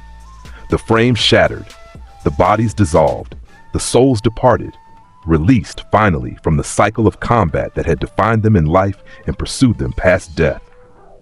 "Rest now," Naruto said to the empty air where they'd stood. "You've been slow long enough." The 7 swordsmen fell next. Kasame's reanimated form was the most troublesome. Samehada, the sentient shark-skinned sword, attempted to fuse with its former master and absorb Naruto's energy in the process. The sword's mouth opened, its scales bristling with hunger. "My sword absorbs chakra," Kasame's reanimated body announced. Though whether it was Kasame's consciousness or Kabuto's script was unclear, Naruto let Samehada bite his arm. The sword's absorption field activated and found nothing to absorb. Projection Sorcery existed outside the chakra spectrum. Samehada's consumption was meaningless against a power that wasn't on the menu. "Not chakra," Naruto said, and froze Samehada mid-bite. The sword locked, half its jaw around Naruto's arm, teeth embedded in mesh armor, the shark-skin scales rigid and flat. He pulled his arm free from the two-dimensional sword and kicked it into Kasame's chest. Both frames locked. He shattered them simultaneously, the combined discharge destroying the reanimated body and the legendary sword in a single satisfying detonation. Then Madara Uchiha arrived. Not the masked man who had claimed the name, the real one. Uchiha Madara, co-founder of Konoha, legendary rival of Hashirama Senju, the most powerful Uchiha who had ever lived. Reanimated by Kabuto's Edo Tensei in a body that exceeded his living capabilities, infinite chakra, automatic regeneration, and the Rinnegan in both eyes, he appeared on the battlefield in red armor, arms crossed, hair flowing, radiating a presence that made the air heavy. The allied forces, thousands of shinobi from 5 nations collectively took a step back. "A god of shinobi," Madara said, surveying the battlefield with Rinnegan eyes that held the casual disdain of a man who'd killed armies before they were born. He looked at Naruto. "Versus whatever you are. I'm the frame you're stuck in." Madara's response was a meteor. 2 of them, actually. Summoned from the sky by the Rinnegan's gravitational manipulation.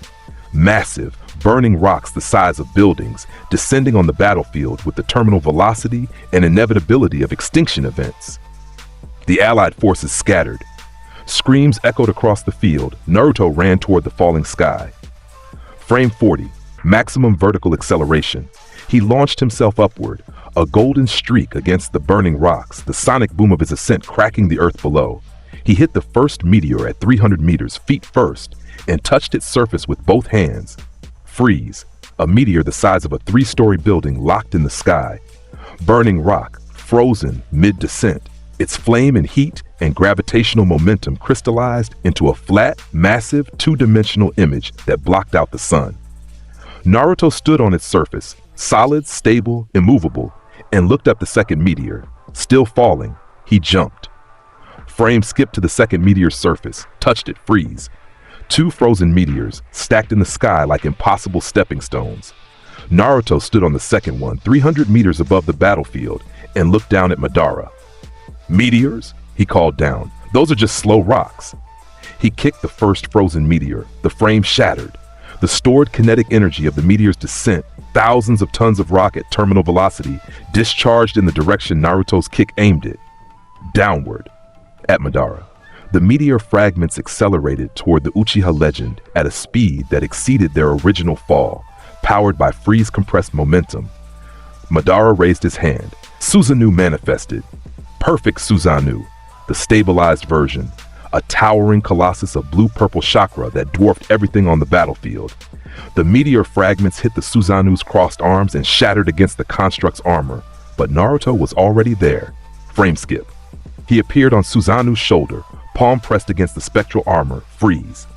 The perfect Susanoo, a construct the size of a skyscraper, powered by the Rinnegan and infinite Edo Tensei chakra, locked into a single frame.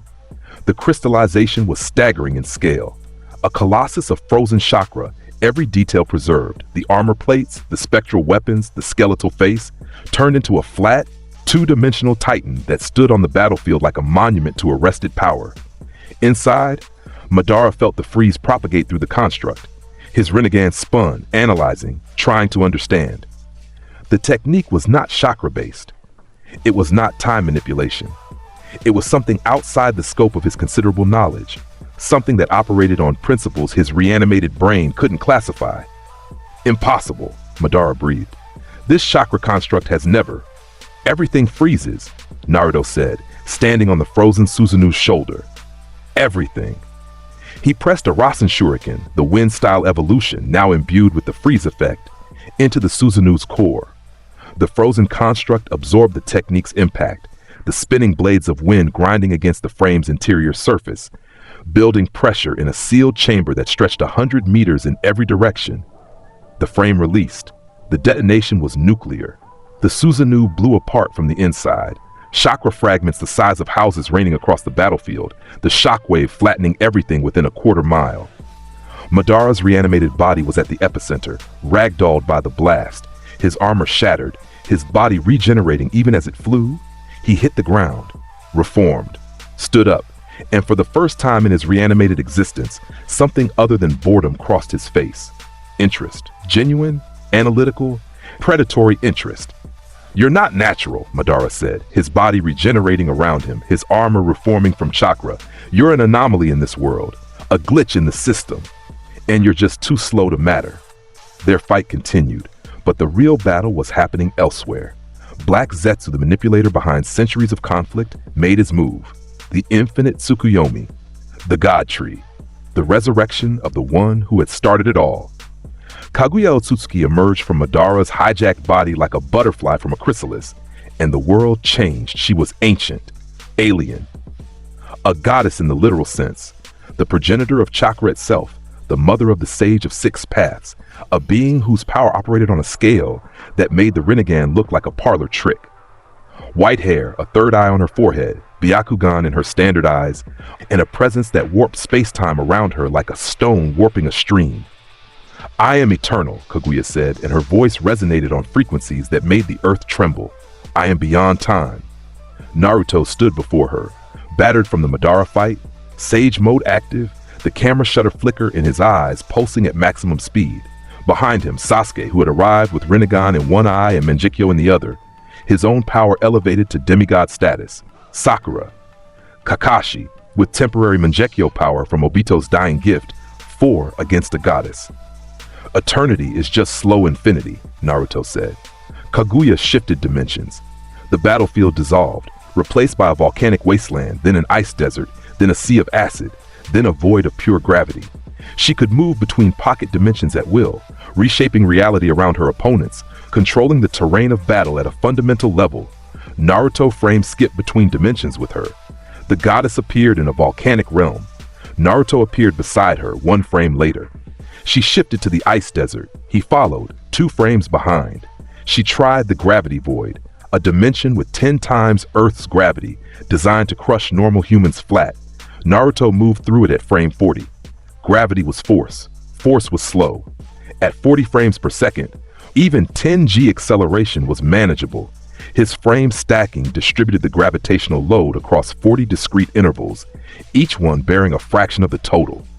"You can follow me through space-time," Kaguya said, and for the first time, something other than divine indifference crossed her features. Surprise. Genuine surprise. "Your dimensions still operate on time, and time has 24 frames. She fired the all-killing ash bones, projectiles of pure destruction capable of disintegrating anything they touched at a molecular level. Divine weapons, absolute lethality, 6 of them, launched from her extended fingers at speeds that approached light. Naruto reached out and froze them. 6 frozen bones hung in the air, white, glowing, lethal, each one a crystalline rod of arrested annihilation. The disintegration effect was locked in the frame, unable to activate, the molecular destruction frozen at the moment before contact. He pulled them from the air, held them like javelins. 6 divine weapons, frozen and inert, repurposed by a boy who refused to accept that anything was too fast. "These are yours," Naruto said, and threw them back. Kaguya dodged, dimension shifted, blinked away, reappeared behind him with the expansive truth-seeking ball already forming. A sphere of destruction the size of a mountain, containing all 5 nature transformations plus yin-yang release, capable of erasing everything it touched from existence. Planet-destroying scale. God-killing intent. Naruto watched it grow. The sphere expanded, 10 meters, 50, 100, growing behind Kaguya like a dark sun, its surface roiling with contained annihilation. He activated the frozen domain at absolute maximum output.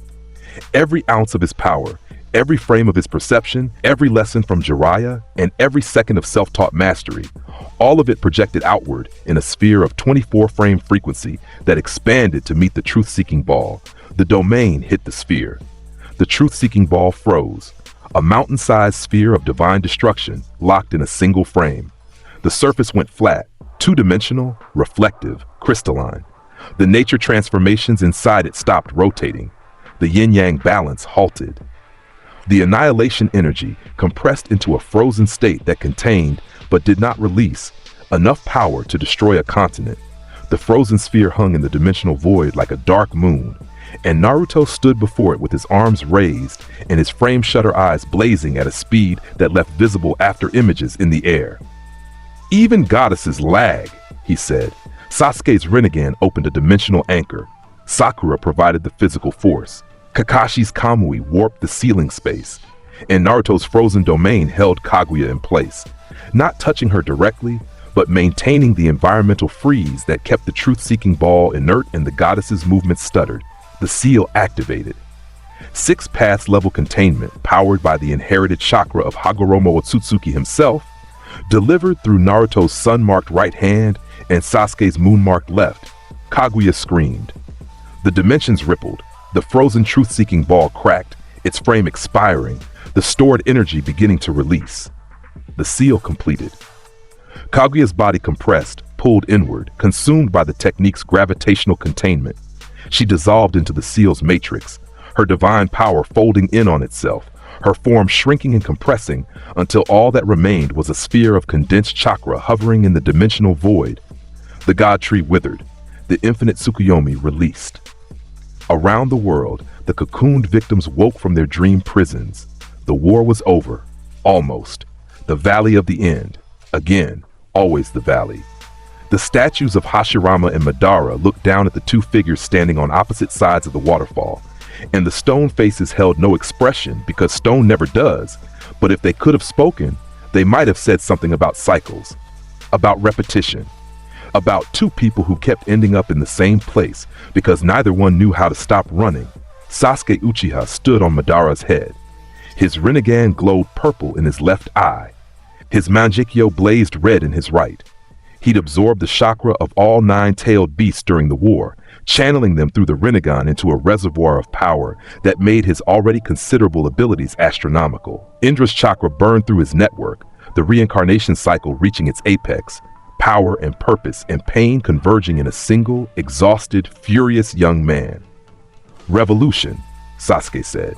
His voice was hoarse.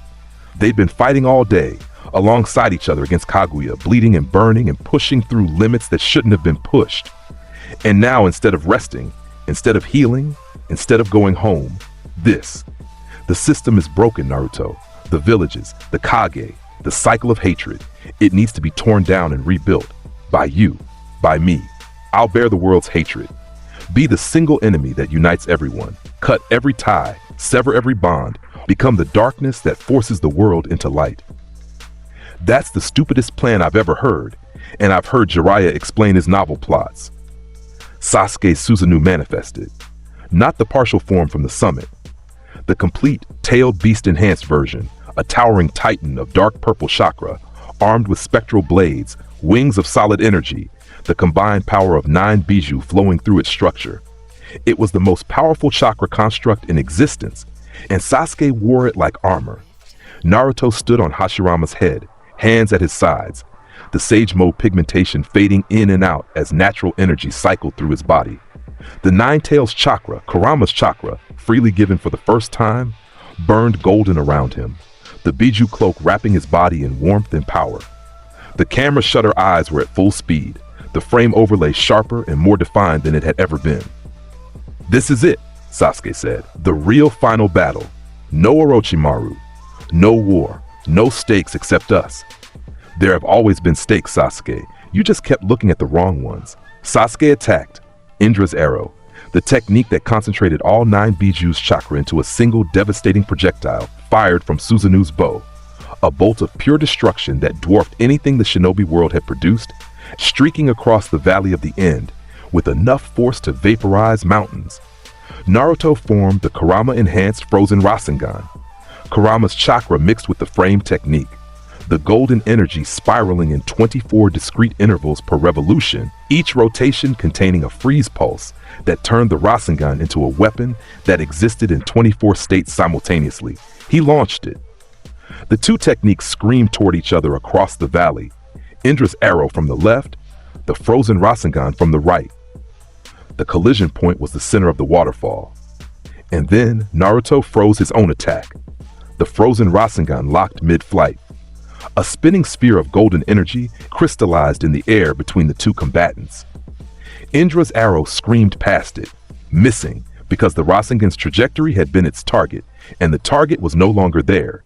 Naruto frame skipped to the frozen Rasengan's position, caught it. The frozen sphere was solid in his hand, humming with contained rotational energy and Biju chakra. Sasuke's Rinnegan tracked the technique. The arrow missing, the frozen Rasengan captured, the frame skip repositioning. His analytical mind processed the implications a full second before his combat instincts caught up. "You froze your own jutsu," Sasuke breathed. "That's everything freezes, Sasuke, even me. I just unfreeze faster." Naruto hurled the frozen Rasengan from point-blank range. The frame released on impact with Susanu's chest, the stored rotational energy, plus the Biju chakra, plus the momentum of Naruto's throw detonating against the construct's armor. Susanoo cracked. The Biju chakra destabilized. The wings flickered. Sasuke reformed the construct, poured more power in, hardened the armor.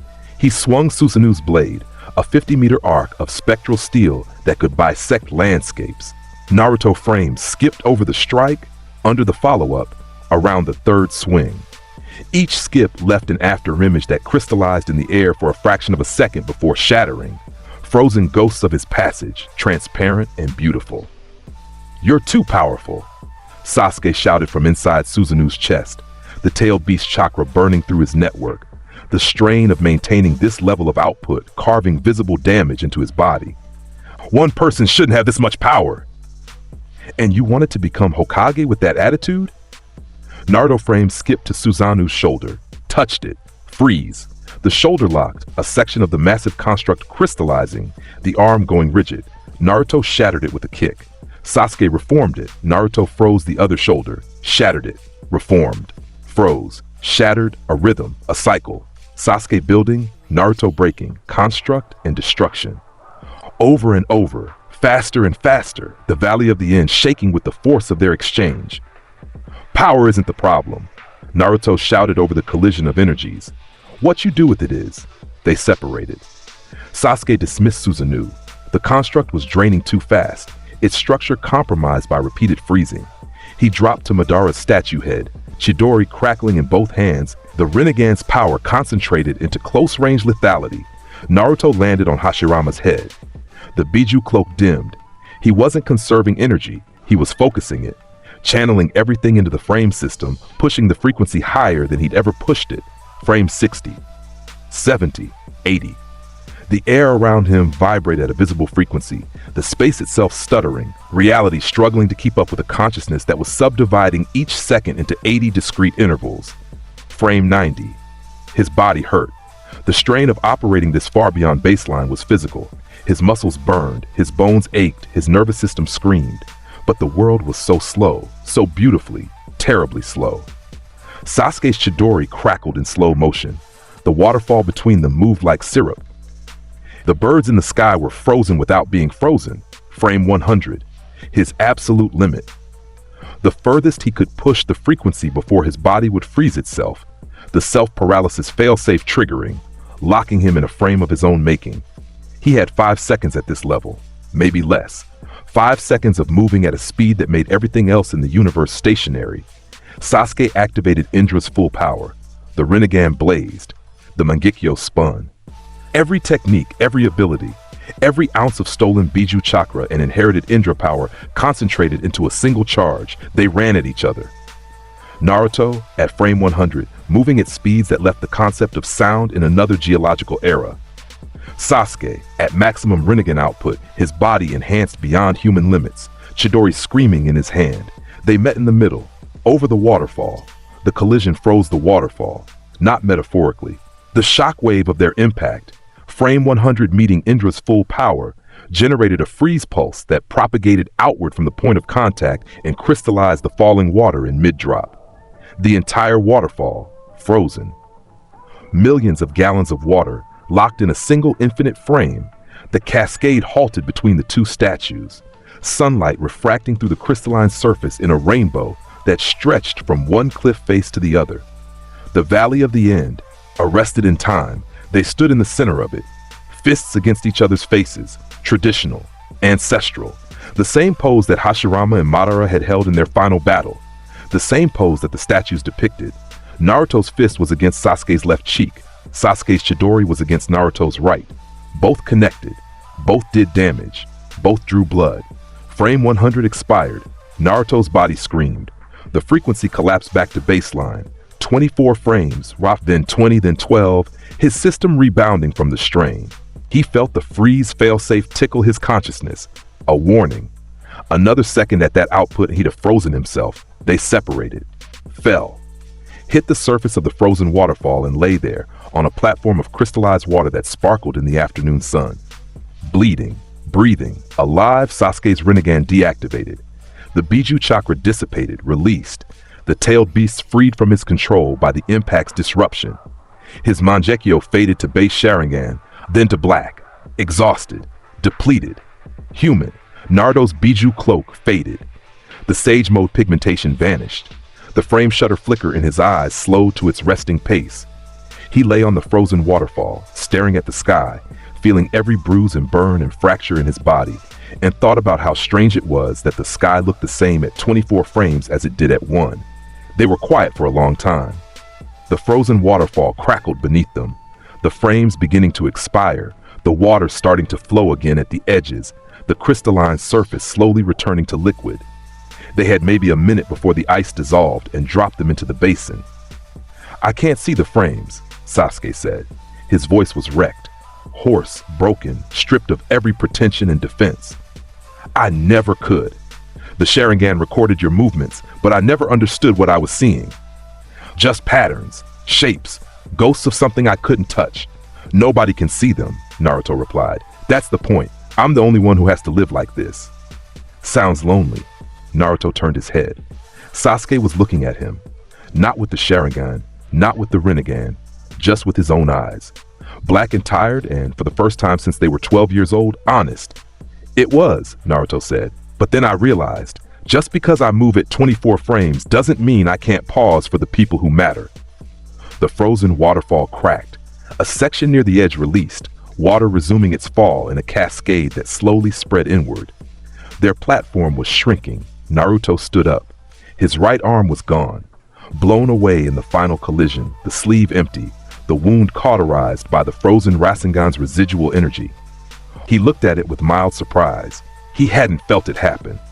At frame 100, pain was too slow to register. Sasuke stood up too. His left arm was gone. Mirror image. The symmetry would have been poetic if it hadn't been so bloody. They looked at each other. Two boys who had spent their entire lives chasing speed, one because he could, one because he couldn't, standing on a melting waterfall with matching wounds and nothing left to prove. Naruto extended his remaining hand. "We've both been moving too fast to see what matters," he said. "Maybe it's time we both slowed down." Sasuke looked at the hand, looked at the empty sleeve where the other arm had been, looked at his own missing arm, looked at the frozen waterfall melting around them, the Valley of the End returning to its natural state, the eternal cycle of water and stone resuming its ancient, unhurried pace. He took the hand. They stood there, one-armed each, gripped firm, on a surface that was dissolving beneath their feet. The waterfall roared back to life around them, water crashing past on both sides, spray filling the air, the frozen frames' last remnants shattering in musical chimes that echoed off the cliff faces. The search party found them sitting at the base of the waterfall. Kakashi, arriving first, landing on the water's surface with a splash, looking at the two young men who had destroyed half the valley and each other. "You both look terrible," Kakashi said. "You always look terrible," Naruto replied. "At least we have an excuse." Sasuke said nothing, but he didn't let go of Naruto's hand until the medics arrived. They returned to Konoha. Sasuke under guard, but willingly this time. walking through the gates on his own feet, facing whatever judgment the village and its Hokage saw fit to deliver. He didn't run, didn't fight, didn't build another cage. He walked slowly, and for the first time, slow was enough. The months after the war were quiet. Reconstruction, again. Rebuilding, again. The village that had been destroyed by pain and damaged by war, putting itself back together with the stubborn, patient resilience of people who had practiced at it, Naruto healed. The prosthetic arm, Hashirama cell technology, courtesy of Tsunade, was functional if not elegant. It moved at 24 frames per second, same as the rest of him, the artificial cells syncing to his frequency as though they'd been waiting for it. He took missions, trained, ate ramen at Ichiraku's, visited Jiraiya's memorial stone, and said nothing, because some conversations don't need words. He walked through the village at normal speed, and the people who saw him didn't flinch, didn't press against walls, didn't avert their eyes. They nodded, smiled. Some said hello. A few said thank you. He wasn't a demon anymore. Wasn't a weapon. Wasn't a mystery or a threat or a problem to be managed. He was Naruto Uzumaki, the man who had saved the world, and the village had finally caught up to what he'd always been. The coronation was held on a clear day in early autumn, the kind of day that makes you think the world is showing off. Blue sky, golden light, air so crisp it almost crackled. The village gathered in the square before the Hokage Tower, thousands of faces filling every balcony, rooftop, and street, the crowd extending beyond the square into the neighboring blocks. Naruto stood on the tower balcony in the Hokage's ceremonial robes, white with red flames at the hem, the hat in his hands.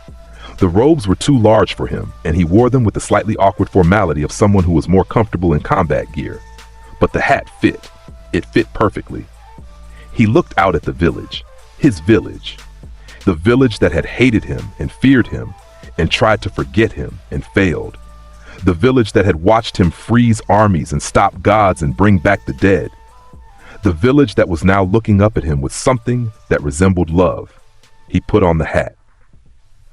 "They called me a demon," Naruto said, and his voice carried across the square, clear and strong, amplified by nothing but the silence of a crowd that was listening with every fiber of its collective being.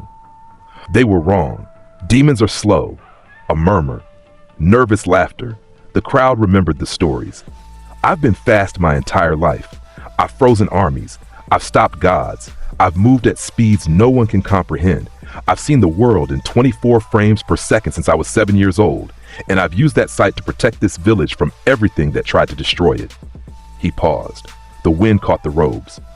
But being Hokage isn't about being the fastest. It's about knowing when to slow down, when to listen instead of move, when to wait instead of strike, when to stand still and let the world catch up. He looked at the crowd, at Kakashi in the front row, his single visible eye creased in what was either a smile or a tear. At Sakura, standing beside a wheelchair-bound Tsunade, both of them nodding. At Sasuke near the back, arms crossed, expression neutral but present. Here. Home. At Shikamaru, who would be his advisor, already looking tired. At Hinata, in the third row, her lavender eyes bright, her hands clasped, her smile gentle and steady, and aimed at him like a sunrise. "I'm the fastest person alive," Naruto said. "And my first act as Hokage is to promise you this. I will use that speed in your service, but I will also learn patience, because a village doesn't need a weapon on a pedestal. It needs a leader who can walk beside it, at whatever speed it needs." The crowd erupted. Cheers, applause, tears, the full-throated celebration of a village that had finally, after decades of fear and misunderstanding, found its Hokage. Naruto stood on the balcony and let the sound wash over him. 24 frames per second, each one containing a different face, a different voice, a different moment of joy. He could have processed them individually, cataloged each cheer, each smile, each clap. Instead, he let them blur, let the frames run together, let the world be smooth and continuous and undivided, just for a moment. It felt strange. It felt right. That evening, after the ceremonies and the celebrations and the endless handshakes and photographs and congratulations, Naruto climbed to the Hokage monument. The new face was there. His face, carved into the cliff beside Tsunade's, the stone eyes looking out over the village with the same expressionless authority as the four that preceded them. He sat on the edge of his own stone forehead, legs dangling over the drop. The village glittered below, lights coming on as evening settled, the bustle of rebuilding and living and being continuing at its slow, normal pace. Footsteps behind him, light, familiar. Naruto-kun, Hinata's voice, soft and warm. Aren't you going to the celebration? In a minute? Just enjoying the view at normal speed. She sat beside him, close, this time. Not the tentative distance of two teenagers on a rooftop. Close enough that their shoulders touched, close enough that he could feel her warmth, close enough that the gap between them was measured in centimeters rather than frames. He took her hand. No freeze, no frame activation, no 24 subdivision overlay analyzing the contact pressure and duration. Just skin on skin, warmth on warmth, a boy and a girl sitting on a mountain. You know what's strange? He said. I can freeze the entire world, but when I'm with you, I don't want to. She blushed. The color rose from her neck to her cheeks in a way that Naruto found endlessly fascinating at any frame rate. That's surprisingly sweet. Don't tell anyone, ruins my reputation, she laughed. He did too. The sound echoed off the stone faces and scattered across the village path, and for a moment, brief and perfect, the seventh Hokage was just a man, sitting with the woman he loved, watching the lights of the village he'd saved. The world turned below them. Slow and beautiful and continuous, the way it looked when you weren't dividing it into frames. Children ran through streets, vendors closed shops, families gathered for dinner, the eternal unhurried rhythm of human life playing out in a village that had survived everything the world had thrown at it and kept going. Naruto watched it all.